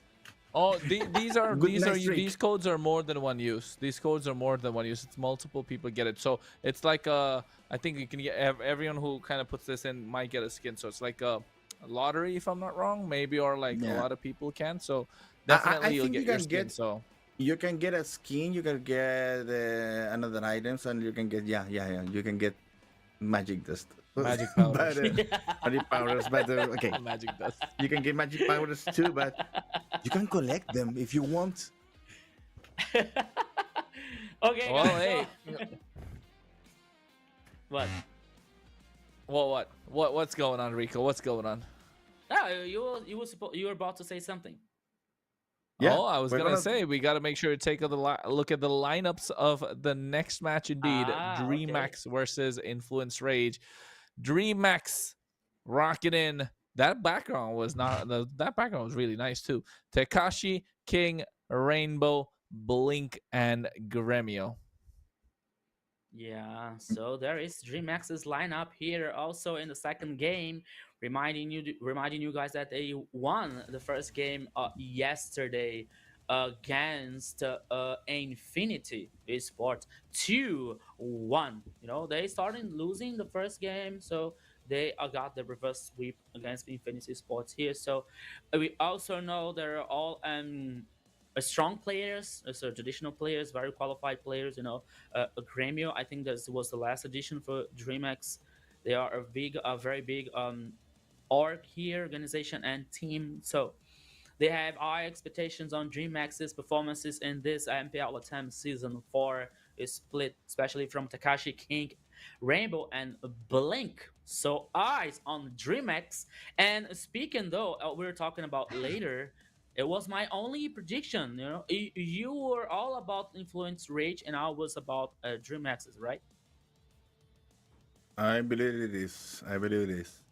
Yeah. Yeah, So we'll because talk later. We'll talk DreamHack later about the DreamHack casters. yesterday showed a little bit of lack of confidence, especially on Gremio. So I decided to go for Influence Rage today. Well, the thing is, the keys to victory for DreamHack are ensure comfort picks for the experienced laner Gremio during the draft and take advantage of the jungler large hero pool. So they're focusing on taking advantage on the jungler's role, and after that, taking care of babysitting the experienced laner. So it's something good and something not so good because maybe you want to take care of the experienced laner because you want it to be a special cannon of damage, but maybe your junglers they are facing some difficulties there and things doesn't work. Yeah. Actually, here my point of view is because the XP laner here is a very good player, Takashi. Takashi came from the RIQ Akita, so he is a victorious player. So considering the fact that Gremio is a fresh new gold laner in DreamX's lineup, so I think that they are not feel so comfortable like to let all the responsibility and the game performance for Gremio. So they focus more on Tekashi's performance and King's pull in the jungler side. You know, so we also know that King is a very good jungler. They have a he has a very big pool of heroes. He can play with assassins. He can play with tankers. You know, and the jungle side here. So it's very important to guarantee the comfort zone from King and Takashi for trying to win the match. Kronos. Yeah, I think we already saw what can happen, right? What Takashi said in the interview as well, that they want to make sure Gremio has a lot of confidence going into the next game. Mm-hmm. So, of course, I feel like it's going to be super important. And that is one of the factors which will affect them in the long run. As long as Gremio has the confidence to play better, he will definitely get better indeed. So, but Yeah. then again, going against Influence Rage, experienced team, that's where the experience from being from RRQ from a long time, right? One of the Okay. older squads of MPL LATAM. They were able to get the victories for them to come, for them to be there. It's absolutely great. And then they'll be able to nurture Gremio. They'll be able to help him out when they need him at the most. Yes. So now, guys, we're heading to the lineup of Influence Rage on the screen with Chino, Hotun, Sindrak, Paquito, and Fury. There is an Influence Rage lineup so far. Yes, it's a very good one here. There's so many famous and traditional players in Latin America scenario of MLBB. So, Jerry, you were one of the casters. I believe that almost all the casters predicted in Influence Rage, and you also said about like Influence Rage's experiences, especially in international events. But despite all of the situation, do you have anything to point in this team that is can be considered a strong side of Influence Rage? No, no, No. no, for real. No, for real. Okay. I think Influence Rage has been in a lot of work yeah, for the last couple of months. They get rid of Chan, who was to an inactive play role then this month. Uh, and they bring Syndra to fill the spot, and Syndra is a strong player that could even Yeah. improve influence rate abilities. So the thing is, it's a team with enough experience, with very experienced players, with also synergies already working, and improve it with Syndra's abilities. So I think they need to be even more powerful than they were in the Esport World Cup. So the key to victory for them, they were looking right now, is show aggression in the draft where they already gain focus compositions, leaving only one hero as a potential late game insurance if it's needed. And that is important facing the global ban rule, because if you have one hero that has to be there for like an insurance, as Kronos said later, I think their chances are a little bit I don't know, maybe compromised with this global ban rule, and maybe Influence Rage is going to be changing a little bit. That's this kind of a strategy, and looking to solve the problems fast and better, like Alpha 7 does. Because you're taking this insurance policy at the end, you have this insurance to have one hero to a potential late game. You are lacking a little bit of damage on earlys and middle games. Don't you think so, Kronos? Yeah, I think you definitely want to make sure you have all three balanced, because if all three are not balanced, you have a difficult time. And of Yeah. course, right now, looking at the head-to-head, Gremio, new kid on the block, Fury is someone who is a veteran in this scene right now, and the way that he's been playing this game, absolute monster, right? He's an absolute monster on the goal lane, and we've seen that before. We've seen it time and again, and I don't see a reason why people will not pick him as favorites. Look at that KDA, 15. Yeah. 15 KDA. Yeah, so far here from a KDA difference from Gremio.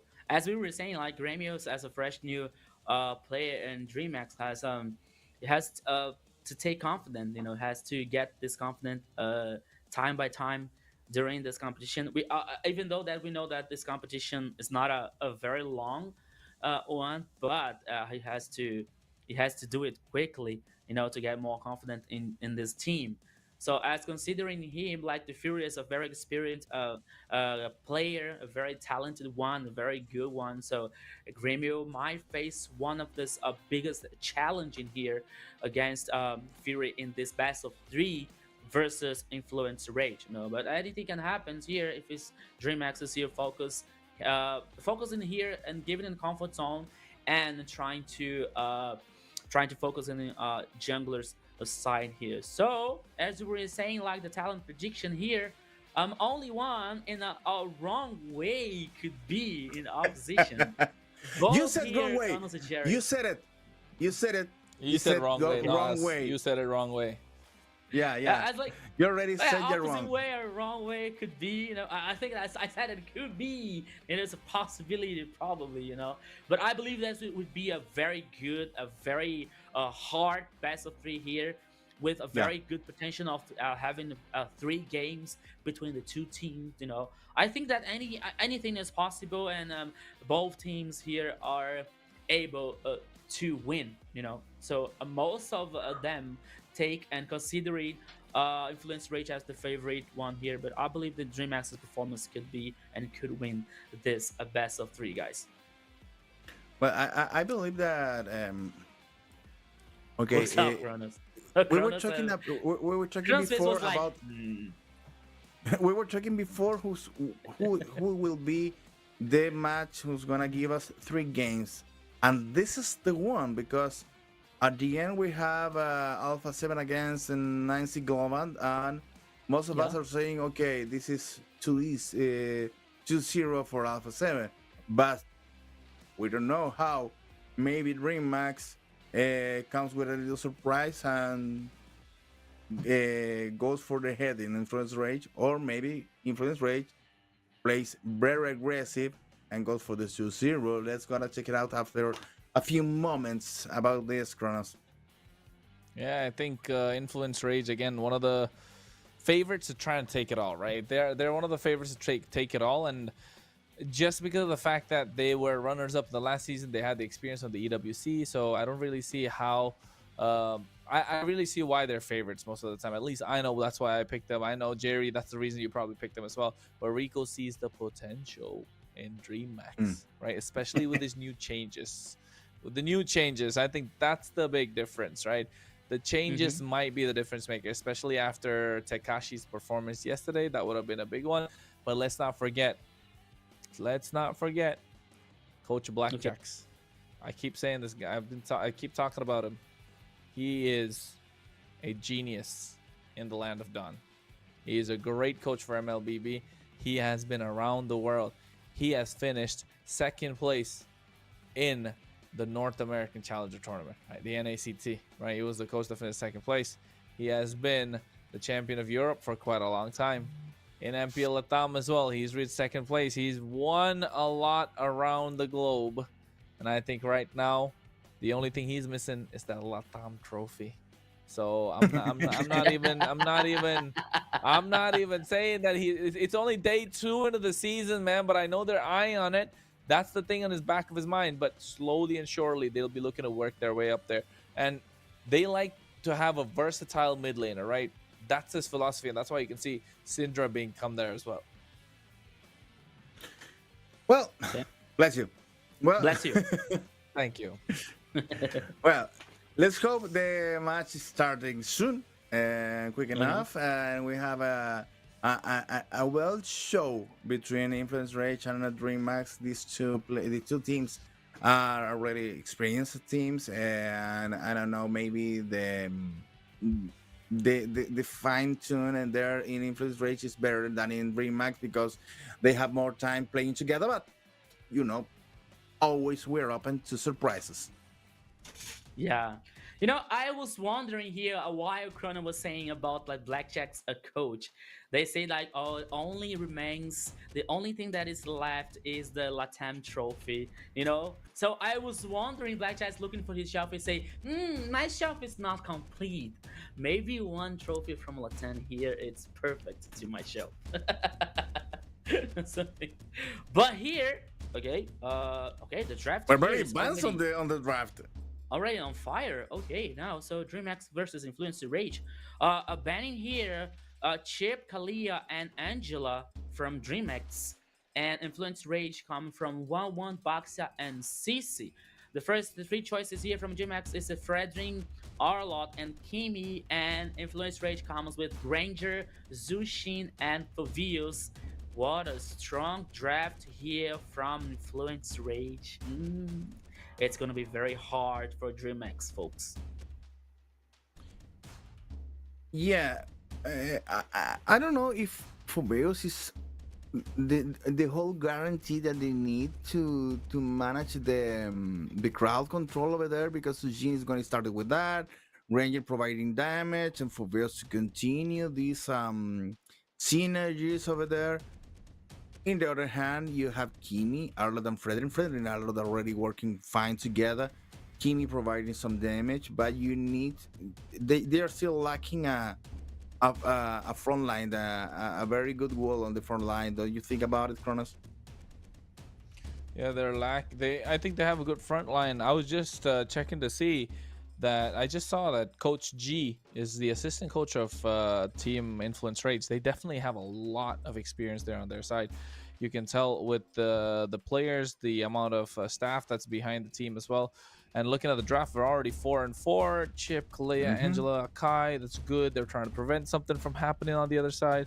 1-1, Boxia, CC, Hylos, and the Gatotkacha. So that's a lot of tanky frontliners take it away, right? That's why you can see immediately DreamMax realized less jungle pool, pick up that Fredrin early on, get that for themselves, take away the Arlot and the Kimmy. So they have a lot of power in terms of crowd control, a lot of DPS with the Kimmy as well. They'll be looking to get some more damage down in that gold lane position and a lot more. And then you can see Granger, Jushin, Fovius, Gorok as well being picked up. That's good for Influence Rage. I'm just thinking maybe a Harriet. Not even, I would say. Yeah, probably not Harriet. Harriet was one, but no. The Harriet's not bad. Harriet is open. Harriet is open here. Open. But, yeah, I don't think that. Oh, Bruno Matilda. Matilda. Okay. King's Matilda is good. I don't know. Looks like a lot of damage from DreamMax, but not. I don't know if it's enough. Rather Blink Matilda. I don't think it's good. Yeah, me too. But I think Bruno's good. Yeah, but what about Freddy and Arlo? Are they providing enough HP pool to take damage from Rangers, Sujin, and Lancelot now? Is there enough sustain over there? Hotun is cooking. I think the idea is for them to try and get their early game advantage with the Lancelot, let the Fury scale with this Granger, and then all of a sudden you are looking at a problem that they have to deal with. Jushin's, of course, going to be a lot more control heavy. So I think they're looking good. Influence Rage are looking good. DreamMax as well at the same time, right? Blink on this Matilda is going to do really well. King in the jungle with the Fredrin.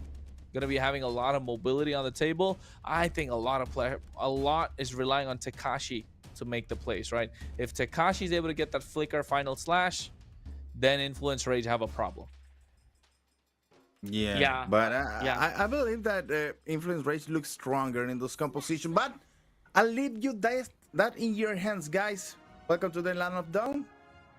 I'm gonna rest right now. Yeah.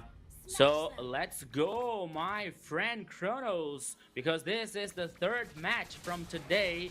First game, DreamX versus Influence Rage. Welcome to the Land of Dawn. We are here indeed. You can see Influence Rage already in their boot camp. The boys are doing the best that they can to try and make sure they get this victory.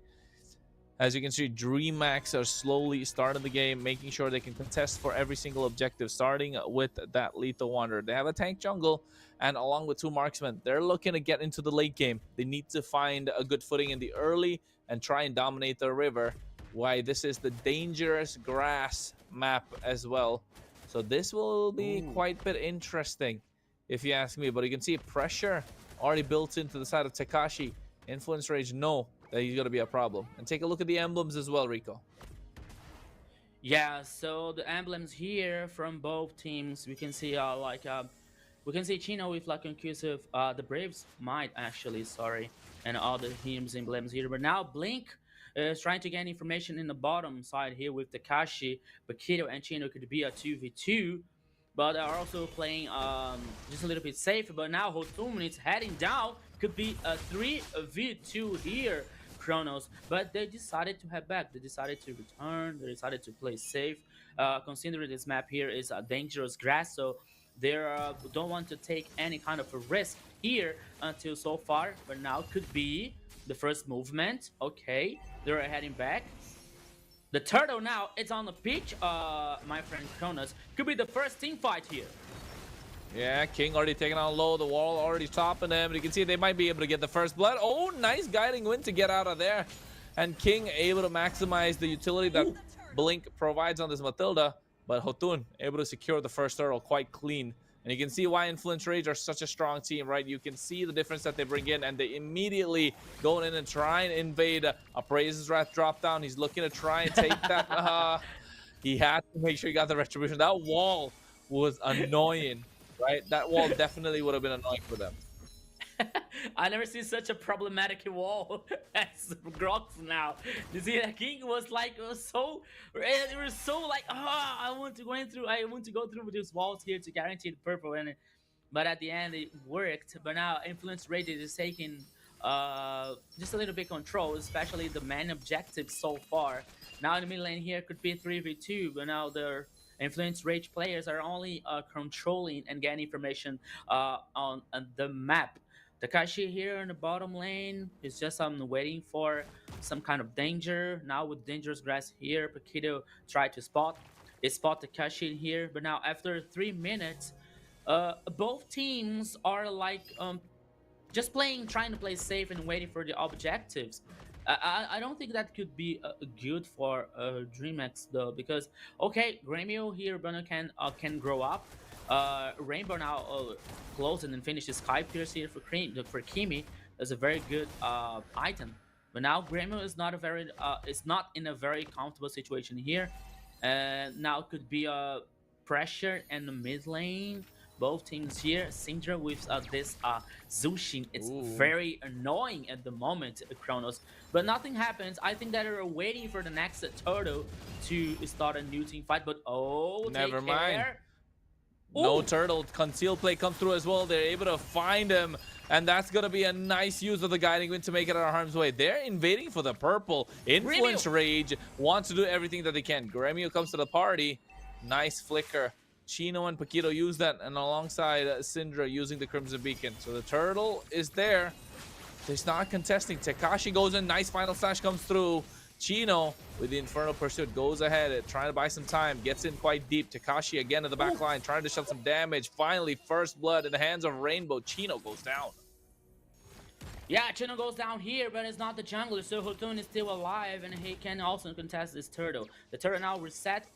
It was a turtle, but it now reset again, because King here is half HP, but now he started again the turtle, and just waiting for Influence Ray trying to come and fight back for this turtle, but I don't think that it's gonna probably happen. But now Paquito comes up trying to get information, Chronos, but the turtle is guaranteed by DreamHack.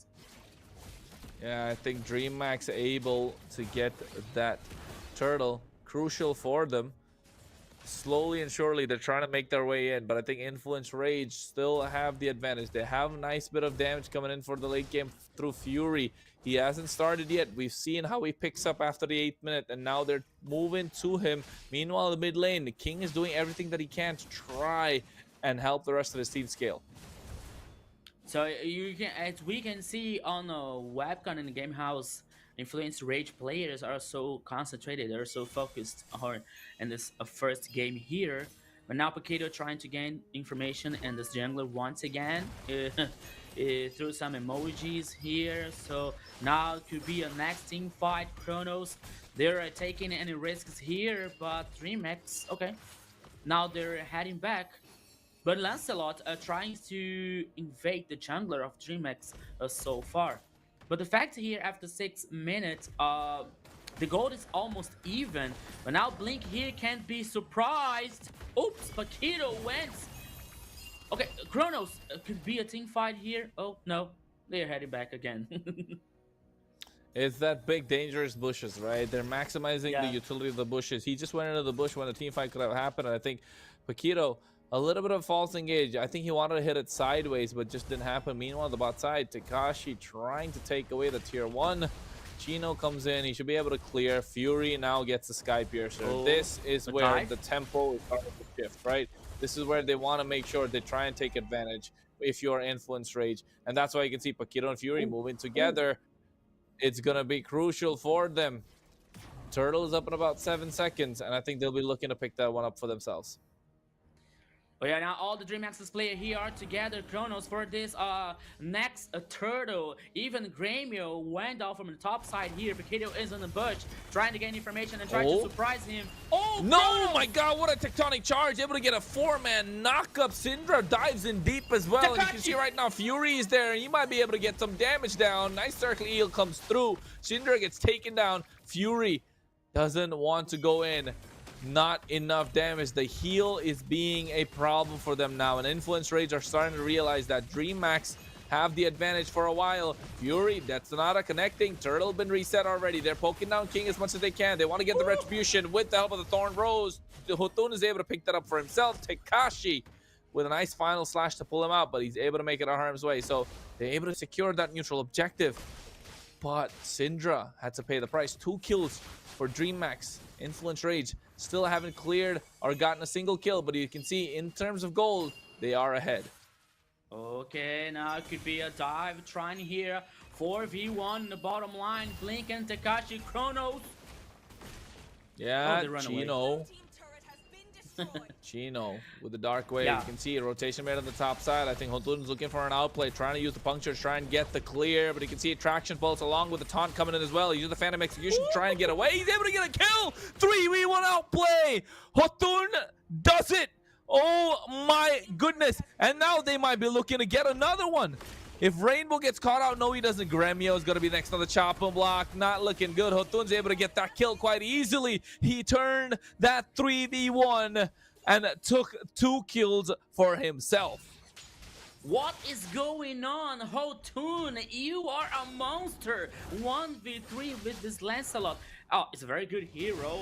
So many mobility, but 1v3 here, it was an impossible situation for him, and he could survive.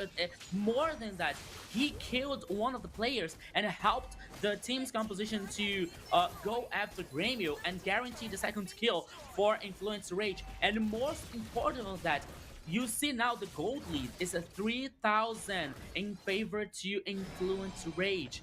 Now, once again, as you told us, Chronos, especially Jerry, about the Influence Rage experience and his strength about his players, about the players of Influence Rage. Now, Hotun is a very good with his Lancelot, 2 kills, and now the First Lord is heading up from the pitch. And could be another good team fight and very strong. Conan, here we go again.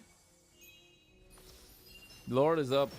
I think definitely they want to contest. Hotun's trying to get the wave clear. Oh, nice pickup from Syndra. I think it's going to be a problem. Blink has been using the Guiding Wind really well. They need to find any sort of anti-heal. Look at Hotun. He's trying to go to the back line. Blink catches him. I'm not sure if it's a good idea. But with the way that he's able to make it out, I think this Lancelot is doing really well. The Lord, again, this is a nice bit of a Lord dance, Rico. And it's being extended quite nicely.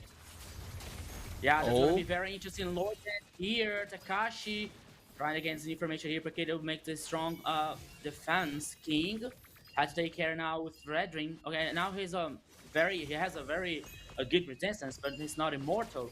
So now the Lord is started by DreamHack. Influence Rage are aware about it. What about Chronos? Oh wait, I thought the Lord would get reset. It did not. It's about low HP, and he's able to get the retribution on time as well. King secures the Lord. Hotun wasn't in the party. Paquito thought he reset, but they're going to go for it. The Phantom Execution comes through. Tekashi in the thick of it in the back line. Rainbow trying to shut a lot of damage, and you can see the Guiding Wind working in their favor. I really thought Paquito was able to reset that Lord. It was at the edge. It did not get reset. You know, at the beginning of the game, I didn't enjoy the Matilda's choice, you know, but the Blink here is being a lifesaver, so many times, you know. So there are so many times that DreamHack's players can use the skill from Matilda to gain reposition, to replace in a line. So the Lord here is already destroyed by Influence Rage. DreamHack can't take any chances. Oh my god, No, Paquito, what a 3-man knockup as well. You can see Blink goes for the circling eagle. The taunt comes in. Paquito able to pry the nice set. And now the rest of Rage need to dish out the damage, but there's not enough present. There's too much heal coming in from the side of Blink for DreamHack. And you can see Upraiser's Wrath able to pick up the kill. And now King is in trouble, but Hotun is in the backline. He has been non-stop menace, but Rainbow completely left untouched. He goes in with a flicker and tries to create a play, but they come into the circling eagle, get themselves a double thanks to a concealed play as well. Influence Rage could not make it out. DreamHack capitalizing, and I think they're looking dangerous.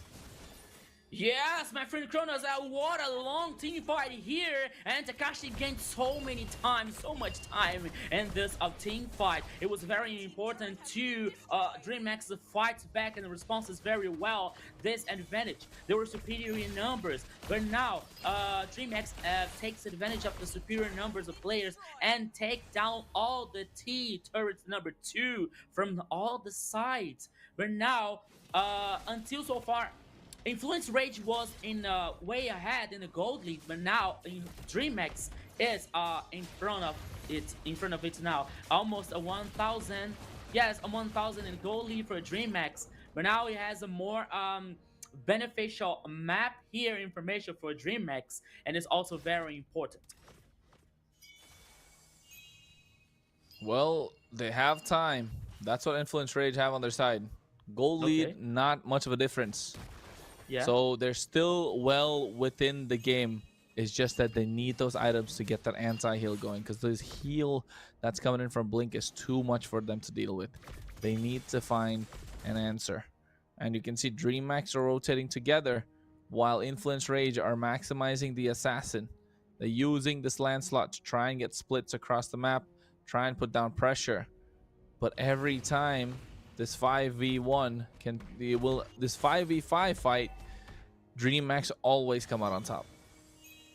Yeah, and always reminding that one of the DreamHack's issues is about like late game transitions, you know. So DreamHack had to take care about like this is Thorn Rose Hotun! looking to cast Rainbow as well. Traction Pulse comes out a little too early. They tried to force out Rainbow's flicker.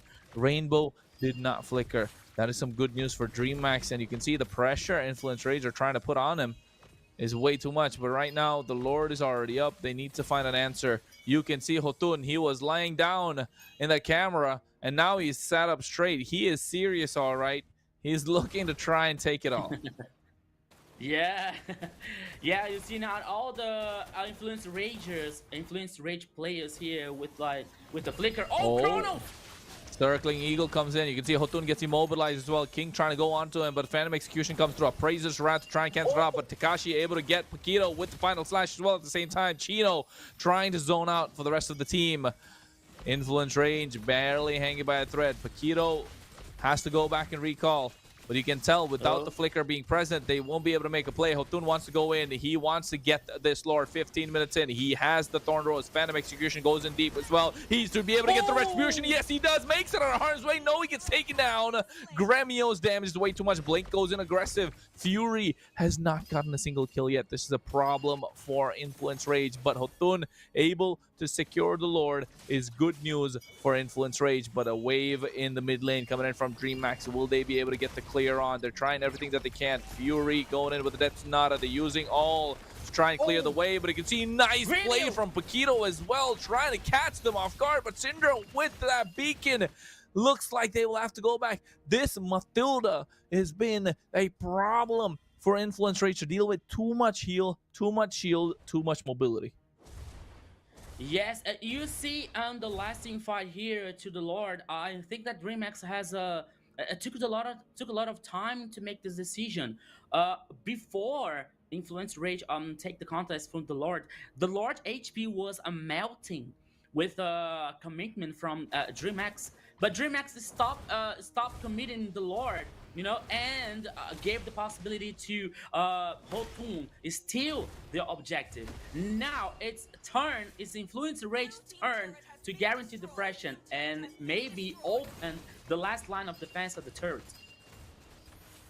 Yeah, right now the Lord is already on the bot side. You can see Hotun's back up, and I think this is good news if you are Influence Rage. They should be looking to take down the inhibitor. Tekashi going so aggressive, looking for the final slash. Remember I said in the draft, he's going to be crucial. He comes in with the Circling Eagle as well. They use the Tectonic Charge to cancel out and run away, and now they set their eyes onto Hotun. He realizes that and he goes away. He doesn't want to give them any sort of advantage, and now they get that tier 2 on the bot side. Oh wait, they're not. Oh, What? it's No. barely hanging by a thread. Look at the HP on that. There's one how can I say, one whistle, né? One whistle here, the turret goes down. Now we can see that DreamX's play is focusing on here on the downside and bottom side because of the minions a wave, and now they're heading on the opposite here. Okay, now Hotun said, okay, this is my turn here. This is my turn to make it real that this turn is going down.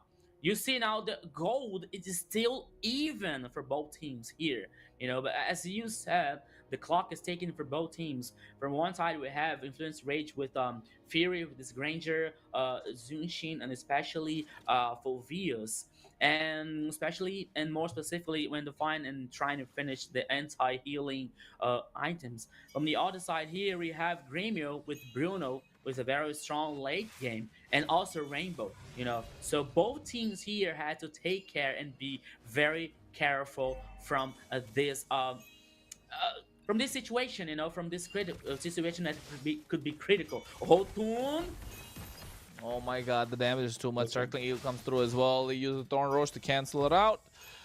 And now Lord is going to be the focal point. Lord is going to be the attention. DreamMax trying to get it started. They will have to play on the defense. Influence Rage are the aggressors here. They have control over the river. And you can see flickers all present. Paquito looking to charge. Every single spell is activated. Who's going to be the first one to bite the bait? Hotun goes and tries to get the clear. Traction Pulse as well. Use to try and pull them back. Rainbow flickers forward, but you can see the Phantom Execution comes through. That's a big spell that's made it out. Now Rainbow is not going to have that flicker. And this is the opportunity for them to go and engage. Paquito trying to find an angle. He is trying to find a way through. This is the fight that's going to be make it or break it. It's an Evolve Lord. Hotun is trying to go into the back line, looking for Rainbow. He has been the entire game. He's looking for the opening. He tries to get the wave, but he can see Circling come through. King goes in, but he can see the nice knockup with the Tectonic Charge. And now they're all hell breaks loose. Hotun goes into the back line. Wind of Nature from Rainbow, but King is taken out low as well. He's able to get out with the Guiding Wind as the flicker comes in from Blink at the same time. So much been done. So many flickers baited out from the side of DreamMax. And you can see the emotes are coming through as Influence Rage have come out with the fight without giving away any flicker, any retributions. This should be a clean take for them in the Lord Pit. It appears to be an endless battle here, my friend Kronos, because both teams don't die in the last team fights here. Bernard once again in Hotun. So slippery. He is so slippery with this Lancelot. Goes in with the punctures, gets out on time as well. You have to see the top side. The waves is being pressured. Influence Rage have done a brilliant job with the macro. DreamMax will have to respond. Influence Rage now go in. Hotun trying to do as much as he can to get the Lord. You can see King is going to be the target. They're trying to take him down. Paquito is there as well. They're doing much as they can. Meanwhile, Gremio already low. And you can see Paquito, nice knockup. A lot of Purifies being used as well. They finally get Gremio. And now looking to take down King. And next on the chopping block should be Tekashi. Fury gets himself a double kill. And now they're looking to end it all with a Winter Crown coming through. I'm not as the brightest of ideas. Blink goes down as well. 4 down and out. Rainbow's the only one left standing. I don't think Influence Rage want the Lord. The Lord was only the bait. They need the base crystal. They go for it, and they're running and gunning as well. And now Rainbow with the Wind of Nature, they're looking for the wipeout. They just want to end them all, and they will indeed. And it is a clean 5-man wipeout. What a epic game we had here on the first game. My goodness, are all these team fights that appears and nothing or none of them would be able to die at the last night. I don't know many team fights that happened here, but now once again, Influence Rage, as you said, Kronos, using the macro game here to take advantage, especially in the Lord.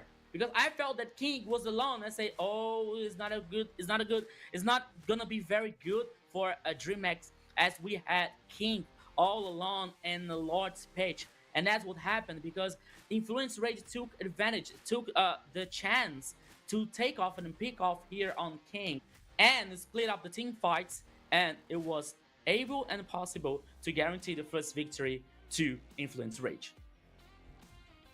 Well, it was a beautiful game indeed, guys. And Influence Rage taking care of a DreamMax that is, maybe will take, I don't know, what was even posing like a winner on the first stage of the game. Well, it's good for them because I saw in the cameras they are already on the same place. So this is very good for communications. And when you have a bad time during the game, if you are in the same place, you have better communication than the other team. You can manage to give to come back to the game, and that's what we did, and especially with a nice and perfect work with Yutun, I think is the key for this victory.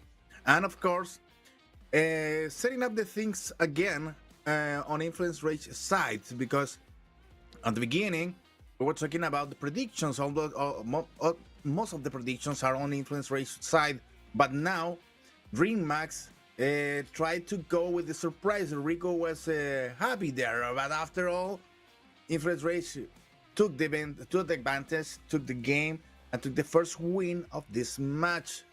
Kronos, what else we can say about this? I'm telling you, Hotun was chilling, right? Did you see the video feed? He was chilling. He was playing the game like this, right? He was like this the entire time. And then he knew that he needed to get serious. And then he came like this, and that's it. Then after that, they just started playing better. Serious mode enabled. Serious mode made sure he was able to get that victory indeed. Absolutely amazing with the way that he played. Okay, guys. Yeah. Beautiful game indeed. And I think we all win on these situations. When a team with like DreamMax goes and look for the victory in this way, taking Influence Rage against the wall, and making them look even more powerful than they already are. Because when your team is in trouble, you need to get the best of the best on your compositions, on your tactics, on your abilities, and this is what Influence Rage did. So let's take a look at the highlights and enjoy what happened on the first game of this match, muchachos. Guys. Yes. So the game here was very hard for both teams, you know, especially in the early and mid game, because DreamX was like very hard to die, you know, and he had some advantage, especially in the kills.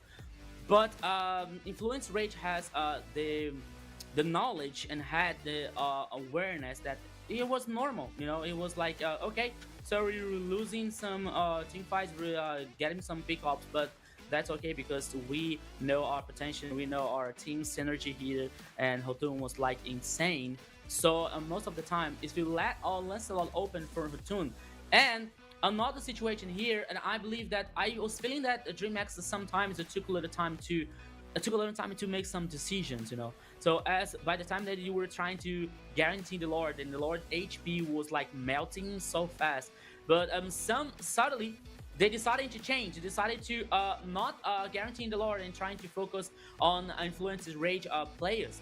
So it gave chance to Hotun comes and steal the Lord with Lancelot. And we all know that it's very easy to steal a Lord and guaranteeing the Lord with Lancelot, you know. So that would happen, and DreamX couldn't handle that situation. Another thing that Influence Rage used very well about the macro game, always letting the very big wave in the top side, allowing letting for the DreamX players had to take care about this, and like moving one or two players to clean the wave, to take out the minions. And one side, and the last time King was very alone on the Lord pitch, and when I saw King alone, and say, oh, this is gonna be messy here for DreamX, because all the players of the Influence Rage was in the Lord's pitch, and it was very easy for Influence Rage take the action and guarantee the kills for the first victory. And that will happen. Influence Rage won the first game here in this best of 3.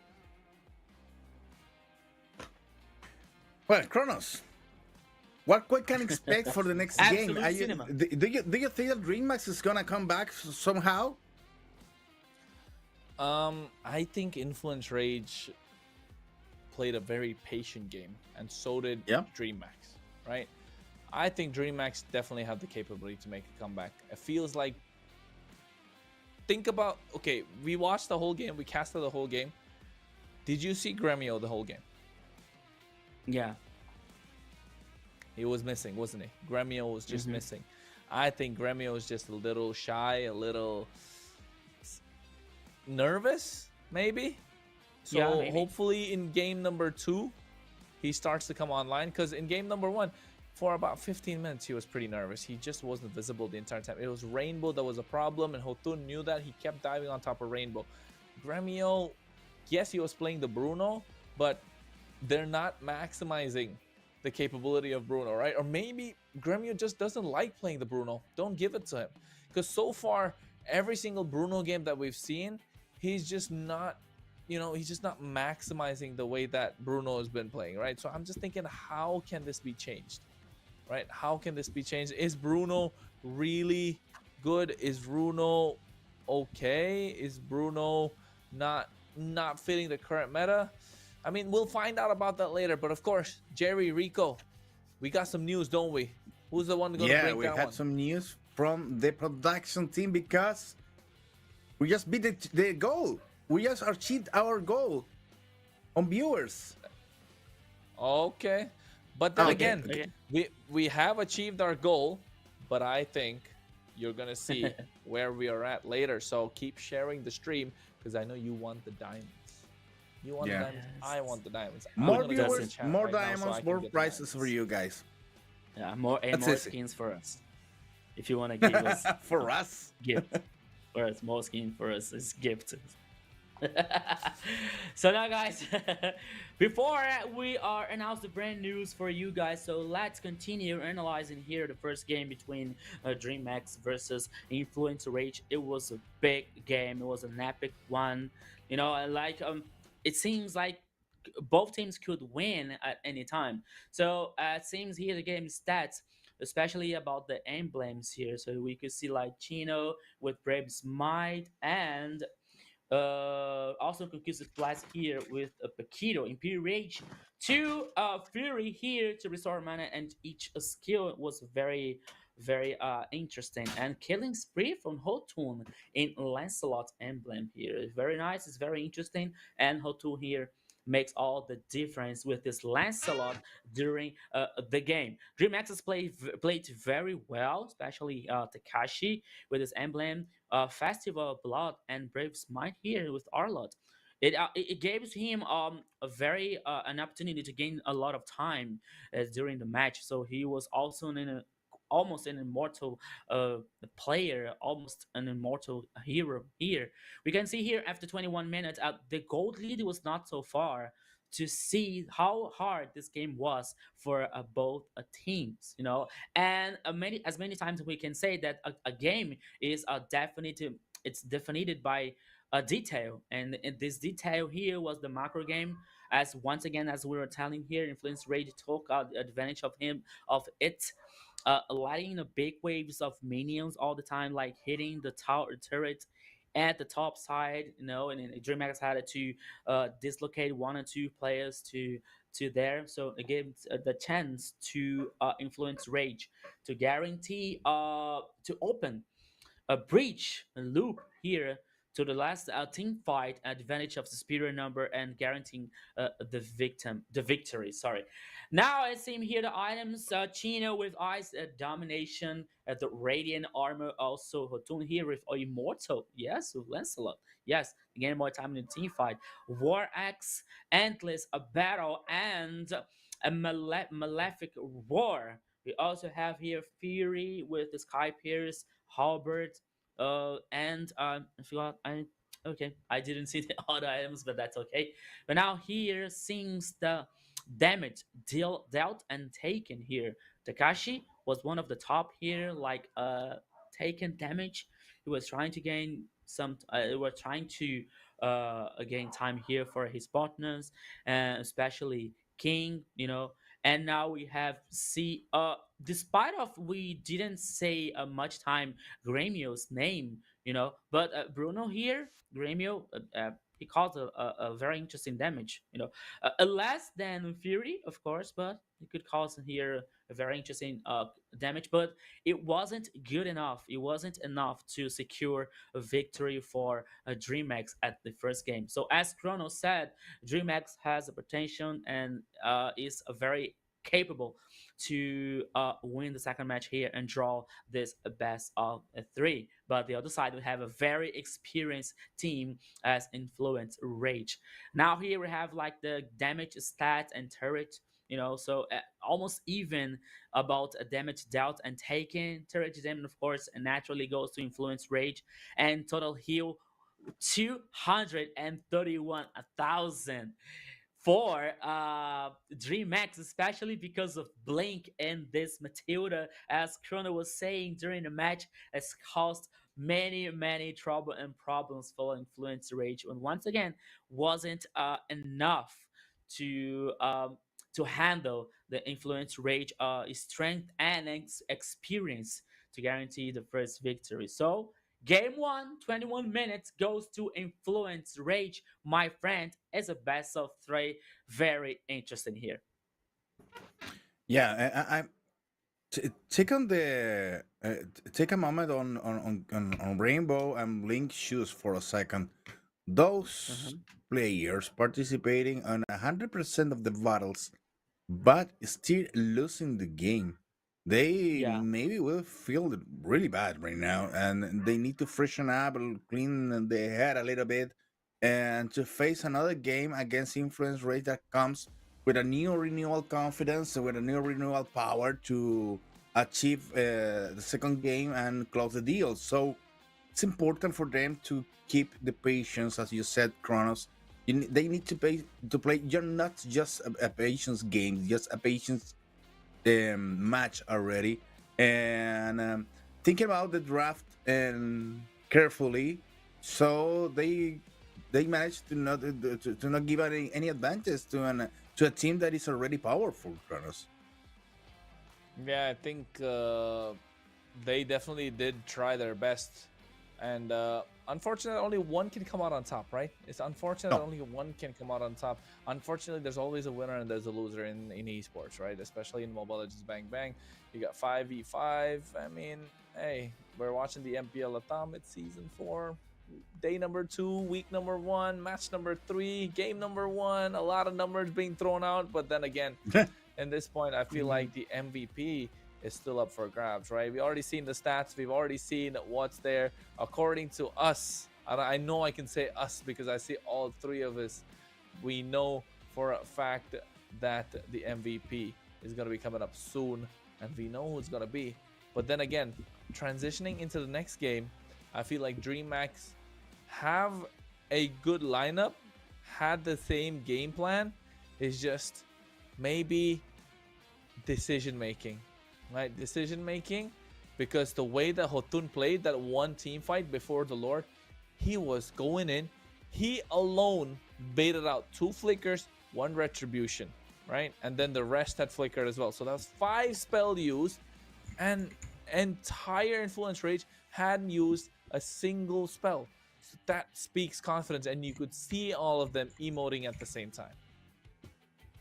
Yes, Kronos. So as you said, and there's a fact that we, as Jerry said a few minutes ago, that we reached our diamonds goals. Yeah, so thank you everyone. So here now, all the GMs in our broadcast platforms are going to make the contest for you guys. Yes, so 18,000 diamonds for you that are watching us, that are supporting us, that are cheering for your favorite team in MPL LATAM Season 4. So congratulations to everyone. Good job, everybody. And wait, and here, cheer for you to be one of the lucky ones who's going to get the diamonds in your account to buy that skin, to buy that recall effect that you love so much. So thank you, everybody. As I always reminding you guys, continue, keep on watching the MPL LATAM, because this is only the beginning. This is only the first weekend, only the first goal reach it. So thank you, everybody, and we are heading to see the more goals being reached and more broadcasts here, my friend. That's right. And now we're going to meet the MVP. We already know who was.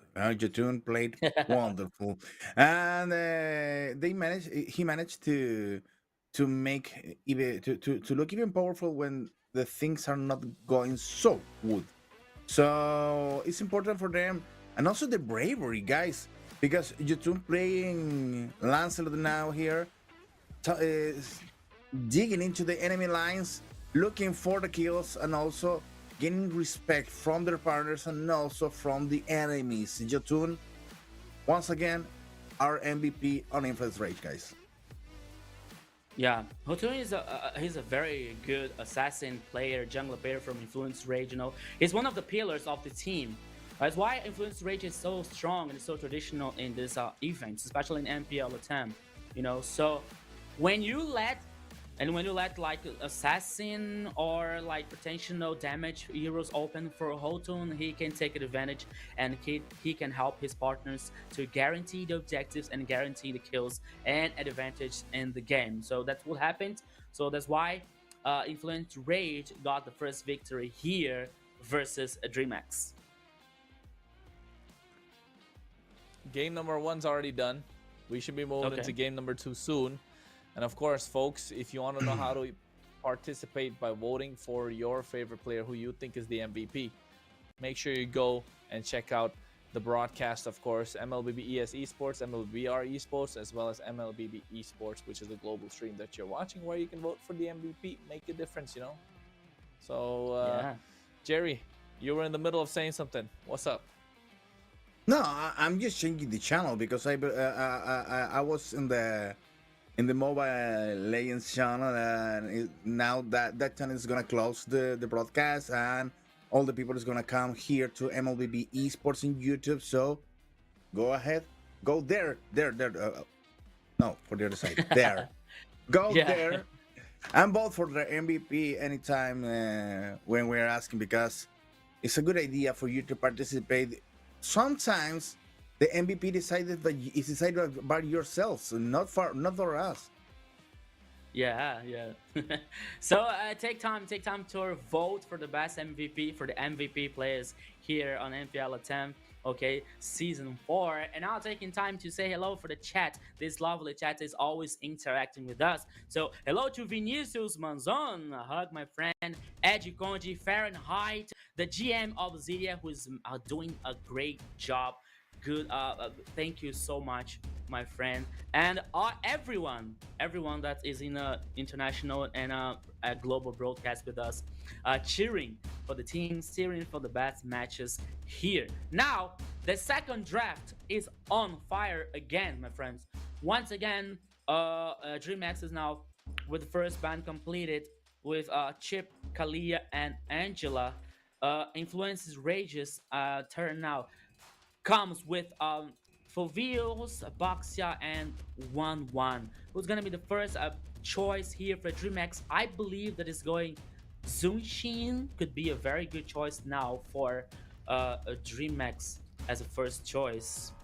I think that would be a very good one. Jushin's a good shot. I think Jushin's the first pick that they can go for. If not Jushin, maybe a Kalea. Maybe not Kalea, but oh wait, Kalea's banned out. Yeah, Jushin has to be the first pick here. Flying Cloud. Woo, we're gonna have some fun. Ooh, oh yeah. Now you're gonna have the chance to watch the clouds on work, Kronos. Yeah. Oh, Akai as a first pick. Yeah, it's weird. King. No, it is possible to have it, but as a first pick, it's weird. Akai for King. Yeah, as a first. Yeah, but as a first pick, that's so weird. Yeah, I think that's too early. Now you're giving away 2 marksmen on the other side. You're giving away triple marksman on the other side. I don't know. I think Isun Shin can come up as well, but then they might be able to delay it. That could Let's go to your Phobius. But if they delay, No, I think that Phobius is already banned. It's already banned for range. Yeah. Gato. No. To prevent the Farsa coming out from the other side. Okay. And maybe. Which Farsa? Farsa is already not taken yet. If Jamex forces Farsas here, maybe Rage comes with Hayabusa, for example. It could be. So I don't think that DreamX is going to focus on this mage right now. Only if it were not a static mage, for example. But now DreamX is thinking about Granger for Gremio. And what about the next choice here? I think that is going to focus already on Blink for roaming phase. Khalid. Yeah. Okay. Now, Khalid and Ranger take okay, is necessary, but Akai could be even the fourth pick. I'm agree on that with Kronos. They go for And you have another Granger, options also. Khalid. Yeah, okay, so this Gatot Rome, Lapu Lapu the EXP. So they're really honing down over here, and a lot of crowd control coming in. And I think I like it just because you have a lot of AoE. Esmeralda's banned out on the other side. They should be looking to take out the Yi Sun Shin, right? But I think they're okay having the Yi Sun Shin left open just because of the fact that a Khalid is so aggressive. The Joy is a good shout. The Joy seems like a great ban here. Maybe looking at another assassin. They don't have to ban an assassin on the side of Influence Rage. They need to ban on mid laners, EXP laners. Arlot is... No, Arlot's already played with Tekashi in the previous game. So maybe a mid laner. I think maybe they're asking them to pick the Farsa. Take out the Eve maybe. Instead of the Eve, what else is there? Vexana is a good ban here as well. Uranus, Tekashi's Uranus has to be banned out. Yeah. So I believe now that okay, Dramax is his choice. Dramax ban here in Tunshin. I believe that Influence Rage can choose now as a Herald for a gold laner, for example. Considering the fact that they banned Esmeralda here, so that it could be a way for Influence Rage, or they can assume a 3 marksman composition yet. But let's wait here. What is about Influence Rage about to do with the fourth choice? Yeah, it could be another maskman here to deal with Granger. Could be interesting also, but I don't know, maybe now 9 seconds left. Let's see what Influence Rage can bring us as a fourth choice. Moscow, powerful Okay, choice Moscow. for the Influence Rage, yeah. If you have got the Kakan Lapu to do the build, and Kimi on damage, Moscow is a nice choice, and leaving at least but for the end the choices in the jungle. And DreamX had a lot of options open yet. They need a jungler, a powerful jungler right now. They already banned Yi Sun Shin, providing. You said if they were trying to look for this triple marksman composition, they are not going to take it. Hey, Parsa, you foreseeing this, Kronos? I was gonna say they're trying to force the Farsa Influence Rage, right? And then Rainbow Glue pick the Farsa still. The glue, I think, just to make sure. Oh my god, I like the export. I love. You know what? I love Influence Rage's lineup. I love that lineup. Absolutely great. Enough sustain, enough burst damage. You can secure the Lord. And the best part about the Lord, why do you take the Akai? Because when he spins, when you're taking the Lord, everyone gets pushed back. But Xborg spins as well. So it's gonna be a makes battle. more damage. You know? And Xborg does damage as well. True damage. So hey, and it's CC immune while he's spinning. So Beyblade, let it rip. It's gonna be a Beyblade battle between Akai and Xborg. You're right. One of these Beyblades. My goodness, I did like the reference. I did like them. Yeah, that was okay. Let it rip. And I like both teams' composition are close to here. Now I'll finish, my friend Jerry. What is about to happen in this second game? We're giving a meme for free for the social media accounts, guys. Beyblade battle today in this match. Okay, guys, go ahead. Welcome to the Land of Dawn. Ladies and gentlemen, for match 2. We are going into the Land of Dawn. Game number 2. of the third match of the day. My name is Kronos, Rainbow. alongside me Rico to bring you the action. And you can see already that Farsa is having a difficult time, Rico. Yeah, there already has an action here in the land of dawn. Rainbow almost was going to see the stars, but now he can replace. Now Paquito gains information, and the jungler on Takashi here, it could be 2v1. Paquito tries to provoke, tries to taunt, tonight blink. It's over in the top side here, trying to wait, trying to help his partner. Now Rainbow once again. Okay, he got a bird's phase here, the buzz form. All right, so the first minute, always influence Rage trying to play an aggressive, you know, like Paquito always trying to gain this information here. He can't be surprised, but Syndra is on the backside here trying to take Paquito's back. Okay, so he run away, and King gets to guarantee his buff. Kronos. Yeah, I think so far DreamHack have to play around the mid lane. They need to make sure Rainbow has a good time, because otherwise they'll just pounce upon him. But you can see that's why they're maximizing the XP lane. Chino needs to be unlocked by Hotun. Oh, 4v2. But Hotun has the Firag armor. Hotun will get the immortality later on as well. He's going to be the target. They already break that Firag armor down. I think they're looking for first blood. Hotun's going to go down soon. And yes, he does. First blood in the hands of DreamHack. A nice flicker play from Takashi as well to make sure he doesn't escape. Yes, no, Hotun lost Firag. Oh, here comes again Takashi. Oh, wait, Bravest Fighter right onto Rainbow, raiding slash as well, but you can see Rainbow flickers out of harm's way. King able to get the retribution on time, and now they're looking to lock down Chino. He gets burst down as well. Hotun has the damage coming through as well. He wants to go in with that last insanity. I'm not sure if he's going to settle down and use it. Yes, he does.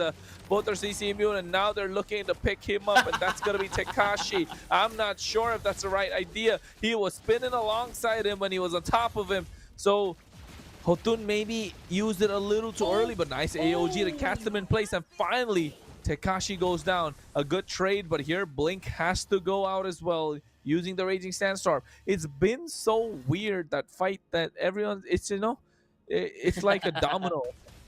Yeah, what a messy first 3 minutes here, my friend Kronos. It was so frenetic, so many actions, but at the end there were 2 kills for both teams, and the first turtle guaranteed by DreamHack. A team that was very good for DreamHack at the first moment, guaranteeing the first kill and the first turtle, and yes, almost also the 2 kills. The first 2 kills was in favor to DreamHack. And it was like, hey, okay, that's good for us. But influence rate responses very well, and I tried to make everything even, especially in the gold. You know, so everything now is even, and in 40 seconds remaining. But now a turtle's pitch is on the bottom side, and everything can happen once again. And influence rate almost, and once again trying to play it aggressive here to gain domination in the map and in the next main objective, that is going to be the turtle. Gremio. Oh, okay. Gremio already doing a lot of damage on the Paquito. Paquito is just trying to buy some space. King goes through. I'm not sure if this is the right idea. AOG try and make it out of harm's way as well. Nice use of the Revitalize at the same time. Now that big ultimate's not going to be there for the turtle, right? So DreamHack are looking to take one for themselves. The turtle's already being baited out to start. Chino comes into the party, and I think Chino's to be the one that wants to get the fight started. They don't have the AOG. Hotun trying to slow this turtle down as much as possible. King has the heavy spin, not using it yet. Blink, no Raging Sandstorm. They're looking to find the opening. Look at DreamHack finally find the position. Feather Airstrike comes through as well. Finally, Chino goes on top of them, and the retribution. Both junglers missing out. Gremio getting the turtle. Chino trying to zone them away. DreamHack able to come out on top of that one with the turtle in their hands. Yes, you were saying in the last game that Gremio was to show up many times. So take you that. He was guaranteed the turtle for DreamHack. It didn't get the kill, but did that. He guaranteed the second main objective here. But the fact is that Influence Rage are trying to play an aggressive, and especially with Paquito, with this Gato Chacha every single time. But now with King, okay, we were talking about like A Kai could be very soon choice for a King and jungler, but the fact is the King feels very comfortable with this pick, with this hero, you know. So he know how to play, he know how to handle every situation here. So could be a very positive point for DreamX to guarantee the victory. Now there could be 2v1 here. Rainbow gains this information in the top side. Now Hotun sense the danger. Now he gains back here to guarantee the orange buff. And now after almost 6 minutes here, the next turtle will be in the bottom side as well. So the two teams now just waiting for a peek off or just waiting to guarantee this next objective, Kronos. 30 seconds for the objective to spawn. You can see on the top side. Ooh. Oh no, Hotun's not having a good time. That Faraga armor is getting burst down a little too early. I mean, he's still a little weak, right? Xborg needs some items to start getting stronger, and I think when he gets the items, he's going to be really strong indeed. So far, DreamHack have been winning. It feels like a replay, a deja vu of game number 1. Slowly and surely, we're going to find out how it's going to change.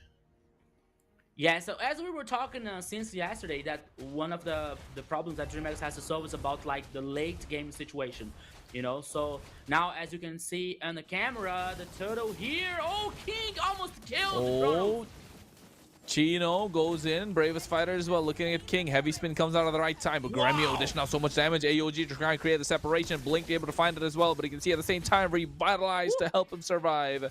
Nice take of the turtle from Influence Rage, and nice disengage from the team fights. There were so many times here taking a lot of damage from the DreamX players, but the Influence Rage players didn't die. They gained so much time here, was enough to guarantee the turtle for Influence Rage. The gold is even also after 7 minutes and a half. So as you said, Kronos, Xborn needs some items for the power spike as well here.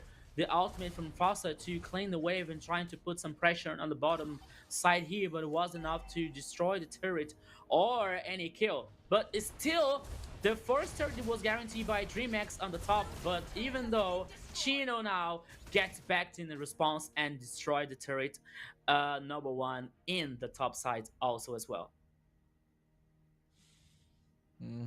And I think just trying to see how they'll be able to do that at this point, right? That's gonna be the big question.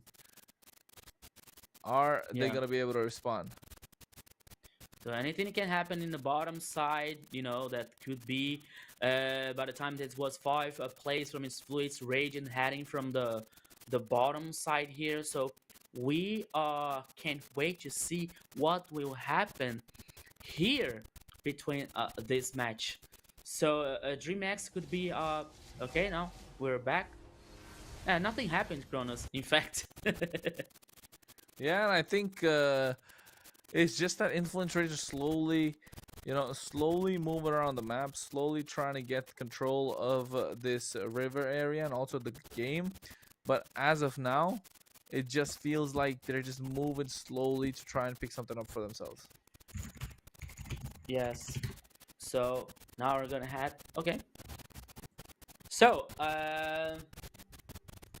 we're going to be back here, guys, now, and yeah, it's the second game here, Kronos. It's been like as you said, and the first moment. So we have some trouble in the signal, but we are solving here as fast as possible to get back to the game. So as we were saying, Kronos, and you were particularly saying about that, we saw this before in the first game, like DreamX has a very interesting early game, but now Influence Rage is trying to get back, especially waiting for export power spike, and it could be very interesting for them. Hotun has this resilience and experience to respond back, so DreamX now could be very they have to pay attention, especially in the macro game situation here, in order to not lose another game, Kronos. Yeah, so far it's looking good, right? This is the same thing that DreamX did every single time. DreamX are looking good in every single team fight. They're looking good. They're coming out with a lot of kills, but Influence Rage are just not giving up. Influence Rage are just so stubborn the entire time. So I feel like Insolent Range slowly coming out on top, and DreamHack are not having the best game so far. They already one game down. Influence Rage might just take out the second one as well with the way that they're playing. Yes, we saw Rainbow here finishing the Blood Wings, another item from Fossa, and we know that Fossa has a very interesting late game also. So now DreamX has already started the Lord, but maybe it could be a fake all here just to bait the Influence Rage players, you know? So they're trying to open an opportunity here for DreamX's players. As the time Fury with the Moskov is splitting in the bottom lane here. Oh, Kronos, wait. here we go. AOG already been used for Paquito, and at the same time, you can see Fury says that he doesn't want to pick a fight. He wants to split the map. That's what a Moskov does best. The SOD connecting as well, and right now you can see maybe he could go through. He doesn't want to. He comes into the fray at the right time, and he gets the Lord started. Now it's a 5v5, all right. Influence Rage looks stronger. King goes back. He's half HP. He needs to get the buff up at this point. You can see Raging Sandstorm as well, getting the thing started. Actually, just to disengage. Hotun pulling the Lord on the other side. So far, the pressure on the bot side wave is too much for DreamHack. They need to start looking at that.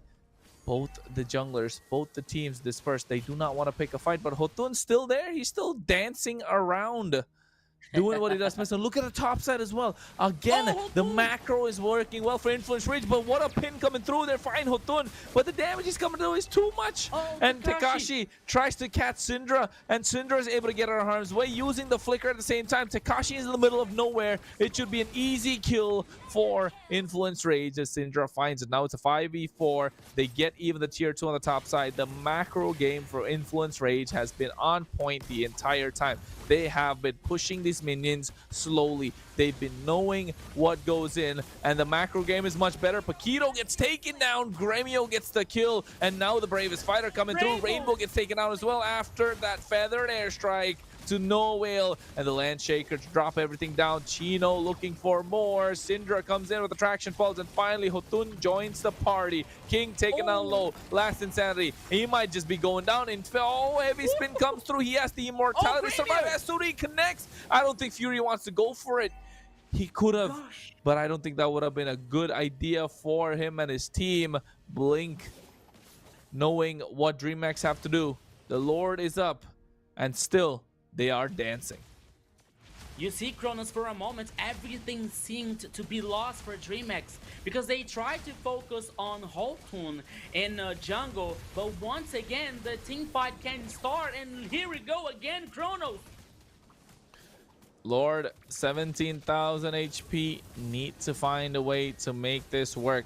Influence Rage and DreamHack. Chino goes in, a bravest fighter, Landshaker, Raging Slash, everything being used, and now Tekashi's on top of him. AOG comes through as well. You can see SOD connects. They go through with the last Insanity, find the kill. Hotun and King, they're trying to go at it, but Fury is the one dishing out the damage, and so is Syndra. Hotun able to survive the entire time, and all thanks to the damage that's coming in from Fury. Syndra has been a monster on this Kimmy. 5-0-2. They're getting the Lord started, and I feel like they're going down this way now.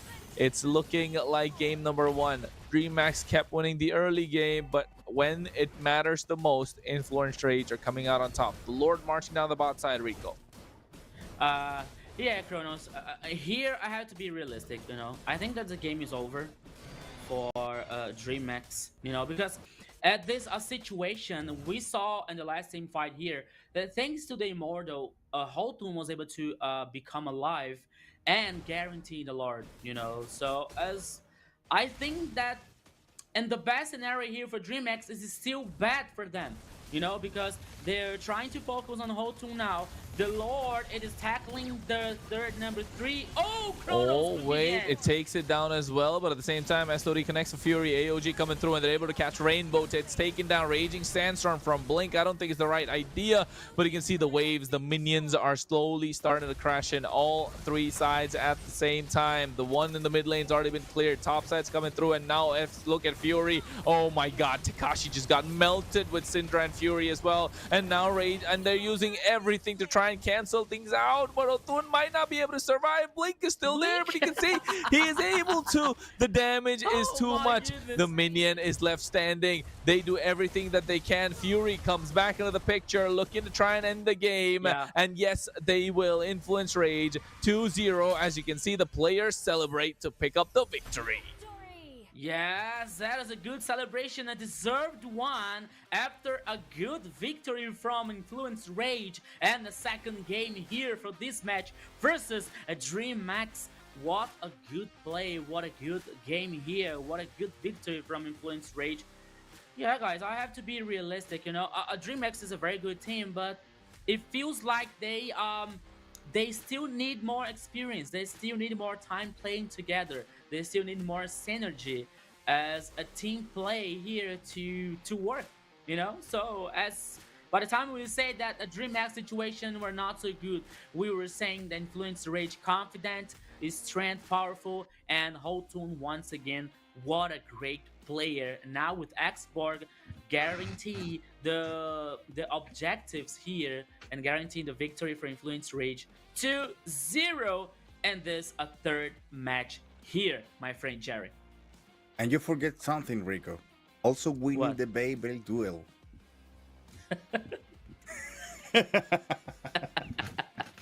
Not just that, not just that. One more thing you forgot.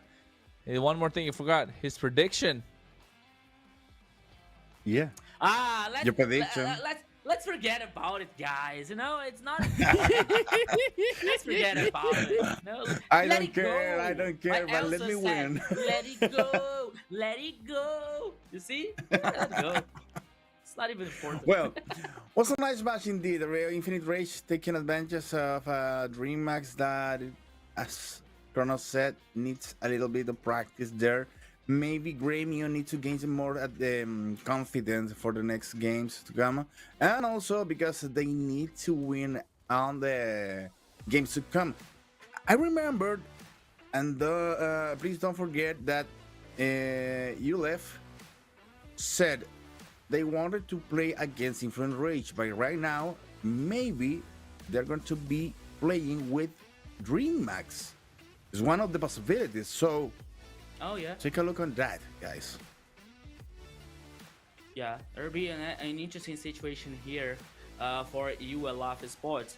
But talking about this game here, we've seen another one, another time. Once again, DreamX doing a very interesting early game. But it seems that naturally Influence was like heading back to the game, had the experience, you know, minute by minute, step by step, coming back, getting the game even. Houghton every time knowing what he was able to do, what he was supposed to do, you know. You see now Gremio also took the Immortal, but was enough to kill Houghton and guaranteeing the objective, you know. So yes, realistically speaking, Influence Rage and right now it is superior to DreamX. Well, the things we need to solve after that, and maybe it's gonna be next week, is what of the teams are playing better, the Influence Rage or Alpha 7? Both of these teams looks like the heads, the bosses to beat on this MPL. Don't you think about this, Ronald? Yeah, I agree. Last season they were as well. This season they are the same. Yeah. Yeah, Alpha 7 Esports and Influence Rage, and I'm telling you, I like both these teams. And hopefully Influence Rage will be able to hold their cool when it comes to taking it all. But it's only the first week of the season. It's only the first week, Jerry. The deeper And we don't go, forget- the more we find out. And don't forget, we have a nice surprise there in ULF Esports, because maybe they are, like you said, the underdog of this tournament, the team Dark that horse. is going to set a new team to watch during this season. So let's hope because it's important for all the region that new talents came up with new strategies, with new possibilities to make this region shine after that in the M7 tournament. Rico, your your preferred part of this after game? The statistics, uh, man. you're heading out to the game stats here. Once again, influence rage, guaranteeing the victory. Now with the emblems, Chino once again here coming for the with the Braves as might and as well Festival of Blood to this Lapu. Okay, so we're getting some HP here with the vampirism system. We got Imperial Rage with Hotun. That sounds interesting here to restore, like especially like the Furious stacks. We got also Weakness Finder, special emblem here to Syndra with this Kimi. We got like Concussive Blast with Gatoch Kaka and Quantum Charge here, especially to increase movement, speed movement to Fury. So here, the gold lead was like almost like 8,000 for Influence Rage. The objectives, DreamX could be a superior, but in Turtles, but there was only a one Lord necessary to Influence Rage to guarantee the victory. The buff is here was like almost even also, so it was a very good chance to see how Influence Rage here is very strong from this season, because we saw the Influence Rage. He went to the finals in the last edition, in the last split, and MPL LATAM. He lost to Corinthians, so it's a good team. He's a very strong, and I believe to DreamX here with the very good players.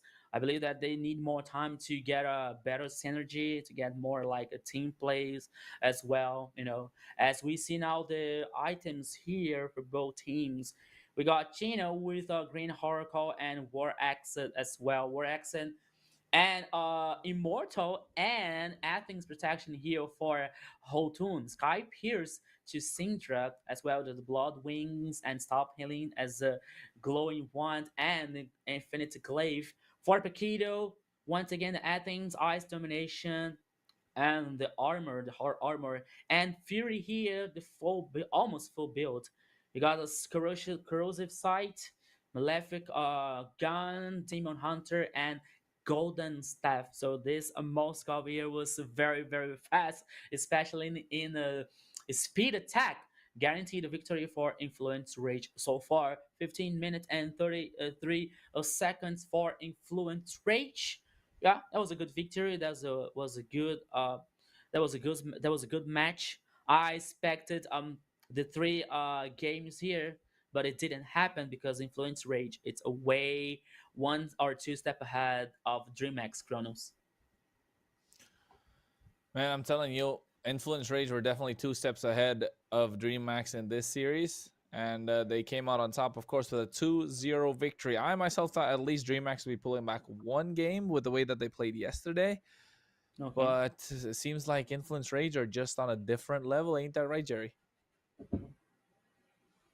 Yeah, and this difference of level is gonna be showing up after this week. I'm also I'm curious about what is the new steps of power here in MPL, because we already know that Alpha 7 is growing strong, but they already receive a hit in the hands of ULF Esports. Influence Rage looks like is now the new king on the on this region, because he has a clean sheet right now, 2-0 and 2-0 again. Now against Ringmax that it looks stronger yesterday, but we still need to figure it out which is the second most powerful team.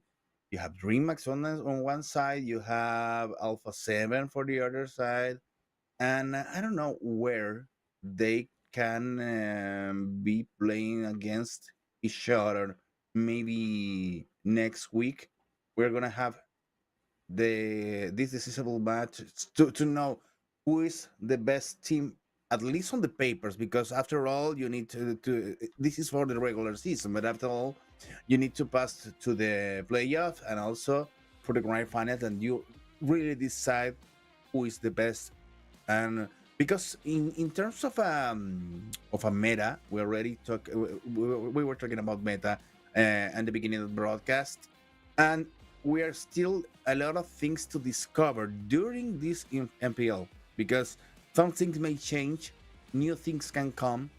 This global ban rule is just making effect on the compositions, and when we arrive to the best of 5, it's gonna be a really headache for the whole teams. Yeah, you're But totally right, Jerry. Especially talking about like the top teams so far, as Influence Rage didn't get in so consistent game. You know, he won the 2 matches so solid. You know, so clean, 2-0, and Alpha 7. Even though their victory, they bled. You know, so ULF Sports showed us a very good game versus Alpha 7 yesterday. So, but I believe now, but we can talk later. But now we have the MVP here is with the Syndra 703, 27% damage, 83% in kill participation. Oh gosh, 3,057 a gold lead and 5 period 10 damage gold. With the items here, Sky Pierce, the Glaive, you know, the Blood Wings, and the anti healing equipment as well. So it was very good and very important for Syndra, the glowing wand here and his hand guaranteed the victory for Infinite Rage so far. So there is it. I reminded you guys, we had a little gap here, so we couldn't send you the vote system, you know. So but that's okay. We're going to solve this. All right, for the next I think the next broadcast, but that's okay now. So we are seeing the MVP that Syndra, he played very well with Kimi once again, guaranteeing the control, the crowd, and the damage every single time in the team fight here in favor to Influence Rage. Well deserved to Kronos, don't you agree? yeah, I think 100% the way that they've been playing, 100% well deserved. This would have been my MVP vote indeed. And I think also Syndra was playing against his former teammates. Let's not forget. So definitely has a Yeah. little bit of a bragging rights as well, right, Jerry? Yeah, it's important for a player that comes to play with a Soul team to make these appearances. We don't know the circumstances of the Syndra's change of the team. Maybe just it's a better offer on Influence Rage, or just wanted to move on. But he has a little special ingredient. Maybe in an interview, we're gonna have some information about that, Kronos. Hopefully, we might do indeed, because we definitely have an interview lined up, folks. And of course, it's gonna be with a big man indeed. One I've been praising for the entire time, right? The one that I've been praising the entire time. But until then, Rico, I think you're the one who expected Dream Max to come out on top. What do you think of Influence Rage's performance? Now it was absolutely outrage. You know, it was absolutely fantastic. I have to agree with you guys about like the performance, about the tradition of Influence Rage. You know, like it seems like it was like a moving, you know, getting in my head during the two games today, because I was like, okay, I believe in DreamHack's potential, but by the time of the game was passing, and I was remembering all the performance of Influence Rage, you know, from the last MPL, LATAM, heading to the finals, heading to the last game against Corinthians. You know, it was like very, very exciting. It was very, very good. So that was the time that it comes to my head. I say, okay, now I have to be realistic. I don't have to be like, I don't have to believe. I shouldn't have to believe in magic, only in the fact. And the fact now is Influence Rage at very a good team, as one of the top 1, 2, or 3 teams so far in this MPL attempt season 4. So I have to be realistic. So that was one of the favorites for the title, you know, for the spot in M7. They were really great against DreamX.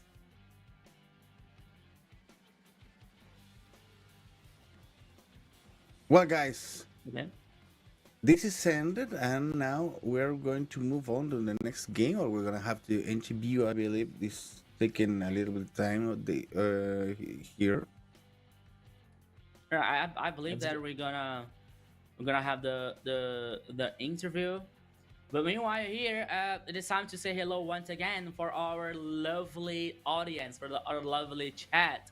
They're tracking us, that are watching us. So hello to Pakali. Yes, the woman of the churros that Jerry likes so much. Jerry talked about No, the please. churros yesterday, so I know I'm also hungry today, Jerry. So churros is very very nice, especially with chocolate, you know. So it's very cool. So hello to Pakali Paola. Once again, thank you so much. Hello to Desktop. Yes, Daddy. Yes, that's the fair. Hello to GM Obsidia once again. Vinicius. Vinicius Manzon, Eddie, Conde, Dionisia back for, you know. So thank you very much for your audience, for your support, for your like cheering up every time here. And the global broadcast, you know. So we're waiting for the interview. Oh, hello to Jaren Senpai also here. Yes, here is with us in the global chat. Okay, so a few months we're gonna head into the interview with a very yes, a very good name. A very one of the could be one of the most important name in this team, you know. So in a few moments we are heading to the interview, and bless you again. So okay, now so we are here now. We are receiving the man, the legend, the responsible for the draft. Yes, everybody say hello to him. So Hello, okay, guys. I'm sorry Whoa. for the let me say, oh, the Blackjacks. Also, sorry. So Blackjacks, welcome to the global broadcast. First of all, congratulations for the victory. And my question is, what is going on with Influence Rage, and what happens? What is the magic that makes Influence Rage so strong, you know, so qualified to be the top one and to earn this title of MPL LATAM? For me, it's like uh, we close up the team, the same entire team that the past split, because it's Okay. normally that season by season the teams maybe split in two or three players. What else? And this time we got all the entire players. We got Chan, our last mid laner is like soft player, so everyone in the team is focused on to do better, on to get on a solid strategies, and we just have been working on that. We never take any rest since we finished the MSC performance, and we continue working. We never stop to practice. Okay, Kronos. You know what, Coach Blackjacks? You know I'm a big fan. We've been around the block a Yeah. couple of times. Yeah. Nice to see you here again. I'm glad to see you in that purple jersey once more. I got a few questions to ask, okay, but I'll be quick. First of all, Yeah, yeah. where's the extra X's on your name? You gotta have at least 3 X's, right? Blackjacks XXX, or is it just Blackjacks double X? I mean, I'm not sure. It keeps changing every single time. All jokes aside, though, nice to see you guys back in better form. How has the addition of Syndra helped the team? Uh, for me, Sindra has helped us to be like more disciplined or on our strategies and rotations. Chan was better, in my opinion, on to mechanics, but Sindra is more relaxed, you know. So on that point, I think that we have improved on our strategies and rotation, and how to move around the map to take objectives and don't overextend. You know, if you see our matches right now, we Yeah. don't overextend like before. Yeah, that's Okay, good. That's good. I Jerry. mean, I was gonna say the Oh, macro sorry. control is a lot better, and you're able to, it's a little bit different. You're not so aggressive. You're not too deep. You're taking your time. I think that's what Cinder brings in. But of course, I just took a look. I took a peek right on the roster. I see there's an assistant coach as well. right? If I'm not wrong. Yeah. So what's his, we know Coach G, he's been around a lot before. What's his impact been on the team? Well, we decided, especially me, to include Coach G. I knew him. I contact him, um, and I want that he form part of our team because um, some of my past disciplines from here from Spain is playing on China League, Chunmyun, Mm-hmm. and he was him coach, and he told me that he's good. Then I decide the team fired him, and I decide to take him with us, and he has teached us a lot of things. He helped us a lot of things, and right now he got a big important part of the team, and he's in the gaming house with the boys, and we are doing our best. He's a very respectful coach for me. He has won an MSCC, he has won an MPL PH, so I have bet everything in him, and right now we are working together to make our guys to win that. Okay. Okay, I have a Jerry. little question, I wanted to make this a question for the whole players, and now that you're the coach, it's better to make it to you. What do you think about the global ban rule? How this affecting the gameplay, and how do you think it will affect on the best of 5 games? Because there you're gonna be your possibilities even narrower on the last games. About the global ban, my opinion, for our team, it's not a problem because if you get a very big champion pool, you're not gonna have any problem with the global ban. You can pick whatever pick, whatever flex. It doesn't matter. But on my opinion, I told when someone of the organization sent us like forms, I told them that for me maybe it's gonna be a disadvantage for teams that got players that only play 2 or 3 heroes. For me, the global ban is very bad for them. But if you got an a very important, a very nice champion pool, it's not gonna be a problem for you. So that kind of rules, I think that put pressure on the players to start to play another things, another different things. For me, it's no problem for the global ban. Okay, so very well. So Blackjacks, thank you so much for your time. Thank you so much for your interview here with us. Congratulations with the brilliant performance of Influence Rage. I'm so sorry I get a different bet, but I'm so sorry. Now, realistic speaking, I have to be honest. Influence Rage is a very strong team.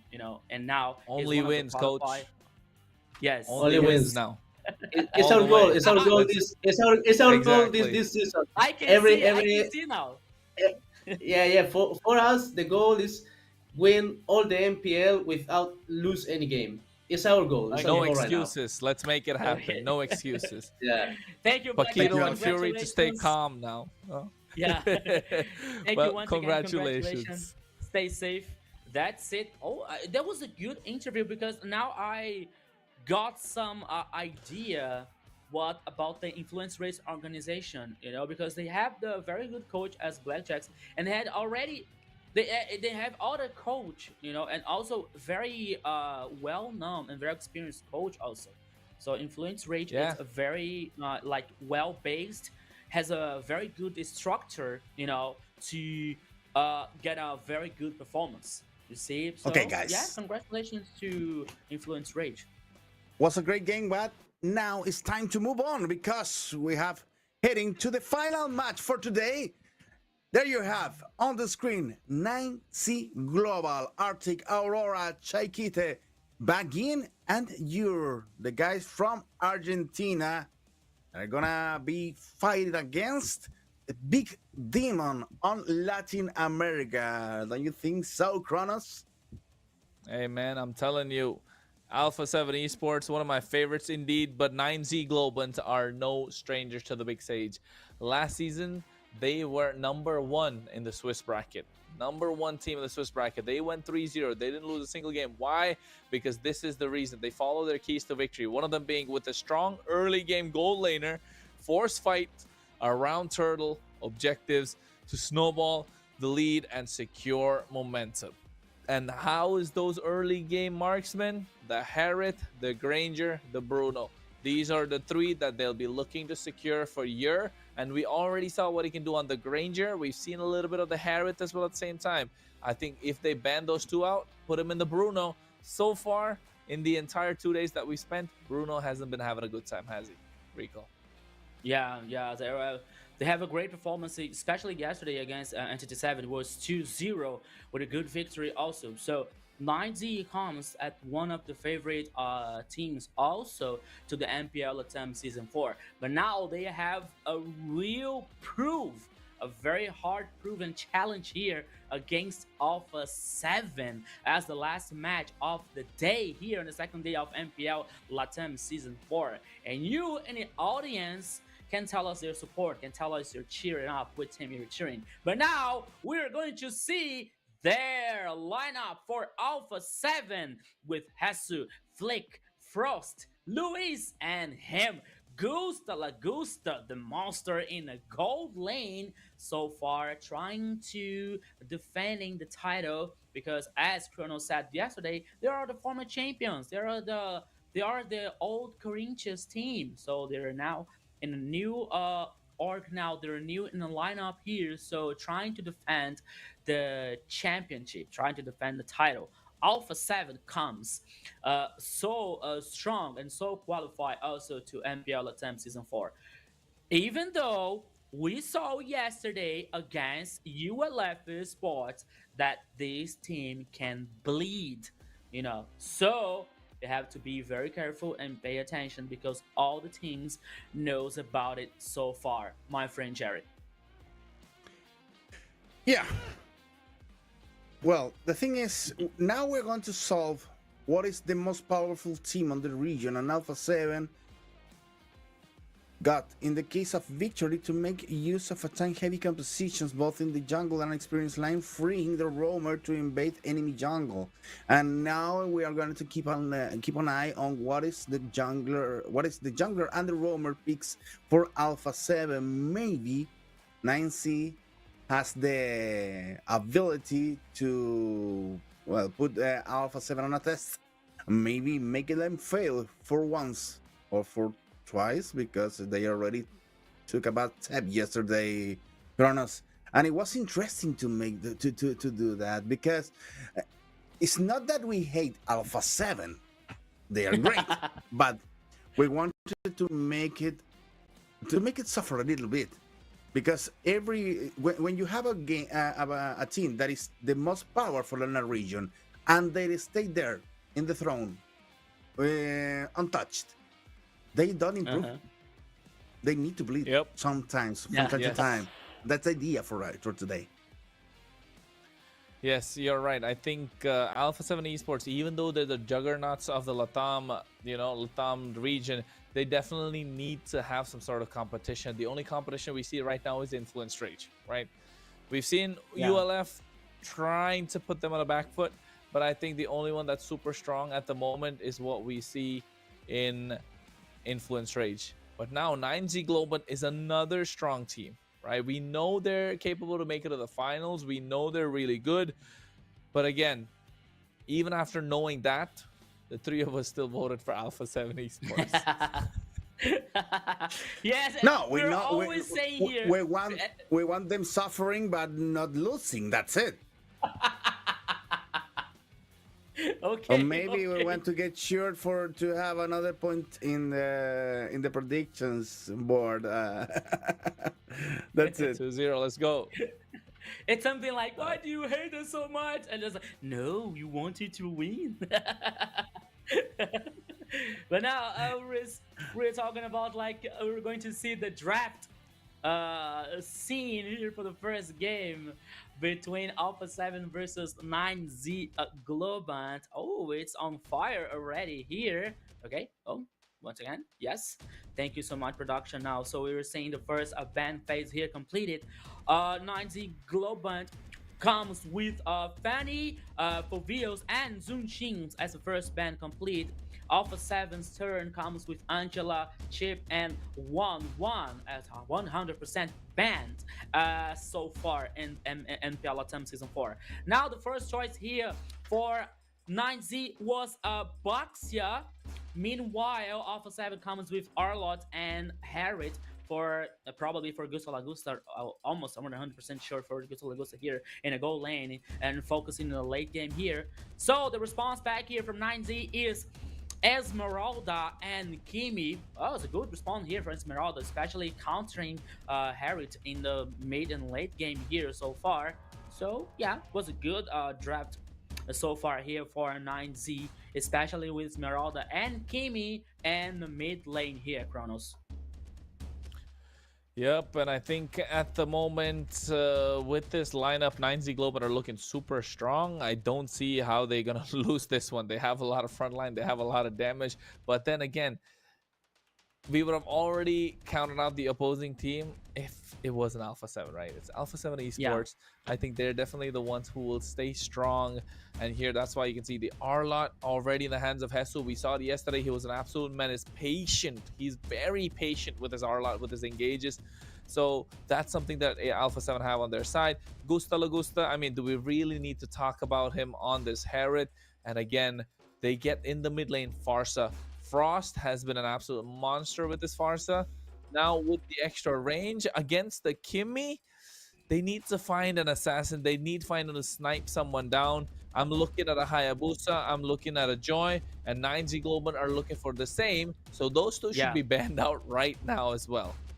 Yeah, so it's time for both teams here banning for these assassins, but Alpha 7 chooses different. He chooses like banning Khalid here, probably the roaming for 9Z Globan. So let's see now how and which one 9Z is going to ban as a fourth choice here. Could be, as Chrono said, could be a jungler, assassin. Let's see if they're gonna focus in this situation here. Remembering that maybe it could be a very good choice for Alpha 7 could be a Joy here and Flick's hand. I believe that could be a better choice, even better than Hayabusa, I guess, because as Chrono said, there would be so many resistant heroes at the other side. So that could be not a good idea for not a good very interesting for Hayabusa. Lancelot was a fourth choice here of banning for 9Z Globant. So as we were speaking about like focusing in season jungler assassins. So let's see now which one is going to be the last pick of banning for Alpha 7. So my friend Jerry, what do you think about so far about these two compositions? I think they maybe could ban by Hayabusa instead of a picking, because maybe they're saving Hayabusa for later, for another game that if things get complicated. Helios is a ban. Well, to avoiding to start the initiations on Farsha, that's for sure. But they still managed to leave open some another options to get Farsa and instantly killed. So now the thing is, who's gonna ban 9Z? Well, Hayabusa is a nice option to ban for 9Z. This one right now. Yeah, that's what I'm saying. Hayabusa, Lancelot already banned out. Hayabusa's banned out. That means they get to play the Joy on the other side. So if they ban the Joy, it's gonna be the Hayabusa. Don't you think in 9Z Globant, ban on Hayabusa? But what about picking Hayabusa for 9Z Globant? Is that possible? No, Alpha 7 would have picked it up 100%. Alpha 7 would have picked it up right now 100%. Oh, wait, the Isun Shin was open, so they get the Isun Shin. They don't want to go for the Joy. I'm not sure if that's a good idea because there's a Boxy on the other side. There's an Esmeralda. They're going to be very invasive at the same time. But then again, Hesu will be having a lot to play with this R-Lot in the EXP lane. So 9Z Global here, they could go for the Joy in the jungle. maybe they're trying to bait it out so that the 9G Global won't be able to use it for the next game. That's a different strategy as well, right? Yes, but I was thinking the same thing as Jerry here, like about the Hayabusa's choice, because we could assume like when you got a composition, when you have a very resistant XP here, so you are allowed to choose, for example, a jungler assassin, because there are assassins, they're not very strong resistant.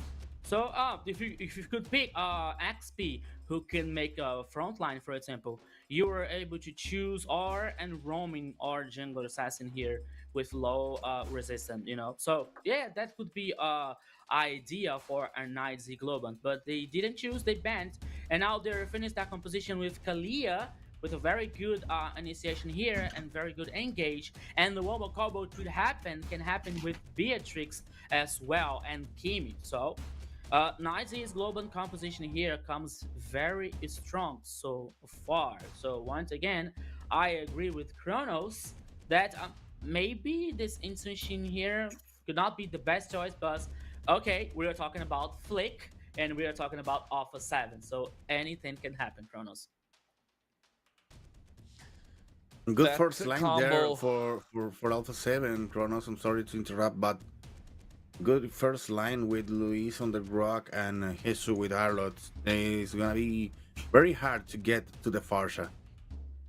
Yeah. I mean, but you can tell, right? The one thing I was gonna say, you can tell that they're really relying on big plays, big team fights, big ultimates, feathered airstrike, the tectonic charge, Herod Zaman Force, the final slash. So Alpha 7 Esports have big ultimates, but 9Z Global, they have pick off with the Kalea. That pick off Kalea can work with the Kimi, can work with the Beatrix as well. And Beatrix has a lot of AoE. I like the Beatrix here, and I think it's gonna be a Euro special. Let's just hope that it comes out well. Okay, we're going to the land of Dawn. We're gonna have a Rico on rest right now. I'm gonna stick with Kronos for this last match of the day, game 1 in this Latin American MPL. Starting one match again, my brother. Let's do it, Jerry. Let's do it, because that's what Alpha 7 Esports and 9Z Global will be telling each other.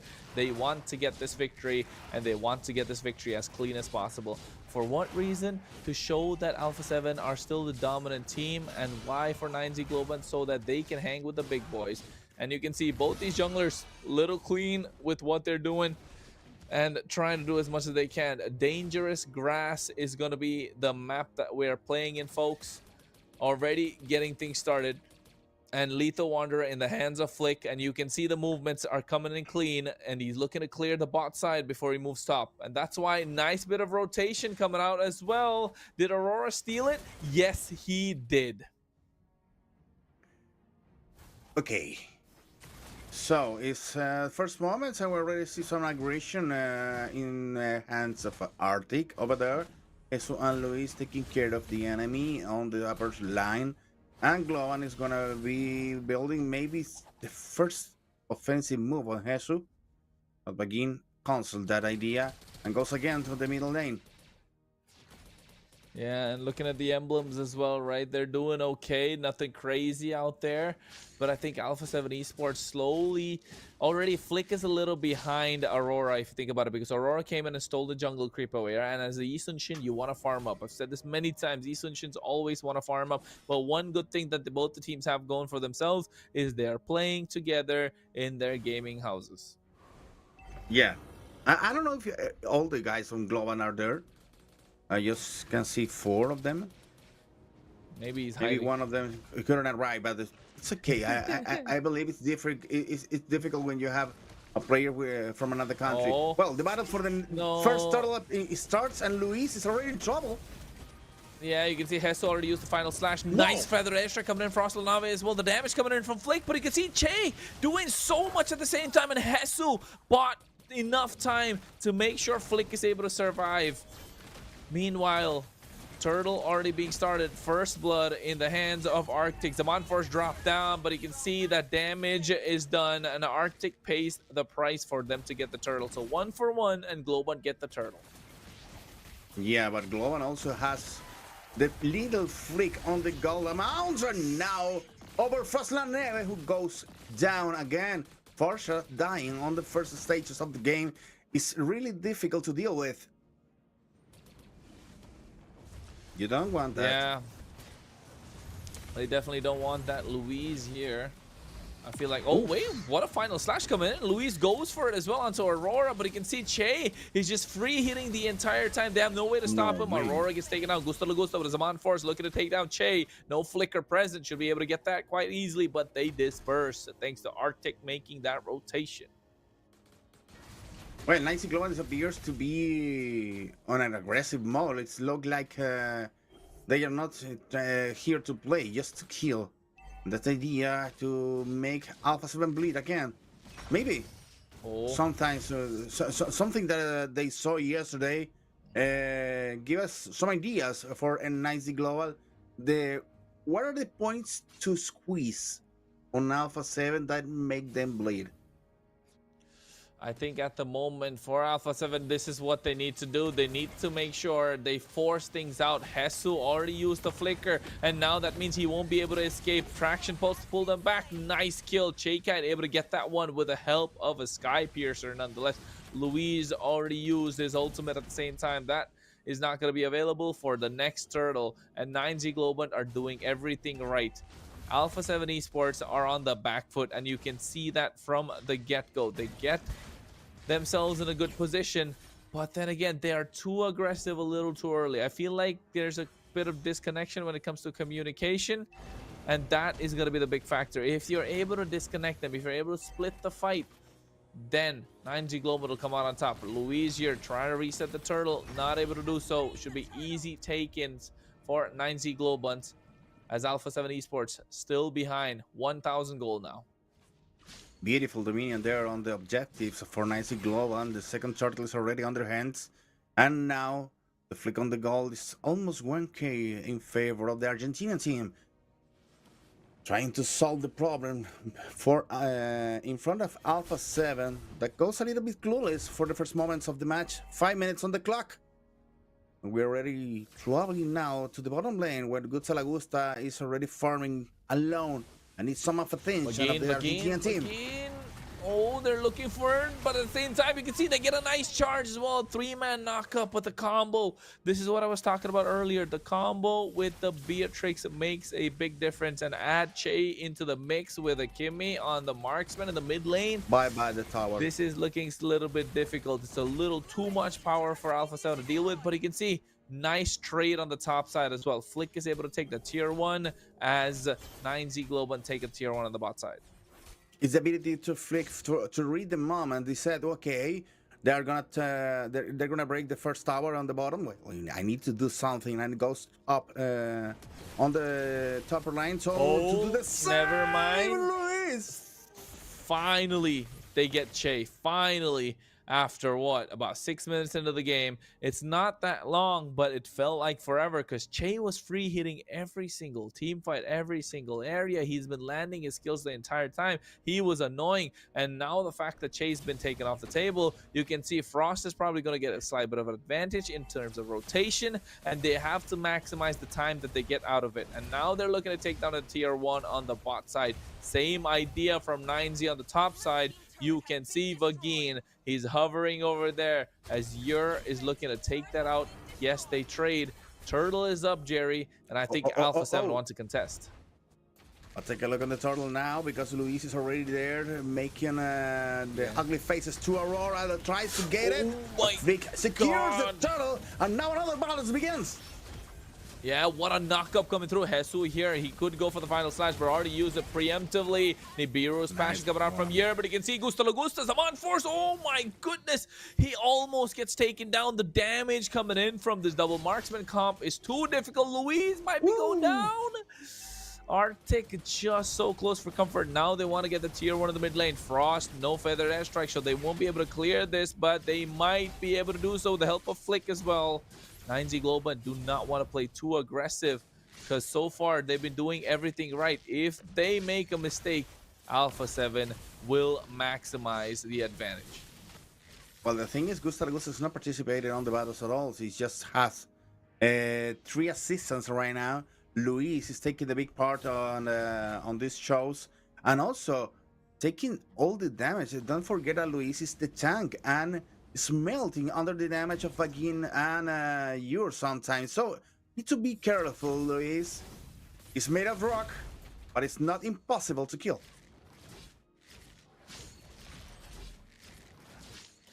Yeah, I think so far Alpha 7 Esports, they don't look like they're doing well, but if you look at the goal lead, Jerry, they're not behind by a lot. 800 gold is not much, right? Yeah. 800 gold is definitely not much, and I think it all thanks to the way that they've been farming. And even Flick, he hasn't been getting a lot of the turtles. His jungle creeps have been stolen away, but you can see he's ahead in terms of level against Aurora. So that's still good news for Alpha 7 Esports. But for 9Z, they're doing everything right in terms of team fights. And right now another one breaks out. Nice knockup coming through. Luis finds the angle. Feathered Airstrike and Gusta Lugusta's doing the damage. But you can see Chain-Kite trying to free hit. Aurora gets taken down. Gusta Lugusta's still there. Yura is low. And Flick comes into the fray a little too aggressive. Jesus taken out low. Meanwhile, they take away Vagin. Che flickers out of harm's way and Flick goes in. He finds the double. Yor is the only one left standing. Alpha 7 Esports, as I was saying, they're doing everything right, and so are 9Z Global. It just took one big wombo combo and they made it work, as now Alpha 7 Esports are looking to take the Lord. Well, I think Alpha 7 forced the mistake on 9C Global because they were just playing some kind of a physical game there on during in the river before the appearance of the Lord. The thing is, I was gonna say the Lord is gonna be the turning point of this match, but Alpha 7 pressured 9C Global to make the first mistake, to make the first pickup fail. They tried over Freak, but they failed. They tried over Luis and failed again. And after all, they lose the battle. The kill score now is in favor of Alpha 7. Also the goal and also the power play that comes with the first Lord that's already marching on the middle lane. Yeah, it's a power play, all right. That's what they're looking at. The Lord has already crashed into tier 2. Should be able to take that as well. And now they're looking to go in. Hesu already found the angle. Feathered Airstrike coming through. Aurora is already getting burst down slowly. Luis gets a 2-man knockup. And now you can see they get that tsunami slant onto him. Arctic goes down. One traded. They might get another. But look at Che. Look at Flick. He's getting a triple. He's looking for a maniac. I think they want to end the game. They have one cannon maniac. This might just be it. 10 minutes into the game. We're looking at the fastest end that could be possible in MPL LATAM Season 4. Yes, they have another set of waves. It's Vagin and Yor left standing, but they might not be able to do anything to defend. Hesu goes in. The base crystal exposed. Alpha 7 Esports getting game number 1. First game for Alpha 7. Oh, the aggression, man. For instance, looks like 9Z Global had the key to the victory, but Alpha 7 solved it quickly. And after just one mistake, one single battle that doesn't work as the Argentinian team needed, Alpha 7 took the victory path and goes for the crystal in just one try. They get it, and they get the game number 1, Rico. Yeah, so here comes to Alpha 7 victory, my friends. What happened here? Now you were able to see 9Z Global with a very solid game, you know, with so many good moments for them. But once again, as I was listening to Kronos by the time he was saying about the Flake performance, you know, so Sushin always taking some levels ahead Aurora, for example, you know, and the gold wasn't leading so much in favor to a 9Z. So Alpha 7 has all the resilience here to, you know, to be calm, to be patient, and wait for the right time here and get the victory. Well, I believe that 9Z Global has nothing to be ashamed of because they played a very good early game. They played a middle game that comes almost good, but they failed just once.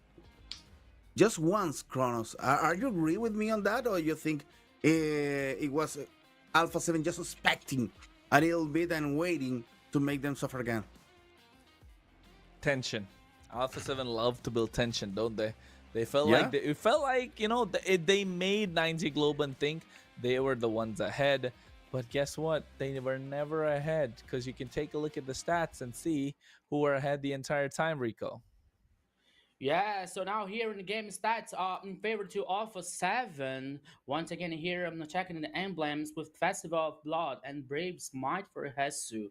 Killing Spree in Flick's hand here was a very interesting kind of emblems here. As we see that Killing Spree, we say that damaging heroes below 30% HP, so you instantly recover 15% of your lost HP. So it's very interesting for Flick as well. So you have here now also a brave got conclusive blast here for Luis and improved rage for Gusta Lagusta in order to store 8 mana after his skill is spammed here with his Herald and Bargain Hunter here also interesting, so in order to gain farm faster in the on the game. So it was interesting here. So it was a very good and a very interesting victory for Alpha 7. As we were saying here, the game was hard. The game was like even for most of the time. So it took one call. It took one like mistake for Alpha 7 to punish Knight Z Globan and take the victory. As we were seeing like in construction now, a turret for Alpha 7, only 2 for the 9Z Globant, 1 Lord, necessary 2 turtles for 1 to 9Z. The buffs there were even also the oranges and the purple ones. So you can see here that composition in Alpha 7 was victorious, and most of that the players were so experienced and so qualified to take the victory for 9Z Globan. But as Jerry was saying, there's nothing to 9Z Globan to be ashamed, because they played very well. They played even versus Alpha 7, So now we're tracking here the items also. So Ice Domination for Hesu. They were trying to do another, I think another defense item here, but it wasn't time enough, I think. So Endless battle for Flick, War Axe, and Malefic Roar, the Hunter Strike. So for us, Frozen Never here was a genius, glowing wand. Actually, I'm so sorry.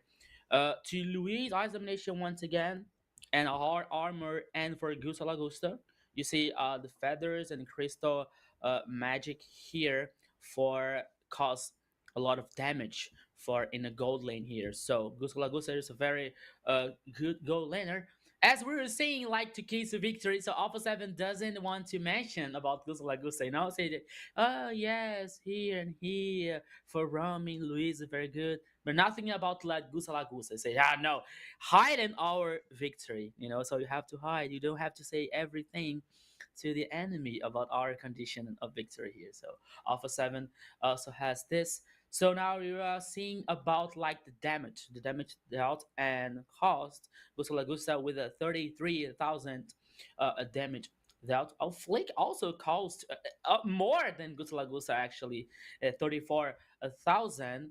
And a 9Z Globant, we see Arctic with Esmeralda with a 22. That was interesting. Kimi with Chike also, and Beatrix with Ur. It was enough to win against Alpha 7, at least at the first game here. So we are dealing now with the other games that the damage dealt 116,000 for Alpha 7. The damage taken naturally goes to 9C Global, 215,000. The turret damage, there was like only 2 turrets for a 9Z Globant, and the total heal, it was also even. You see, the 9Z Globant was most of the time in the first game was taken ahead, one step ahead about the gold lead, but we're also talking that this goal lead wasn't taken too large, because Alpha 7 didn't let this different get so bigger. See, so Alpha 7 had the confidence to not let this happen, and at the end of the game, you see the goal difference now. The goal lead goes to Alpha 7, right? So Alpha 7 here, as we were saying, all the confidence, all the resilience here to win the first game. But now here, my friend Kronos, we have the MVP of the first game and goes to Flick, our jungle.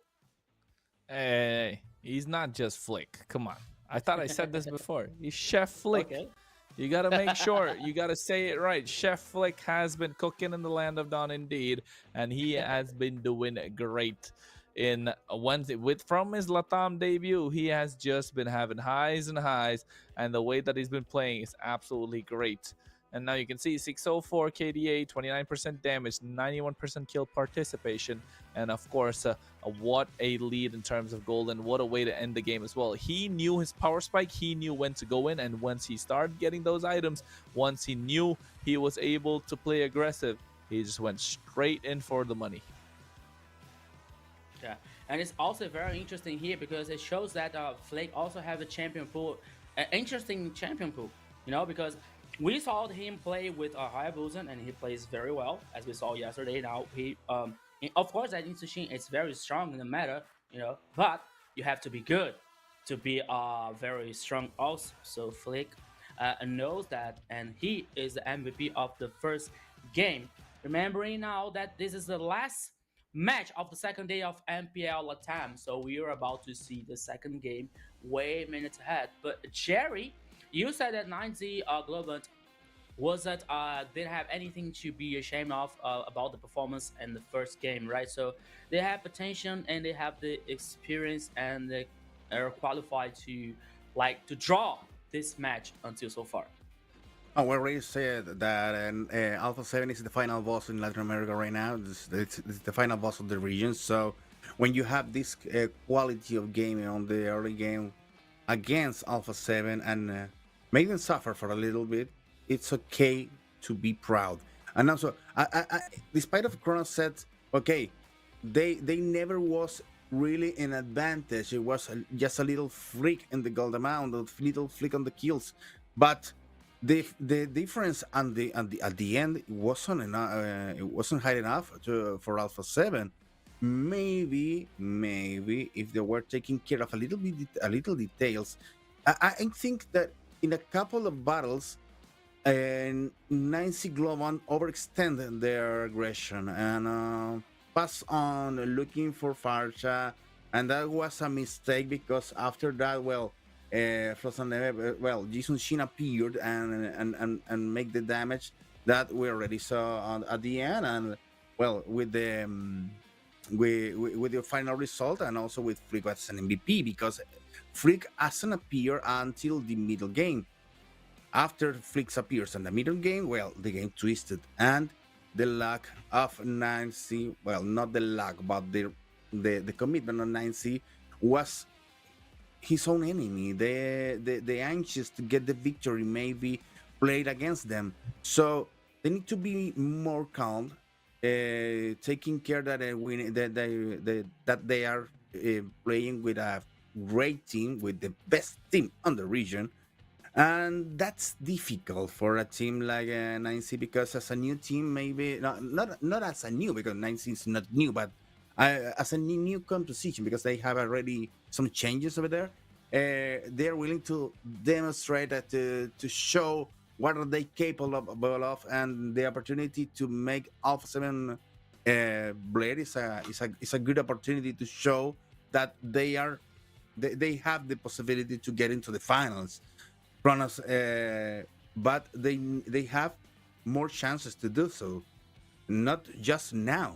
So they need to be more patient and control the game during the middle game. Yes, I agree, and I think you're right, because you want to see more competition, you want to see the best of the best. You don't want it to be one-sided all the time. And I think I like what you said in the beginning as well. The small details, right? When you're facing teams against like Alpha 7 Esports, when you're facing teams like Influence Rage, it's the small details that make a big difference.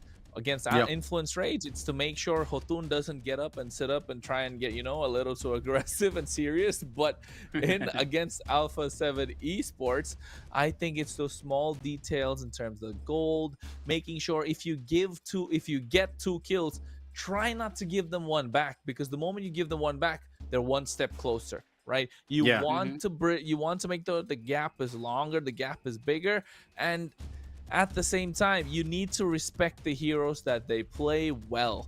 And one of them is Granger.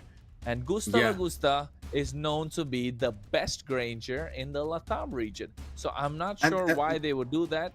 And not just that, you know what? Jesu as well is one of the top Fovius players ever since he moved from the Philippines into the LATAM region. Well, and another little thing, they are still Hayabusa open. So now they can make that trifecta there. Oh, they pick it They go Ive for the for Eve. the middle lane. Yeah, and Ive also Yeah. is one of the good For Frost, yeah. yeah for Fusoneers. So well, they are choosing their prime for now. The best selection for Alpha 7. I think Yeah. think they're trying to say, you know, they maybe booked a dinner reservation at a restaurant. They're getting late, so they want to end this game early. My That was a friend, good one. it's almost midnight there. We're gonna finish almost midnight in Brazil, and I told you that not even the Frango stores are open at that time. I remember when I was in Sao Paulo, the 10 p.m. at the afternoon. Okay, we're already all is closed. The only thing you can find after 10 p.m. is sushi. Okay. Am I okay, right? Yeah. Rico? Yeah. You're right. The only thing you can find is sushi and Yeah. fast food. Almost 24 hours in only fast food and sushi and stuff. You know, especially in São Paulo. You know. Yeah. Even though I like sushi though, no, but every time it's not that. But it's not time for a dinner reservation at all. Yeah. Well, let's see now because the draft is on fire, as you were saying, Yeah. as you were talking about that. So the fourth ban here is about Harriet and now Bruno.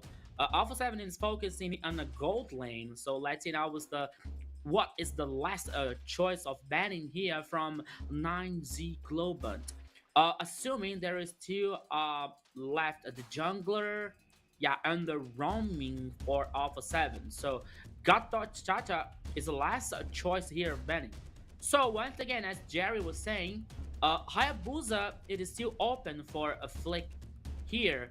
As also Joy, yeah, Joy it is still open also because I don't think that Hayabusa is going to be a good versus these two front lines composition in 9Z Globan. They option. Okay, they decided to choose Lancelot Kronos.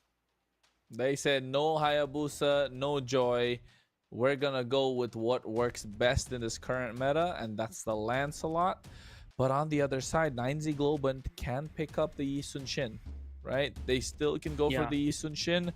They can still go for a Hayabusa. They can go for a Joy as well. I'm not sure if Hayabusa would be... No, I think Hayabusa is better than Joy here. FG Joy is even good. I think Joy is better than the Hayabusa. Yeah, they pick up the Joy indeed. Oh! What? Is Obsidia available? Is Obsidia viable for use? I don't think so, right? Not for the first week. Okay, so we're going to check it out about that, but we're seeing here in the second game. If you see your faces right now, my friends, so it's like, oh, what is that? What's going on? What's happening? So now we were waiting for the last pick from Alpha 7. It appears it's going to be on Luis' hand. Oh, this is Kronos was asking production about Obsidia. It was like the same emotion that he's doing now. Oh, Tigreal for Luis. Come on. I like it. I like it. I like a Tigreal here. You know, okay. I think that execution might be not so easy for Alpha 7. but if it works well here, it could cause a lot of damage, and cause a lot of trouble for 9Z Globan. But once again, the composition of 9Z Globan is also very strong with the two front lines. Joy, a very good jungler, and Zunshin that we were saying like a very high win rate so far. So let's see what's going on. Let's see what's going to happen in the second game. As we were talking about, like the flying clouds once again for this second game here. 9Z Global versus Alpha 7. Okay, now Yeah. the confirmation is already freed from the 25th of September. So It's 3 confirmed. days by now. Yeah. So they need to have this. I don't know. Maybe they tested a little bit, and now we're going to see an interesting match from Nancy Globan looking for the victory to go to pressure Alpha 7 to the third game in this, the last match of the night, guys. We're ready to rock with Kronos. Yep, and you, Jerry, and I think right now this is the second game in this best of 3, but it feels like it's gonna be over already. And I'm not sure I've seen a Obsidia game before in the Land of Dawn, but hey, there's a first for everything, right? But so far, both the junglers, the Joy as well as the Lancelot, have been working around in the Land of Dawn to make sure they're gonna start hurting soon enough. And the way the Obsidia works, ladies and gentlemen, is the fact that you have an Abyssal Bone Needle, you can lock onto someone, and you get a maximum of 25 stacks, if I'm not wrong. And once you reach those 25 stacks, she uses them in every single basic attack. And that's why you can see, in terms of damage, in terms of emblems, she's going for, yes, the Assassin emblem with a little bit of movement speed in that quantum charge. And of course, then you have the skill 2, which is a dash skill, right? Gaining 500% movement speed for a slight bit of a time. But then again, that helps in terms of moving around when you lock on with the ultimate, the Hunt of Bone. And once she locks you in, you just got to know you're going to be dead. That's how this hero works, Jerry. It's a nice setup if you think about Helios making the Path of Glory, and after that Aurora, and you're going out on the offensive. Maybe will work, but what after that? That's the question. And how Alpha 7 is gonna deal with that? Well, the battle for the turtle started, Kronos. Let's see what's happening. Well, you can see. Ooh, Jesus actually able to make it out using the flicker as well, but nice first turtle going through as well to Che, and this might be first blood coming through, and yes it does. Aurora gets caught out. Look at Frost positioning. No one's able to catch him. Flick comes into the fray as well, and now they're looking for more. Vagin is getting down. Gusta Lagusta able to get that kill. This is why Alpha 7 Esports are super strong, right? Look at the rotation Gusta Lagusta made from the bot lane to the turtle on the top side, and now able to get the clear in the mid lane as well. So he is farming up. Aurora makes it to the party. I'm not sure if that's the best idea for him. Dropping down an emote as well at the same time. Meanwhile, on the top side, Hesu and Arctic, no one's going to win that one. Yeah, it was a good idea for Nancy Globan going to the offensive very quickly to get the turtle, and after that looking for some kills. But they paid the price. Alpha 7 is there to pay to pass the bill to the guys on Nancy Global. And well, now the scores says something about that, but the difference is just too short to be worried about. And Nancy Global needs to make the game. They need to make his own game. Looking for Vagin to grow over there with the Grok, and also with Arctic taking part of the battles and trying to get those kills, because two players of Alpha 7 run away with a little short of life on that turtle battle. That they can run away like that.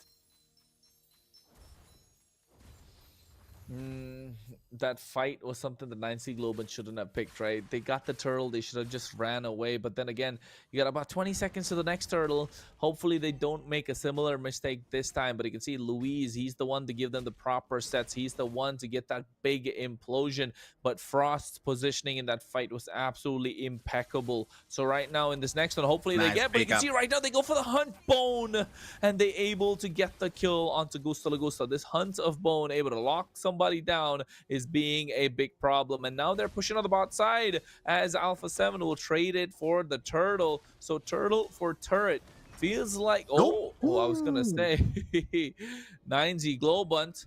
I think they got the better trade because they got the gold shield on the bot side as well. And now you can see a nice implosion coming through. Aurora gets taken down just when I said that they got a good trade. It's being traded back in Alpha 7 Esports. Man, last game I said, Jerry, that you know they're taking 2 kills but giving 1 back. At Alpha 7 Esports this time, they're doing the same thing. They're taking 2, and 9Z Global is taking 1 back. But then they're not 9Z Global, they're Alpha 7 Esports. You do not want to give them 2 in the first place. And Alpha 7 just used 1 hero to get the tower down, and after all, the 9Z Global invested 3 heroes to take the first tower down. So it's a lot of time spent there, and maybe the positions are not gonna work for the next battle. 68 seconds to get the next turtle, the last one, yeah. And after that, well, this one is gonna be disputed after all. It's almost for sure. Yeah, and I think this hero right now, Obsidia, I think the way to use it, of course, you get those stacks using the skill 1, and then when you find the opportunity, you lock somebody down with your ultimate using the second skill to move around, because it has a lower cooldown at that time. But still, you need those stacks, you need that damage, and again, it's only a single target skill. You might be able to do more after you move around. So far, 9Z Globant haven't been making the use of this hero quite a lot. It has only 2 assists, yes, and I think we might want to see the kills come out later on. Aurora, at this point, trying to get a clear on the bot side. The third turtle of the game going to be coming in about 10 seconds. I don't think they're going to trade again the tower for the turtle, because you have 5 seconds to get there. Already just stuck on the bottom lane, and the turtle just spawned 3 players from Alpha 7 are already there. Bagin looks is watching, who is moving to the next objective. I'm sure also appear over there. Changing lines finally. Yep, turtle is getting started at this point, and I feel like Alpha 7 Esports are slowly hovering over it. Hesu already using the Dark Wave. Arctic making sure he keeps Luis in check. The problem has been Luis, right? Wherever Luis is, they're not able to spot him. Oh, nice wall coming through, and now they might be able to make a play. RWM drop down. Frost is able to make the most out of the situation. Flick comes into the fray, has the puncture, looking to take the turtle. Arctic uses the glorious pathway to run away. Again, this is 1 more turtle for Alpha 7 Esports. And now they're looking to start snowballing. Luis gets caught out. So they're able to clear the mid lane tier 1. It's looking good for Alpha 7 Esports. They're pressing their advantage. And I feel like the gold lead is slowly slipping away from 9Z. And unfortunately, they are biting the bite again. They're falling into the trap of Alpha 7, because Jesus just walked in the front of them. After that, well, this is a pickup, a nice pickup for Alpha 7. Now it goes for another one. Shakeite just running away on the last moment because her life was running fast. And Gusta Lagusta now taking care of the second tower in the top line, making the things even more difficult for 9Z Global. As I said, the thing is, they're falling on Alpha 7's trap because Jesus just walked in the front of those guys, calling their attention, and also make them burn some abilities over him. So after all, Gusta Lagusta and Freak enters to the battle when all the abilities are on cooldown. So it works all the time for Alpha 7, and Globant, well, takes empty pockets when you need more damage on your enemies. Well, Frost has been playing this game absolutely well at the same time, though. 5 He has 100% kill participation out of the 5 kills they have. Oh, Hesu goes in a little bit deep. Aurora has to use. Oh my god, look at Luis. He gets a nice implosion. Vagin as well, going for the iconic charge. They move forward, but nice dark wave coming through. And Hesu goes in. Frost again with the RWM. Arctic trying to stop them, gets caught out. And now the damage coming in is way too much. Hesu gets taken down. You're on the back line, but you can see Flick is there as well, trying to shut the damage. Phantom execution comes through, but at the same time, Hunt of Bone trying to be used. Flick might be going down. No, he won't. Come on, they're trying to protect him. Thorn Rose, he might be going down. Yes, he does. Arctic able to get that final hit. And that has been costly for them. Alpha 7 Esports, I'm not sure if that was the right idea. They feel like a slight bit of a throw, but still 1.5k goal lead in their favor. Aurora looking to start this Lord. But they had time to come back, and Heshu is already on the way to the Lord, and Flake is just 8 seconds away to be on the battle again. So Alpha 7 has time to react, and Arctic now is a little bit low on damage. No, the Lord's knockup did enough. The Lord's knockup did enough, and right now Jesus not able to move thanks to the Hunt of Bone, but he can see Kite able to get that kill, getting taken down as well. Double kill in the hands of Gusta Lagusta. He might get a third. He's able to kite out of harm's way. Flick gets the turtle. Jesus a sacrificial lamb. Kite and Arctic going down. What a way for Alpha 7 Esports to make that comeback. Who's taking care for the Lord's assistance, because he already got 3. Nice knock-up there, Lord. And Hesu, Arctic, and Kite pay the price. Now the Lord is going for the top lane, where, well, Nicey Glowan already lost 2 towers, and it's difficult to defend. And if Alpha 7 goes in a rush, well, they can push on the lower line. Yes, they're gonna make it. They're gonna make that. So the idea is to divide the Nicey Glowan on a defense. Almost impossible to run. 11 minutes on the clock. The Lord is going down, but Alpha 7 keeps pushing. Alpha 7 needs to, I think they don't want to force the occasion, right? They understand this is not the same game as the previous one, but you can see the goal lead is starting to slip away from the side of 9Z Global, and they're almost at 5k. They get the tier 2s in all 3 lanes. They've got what they came for. Holy Shield is still present, so maybe just wait for the 12th minute mark, find the next Lord, and then end the game, because they are definitely ahead. And Flick has been doing so well on this Lancelot. Gusta Lagusta on the Granger. Louise has been a monster on this Tigreal as well. But Frost, still 100% kill participation, hasn't been taken down a single time. I think for this game, it's difficult to think an Alpha 7 MVP, because they already have taken part of the battles, and also they all need it. I believe this is the first time that when Alpha 7 is look like just a team and not the companions of a single one player making their best to get the victory. They're already working together, and well, Nicey Global is pushing Alpha 7 to play in that way. Yes, and I think, and for us to think that Alpha 7 are playing like a team, right? It's the fact that even though they're so good, right? Sometimes the individual skills and individual highlights become such a big part of the game that when they're playing normal, this is a normal game of Mobile Legends Bang Bang. Right? This is a regular game where you're playing a 5v5 and everyone's doing their role rightly. It just feels like they cannot be beaten. And 9Z Global right now are facing that problem. They're trying everything that they can. They're not making many mistakes. And unfortunately, Alpha 7 are just slightly better. You can see Vagin here finds an opening. He could go for the play, but there's no backup present. Che is a, not exactly a damage mage. With the build they went through as well, it's just another mage that has a lot of control. So the damage is in the hands of Yer on this Obsidia. And I think Obsidia so far, we haven't seen what this hero can do, but at the moment, just not a lot of damage. Okay, but now this the work on Alpha 7, we can't say battle, because only Arctic is going there trying to stall it, but it's impossible. Freak secured the next Flick. Lord, and now another battle begins. RWM dropped down already. You can see the backline. Aurora is trying to get them, but he can get Gusta Lagusta down. Frost is still able to survive.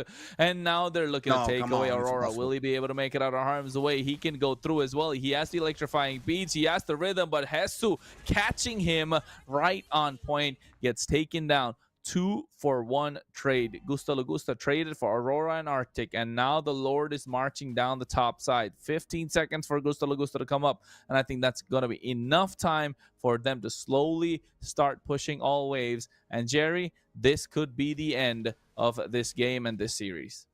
No, it was a good idea for Aurora to look for the kill on Gusta Lagusta, but after all, it's a little bit naive to stay there and try to hide on the bush. That is almost obvious that Alpha 7 is going to look for you. Well, pushing in the middle lane, Alpha 7 now looking for the victory, and in the top lane, the Lord making all the hard work. Now against a new tower. It's going to suffer a little hit, yeah.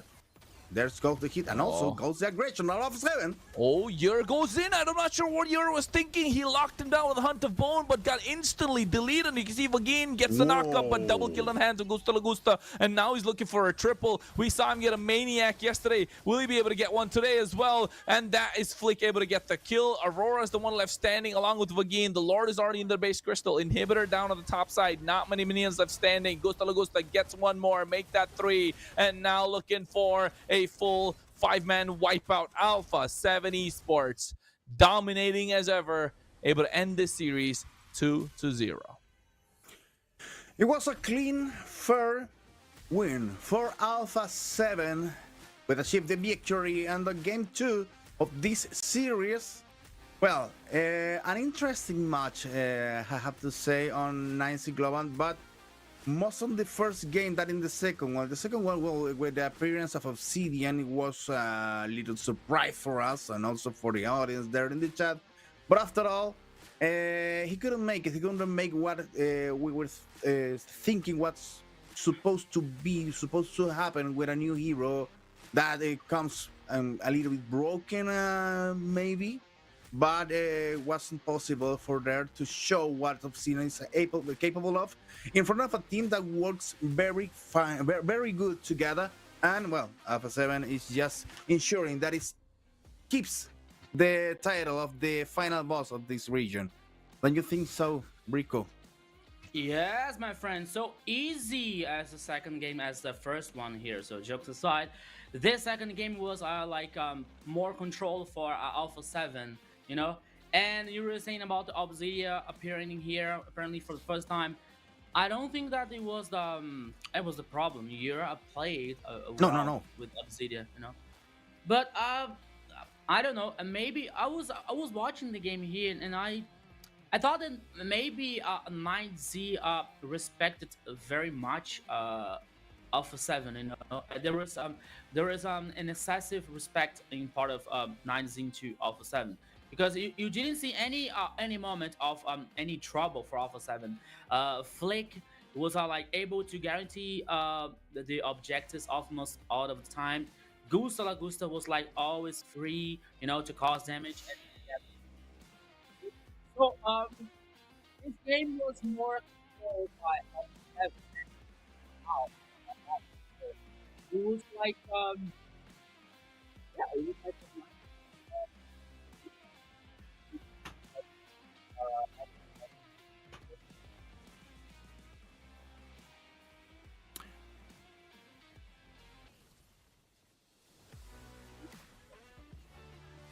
Okay, well, here we have the highlights for the game that I already saw. Well, Alpha 7 is shining all over the map, all over the land of Dawn, and well, Freak also. It's difficult for us now to take part of one specific player as an MVP, Kronos, I believe. Maybe could be Freak, maybe could be Gusta Lagusta, and also maybe can be even Luis. I think those are more 3 choices if you ask me right now. Hey man, for me it's Frost. 14 kills he was in a part of out of 15 in the entire game. Frost played this game to perfection. On a Naive, where there's a Joy on the other side, and Hylos at the same time. Yeah. I don't know. I think this Eve definitely proved its worth. You can see Frost. Look at Frost positioning every single team fight. He is so beautifully set in the back line. He look. You know, have you ever been to uh, one of those musicals where there's a Yeah. conductor where he's just standing and he's just waving his fingers and everyone's playing the music according to his tune? That's what Frost looked like in this game. He was sitting in the back line and he's doing this, and the rest of them are just dancing to his tune the entire time. So I would say Frost definitely as an MVP. And in the final picture, Yeah. also when the crystal one exploded, he was emoting in the front, like doing this, as you said, and in all the the middle. other players just breaking the crystal. So, okay, let's go, do the work. I direct there. It's a good idea. It's a good beach, and you have on this hive. Yes, Yeah. the Chrono is right here about like Frost performance, because as we were seeing, like always in the top of the head as Luis, to be the hard engage, to be Gustav responsible for the kills as a goal laner, But Frost here, had a brilliant performance with his Ivy in this game, So he I don't think it was like the shot caller, but he was so calm and he was so well positioned all the time, see causing damage and make sure that his team had the advantage all the time in all the team fights. So as I was saying, I didn't see any kind of a trouble moment for Alpha 7. I didn't feel Alpha 7 in danger at any time in this second match. Differently from the first one, okay, the first one was really hard, it was really competitive, but now Frost had a brilliant performance to guarantee. So now we're heading to the game stats here, my friends, to see especially what was going on for the emblems, for example. So we are seeing here Hasu with the Brave Smite once again, killing spree in the hands of a Flick. We're seeing also Impure Rage to Frost, Concussive Blast with Luis, and also Impure Rage with Gusta Lagusta in order to restore like the mana of the Fury stacks for Granger at this time. We're seeing Lao Artek here with Concussive, also Chai and Chai with the Brave Smite actually, Concussive for Vagin and Quantum Charge here for Ur and this Obsidia as the first time appearing. He played well, but it wasn't enough to stop the pressure from Alpha 7. 15 a minute and 30 seconds game duration here. Almost not, it's 8,000 gold lead for Alpha 7. Once again, 8 turrets against a 2 for Alpha 7. 2 lords, 2 turtles versus 1, and all the buff is here, 2 oranges and the purple. It's kind of an even for both here. There's one different advantage for buff, purple buff for Alpha 7 here, but I think this could be a big deal, maybe for a Flick actually, especially as playing as with this Lancelot. So we can say that now in the second game here, Alpha 7 had more advantage and had more comfortable situations to guarantee the pressure and seek for the victory in this second game, my friend Jerry. Well, and no, we still have statistics. Okay. Okay. I believe that Alpha 7 is out of analysis right now. It's already said that it is right now the most powerful team on the region. I want to know. Well, I still want them suffering. I'm still looking for the team that has the the courage and also the patience to take one game to Mm-hmm. on Alpha 7 to look for the way to beat them, because it's still it's not that I hate Alpha 7. It's not that I'm against Alpha 7, but the thing is, if our team is the best team of our region, goes there unbeatable, they can improve at all. So they need someone to move their floor to make their they can care of the little things that maybe they haven't seen it at all. they can't be perfect. There is something that could work against them, especially when you get different picks over here. Well, you said Rico, no, Kronos. You said that the picks of Foveos, Lancelot, Ive, and Grange are the best of the best on Alpha 7, so they made it. They made it sure that that this ended quickly. But what about Tigreal? I believe that Tigreal is not a common pick on Alpha 7, and maybe they took this pick just to prove something, just to test something against a strong enemy like 9C Glove. And that's a good idea for Alpha 7, but still doesn't get them into trouble. Yeah, I think the fact that they're not able to really pose a challenge to one of the top teams, right? It's about bringing the heat. It's about bringing the challenge. And so far, you're talking about, you want to see them suffer. You want to see Alpha 7 suffer, right? And I mean, it's a sadistic thought, but you're not wrong in saying that you want to see them face some of the best teams. And if they keep winning, they don't know what they're doing wrong, right? That's one of the most important factors.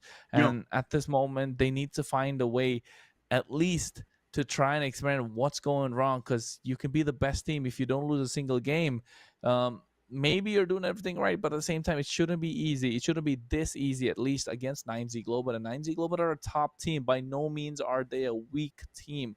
They've been doing the best that they can in the entire game. Hopefully, they will bounce back stronger for the next series next week, of course. And at the moment, hey, the MVP of the game, told you, it's got to be Frost with that 2-0-12 KDA, 93% kill participation. He just missed out on one kill because he had to recall. Otherwise, he actually, that was a 1v1, if I'm not wrong. That's why it was a 2-0-12. Otherwise, it would have been a 3-0-12 or 2-0-13, and it would have been 100% kill participation. But the way he played this game, just acting as a conductor in the back line and dictating the pace of the game, absolutely amazing. Yeah, so as we got here now, the MVP from the second game, Frost La Neve. Yes, I mean in Brazilian, speaking Portuguese is Frost La Neve. It's like frost and blizzard, snow. Frost, frozen. Neve, snow. So it's already, it's like a pleonasm or something like that, It's interesting here. Okay, so as Jerry was saying, Jerry, there comes a situation that Alpha 7 is winning the matches here. It is the second match. It bled for the first one against ULF Esports, and it was quite of interesting to see what can happen and what can they improve. Especially Alpha 7 can improve like his gameplay and game style. So he continues winning no matter the picks that they choose, And you were saying about that. You were saying about Tigreal from Luis, I keep tracking Luis for a while, and I have to tell you that many times that he the heroes that he plays, that he makes seem so easy. He makes it seem so easy to playing with a hero. So it's one of the qualities for Luis and this team. So now we're about to have an interview, a special interview with him. Oh my goodness! Can you hear me, guys? Welcome. Jesus, can you hear us? Jesus, Can you hear yeah, us? I can hear you. Okay. Well, Can you hear you me? can't see us. I can't hear you. Yes, That's Jesus. okay. Oh, Can you hear us? oh. I can hear you, Oh. but can you hear Okay, me? okay. Okay, Yeah. okay, yes. Yeah, We we can can. hear you. Okay. Okay. So Hasu, first of all, thank you for coming. Thank you for joining us for this conversation here, for just a little conversation. Second of all, Thank you. congratulations. Congratulations of Alpha 7 second victory. So Thank you so much. So how is the team vibe now, Hasu, as a 2-0 victory from Alpha 7? It's really a boost for us, but I think the team vibe is still the same because going into MPL, we had a positive vibe, and we're gonna end it with a positive vibe also. Okay, Kronos? Well, Jesus, nice to see you again. Last season Nice to champions. see you, bro. Yeah, good. How was vacation? How was spending time back in the Philippines? And you're back for the new season. How are you feeling? I feel good. I feel good. I feel great. Yeah, I feel great. That's nice. That's good. That's good. I think you guys had a great time at the EWC. You met some of your former teammates. You know, that was all over social media, I Yes, think, and yes. everybody wanted to see that. I'm glad you got that opportunity. You wanted to go on the world stage. You wanted to prove yourself, be an MPL champion. That's what you told me the last time we spoke, and you got that indeed last season. But for this season, what's the goal for you and your teammates? We only have one goal, to be back-to-back champion. Well, that's what I like to hear, my guy. That's what I like to hear. And then at the same time, you know what? We asked this question to Influence Rage as well, your competitors for the big one. What you guys think about the global ban? That's what Jerry asked earlier. I'm going to steal that question, Jerry. And what do you think about the global ban, Jesus? It's very interesting, and for me personally, I'm enjoying it a lot because I get to use a lot of heroes and we get to use our brain a lot more. That's nice. That's nice. Yeah, that's nice. I know I'll see you Jerry? more throughout the season, so I'll save questions for later. Don't worry. Okay, bro. Well, Jesus, first of all, congratulations, and now a little question for you. What do you think about your rivals here on MPL? Because what are you seeing you against ULF, now against Nice Globant? Maybe we're gonna see you against Influence Rage, and I believe there is a Dreamax also that maybe will be playing with you. Which one of them is a big menace for Alpha 7? For me, I look at all the teams the same. They're all equal on my eyes, and every team that we face against, we are gonna do our 1000%, and we're gonna practice just as hard as we practice on the first team we faced, the second team we faced, and all the teams we are going to face. Yeah. This guy is PR trained, man. We tried this last season, Jerry. We tried this last season, Rico. You give the same answers. You know, we're always gonna give 100%, 1000% to all the teams we face. But Esu, the thing is, you're not lying, right? You're not trying to be. You're not trash talking. You're not really being cocky. You're being absolutely truthful, and that's what the best part is about you as a player, as an individual. Hopefully, we get to meet someday. And also at the same time, good luck for you and Alpha 7 Esports throughout the rest of the season. Thank you so much. Anything you want to say? Hey, you know you like to do it. Any shout outs? Anything you want to say? Your fans back in the Philippines, go for it. Shout out to all the Alpha 7 fans, and shout out to all our families. Shout out to my team. That's all. Okay, so thank you so much, Asu. Congratulations for the second. Thank you so much, victory for Alpha guys. 7. Take care of yourself. Bye-bye. Take care of yourself. Okay, so that was Hasu here. Yes, XP. Yeah. Laner Thank you. in Bye-bye. Alpha 7. Thank you. You said it, Kronos. What, He's Jared? well PR trained because I tried to make it a little bit difficult with saying what they thought about the other teams. Yeah. And well, no, all the same. We need to beat them all, and that's a good point of also because that's a nice point of view from a player who wants to be the champion. You need to beat them all. You can't say, okay, we're gonna lose against them because they are difficult, and after that, where they got tired, we can win after all.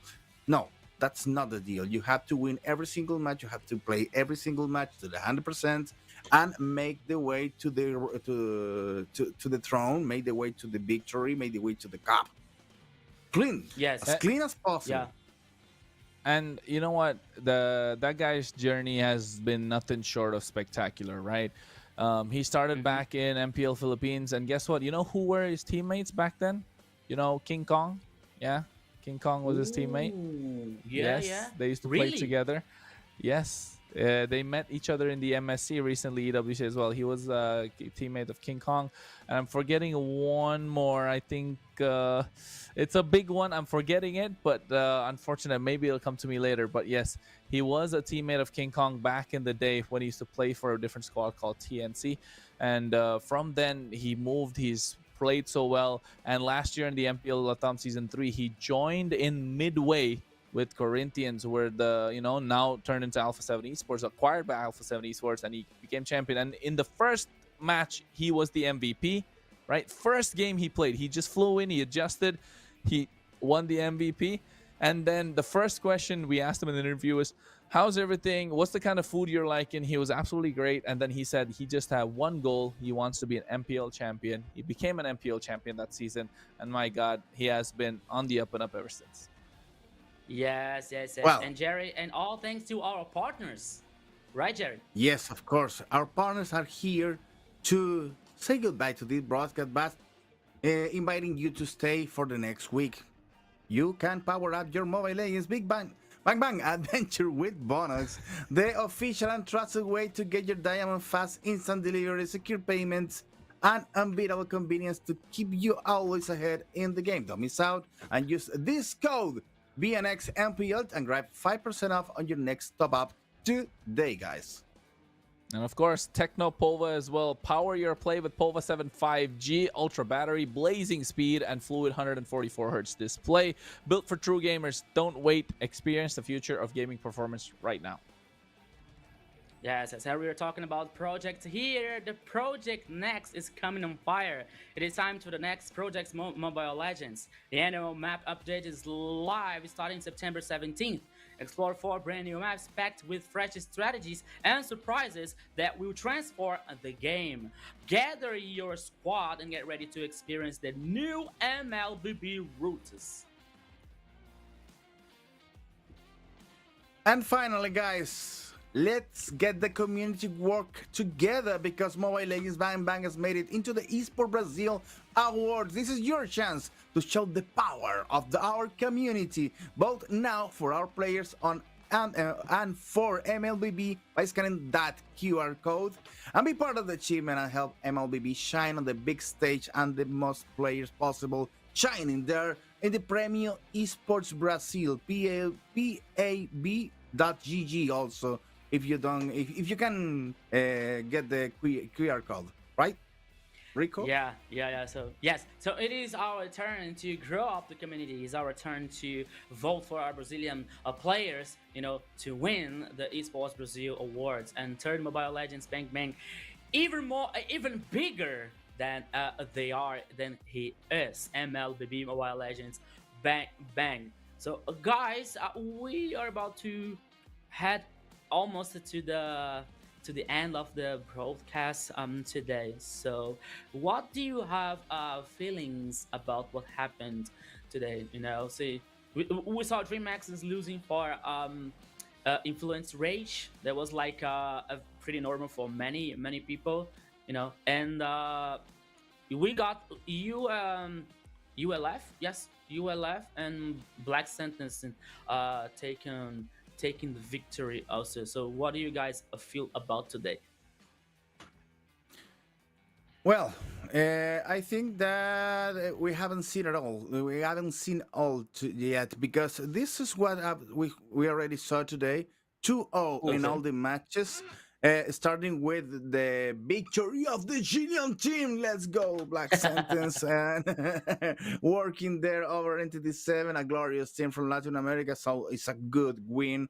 After all, ULF beat Infinity Esports in a 2-0 match again.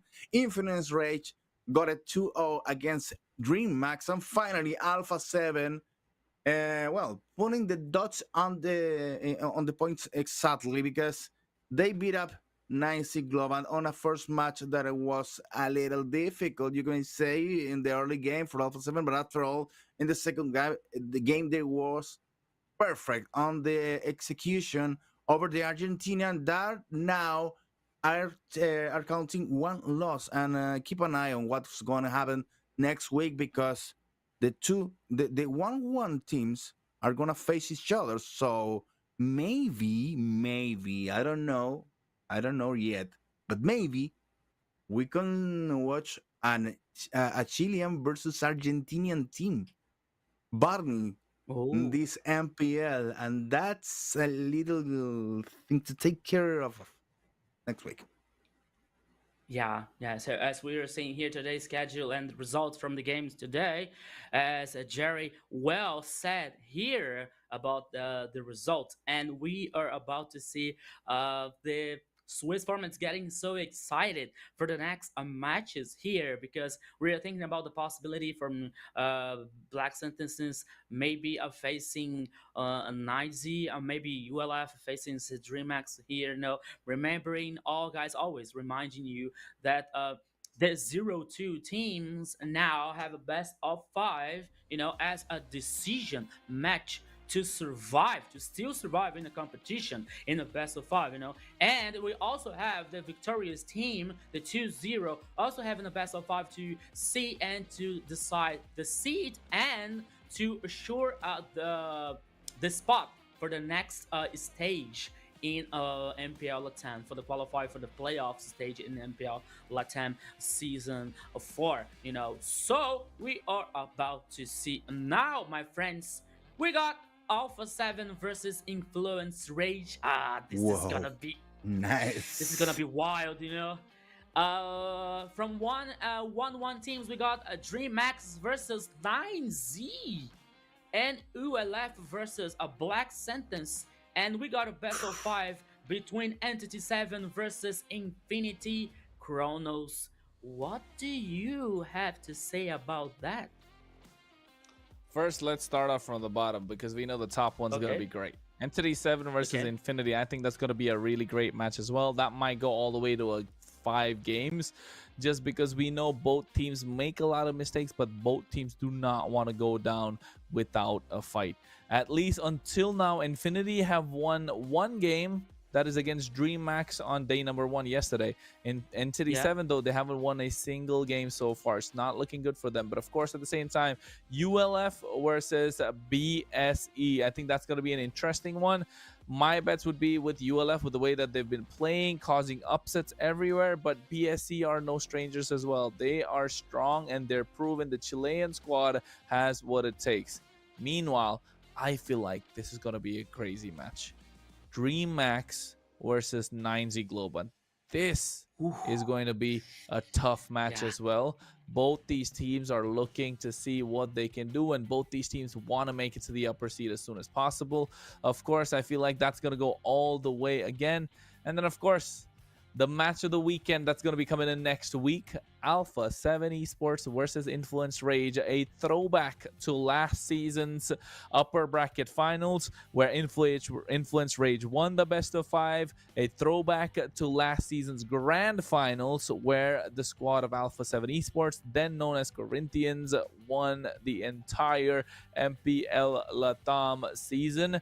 Now they're back to facing each other in their first best of 5 to decide the first seed of the Swiss stage. So I'm excited to see that one for sure.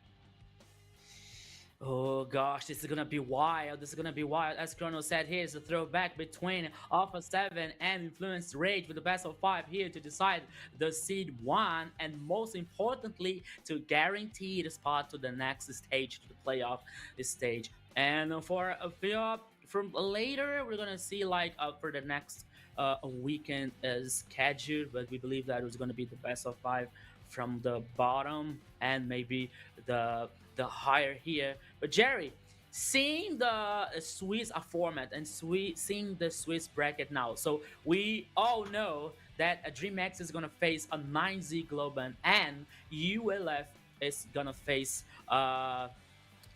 sorry, what the team? I forgot Black the name. Sentence. Oh, Black Sentence. Thank you But very much. So, what do you think about like this 1-1 fighting, 1-1 matches?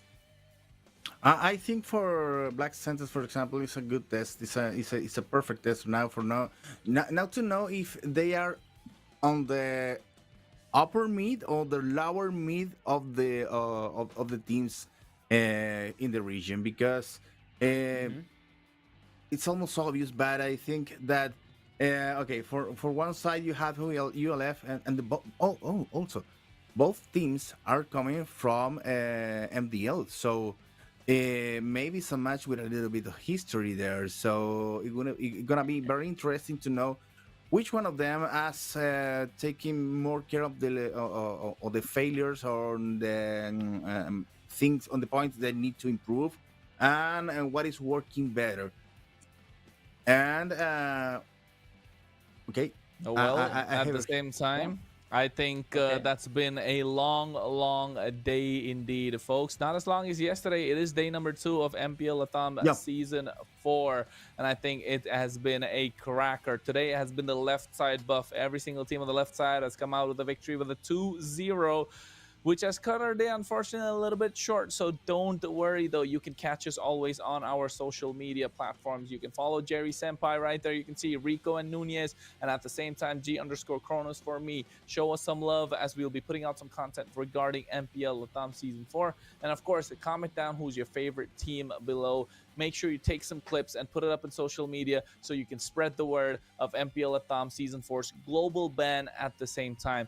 This has been a wonderful weekend, ladies and gentlemen, and we will see you next week for the same. Until then, make sure you stay hydrated, stay healthy, and stay safe. And of course, you are watching MPL LATAM Season 4 with Jerry Senpai, Rico Nunez, and of course with me, Kronos. We will see you next week. Bye-bye.